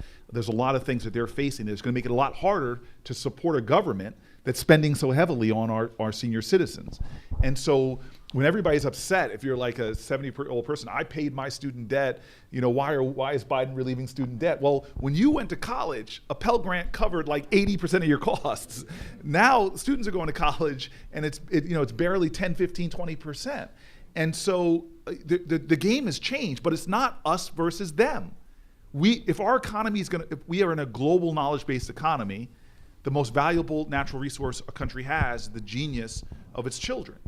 And so that's one, the whole framing that we do in this country, left, right, urban, rural, it just is so destructive. We are all in this together. Second, we all have to recognize what a great African-American female writer said: the most common way you give up your power is not realizing you have it in the first place. And there are too many people of all ages surrendering to cynicism about politics and divorcing themselves from the world, which is exactly what people who want to hoard power want you to do. And so I'm sorry, when young people vote and engage in the system and organize and utilize their power, it has a transformative impact on public policy. And so I often meet young folk who are showing me that, they remember that change doesn't come from Washington, it comes to Washington. I'm a United States Senator because there were a whole bunch of young folk who said we need a Voting Rights Act. And they marched, protested, mobilized, organized. They took power and Washington followed. Right now, more than ever, we need young people to say, wait a minute, Cory, you may not be alive 50 years from now, especially as low life expectancy black men have. He's been exercising every day. I exercise. I'm a vegan. I'm doing everything I can to be around here. Get on his Instagram. You get a little inspirational message every day. Please follow me if you want some. It's a lot of face. He gives you a lot of face. Too much face. Don't go there for the beauty. Go there for the message. Right now, we have to understand when young people speak, they move legislation. The kids coming out of Parkland, the kids who joined the protests from urban areas on gun, that's a reason why we got our first gun bill in 30 years, but that's not the only bill we got done. Laws were changed all around the country by activist young people. The climate movement is being moved and driven by activist young folks. So what I'm saying is that more than ever, we just need people to say, I'm an individual, but I have power, and I'm going to use that power not just in the private digital asset space. I want you to get your resource. I want you to create generational wealth. But understand that if you divorce yourself from this space, the space will be corrupted. And we know this because I was up on top of crypto, but I called you when you were over in Europe when late at night something was about to fly through the Senate that would have had a severe impact on this space. And because people were saying that what happens in Washington is not important, doesn't affect my life. Well, as a guy who sits there every day, I see things happening every single day that most people don't know about that affect your lives. Hell, I just cut my cable, and I saw what cable companies were able to do coming to Washington. Not only they're going to charge you for the cable, but cable companies now, because of what we did, can take your data and monetize it and sell it. You don't control your viewing data. I could go through literally 100 things in the last year alone that have deep impact on your everyday life, but people think politics doesn't matter. Guys, hopefully one day we call him President Booker, but right now, Senator Booker. Cory, thanks so much. Thank you. It's a great honor to have you guys here. It's so good to be here. And thank you. And the crypto billionaires, let's talk to them. Yeah. They're going to help fundraise they're going to help fund the presidential campaign. Let's give this panel one more round of applause. Thank you again, Mike. Thank you again, Senator Booker. And I want to bring up Sinclair Skinner one more last time. Let's give it up for Sinclair. He's the one who put on this Black Blockchain Summit. All right. Thank you so much. Thank you, everyone who made it possible. We couldn't do it without you, everyone in the room. I just want to say thank you. We have a continued activities throughout the rest of the week. Friday, tomorrow, we're going to have a series of workshops, demonstrations, as well as a reception in honor of our past dean, Brother Dr. Gary L. Harris. So if you want to come and take part in that, please do. And then on Saturday, we have our large event, which is going to be taking place in Blackburn, which is on the Student Union on the central part of campus, where we're going to have a host of speakers throughout the entire day. Brother Isaiah, Bitcoin Zay, is going to kick us off with so many good words. And we got Sister Tavonia Evans with Guap Coin, as well as the Alfred Edmond of the editor-in-chief of Black Enterprise, and a host of amazing conference discussions around NFTs, metaverse, as well as my favorite as a Bitcoin maximalist, Bitcoin. That's not the, we definitely proof of stake, proof of work, what y'all into. This is open. We don't discriminate, whatever type you in. But that being said, thank you so much. We couldn't have it without you. We're having a after party at this place called Barcode tonight. If y'all come out every night, we have an after party at this place called Barcode. It's a Black-owned restaurant downtown, open for everybody to support with your fiat.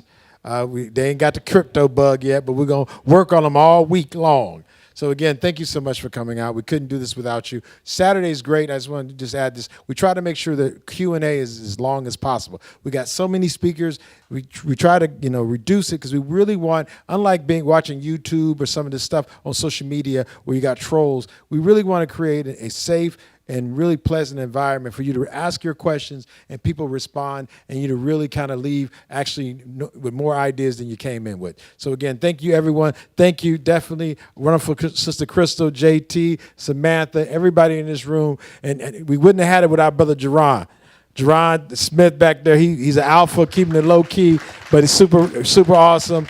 Tyler came in, made all the logistics work, and make sure we had all the representatives. My background wouldn't allow me to ask any of these folks to come. They wouldn't have came. But we appreciate Brother Tyler and Jerron to make that happen. And that's it. Thank you, guys. Appreciate you so much.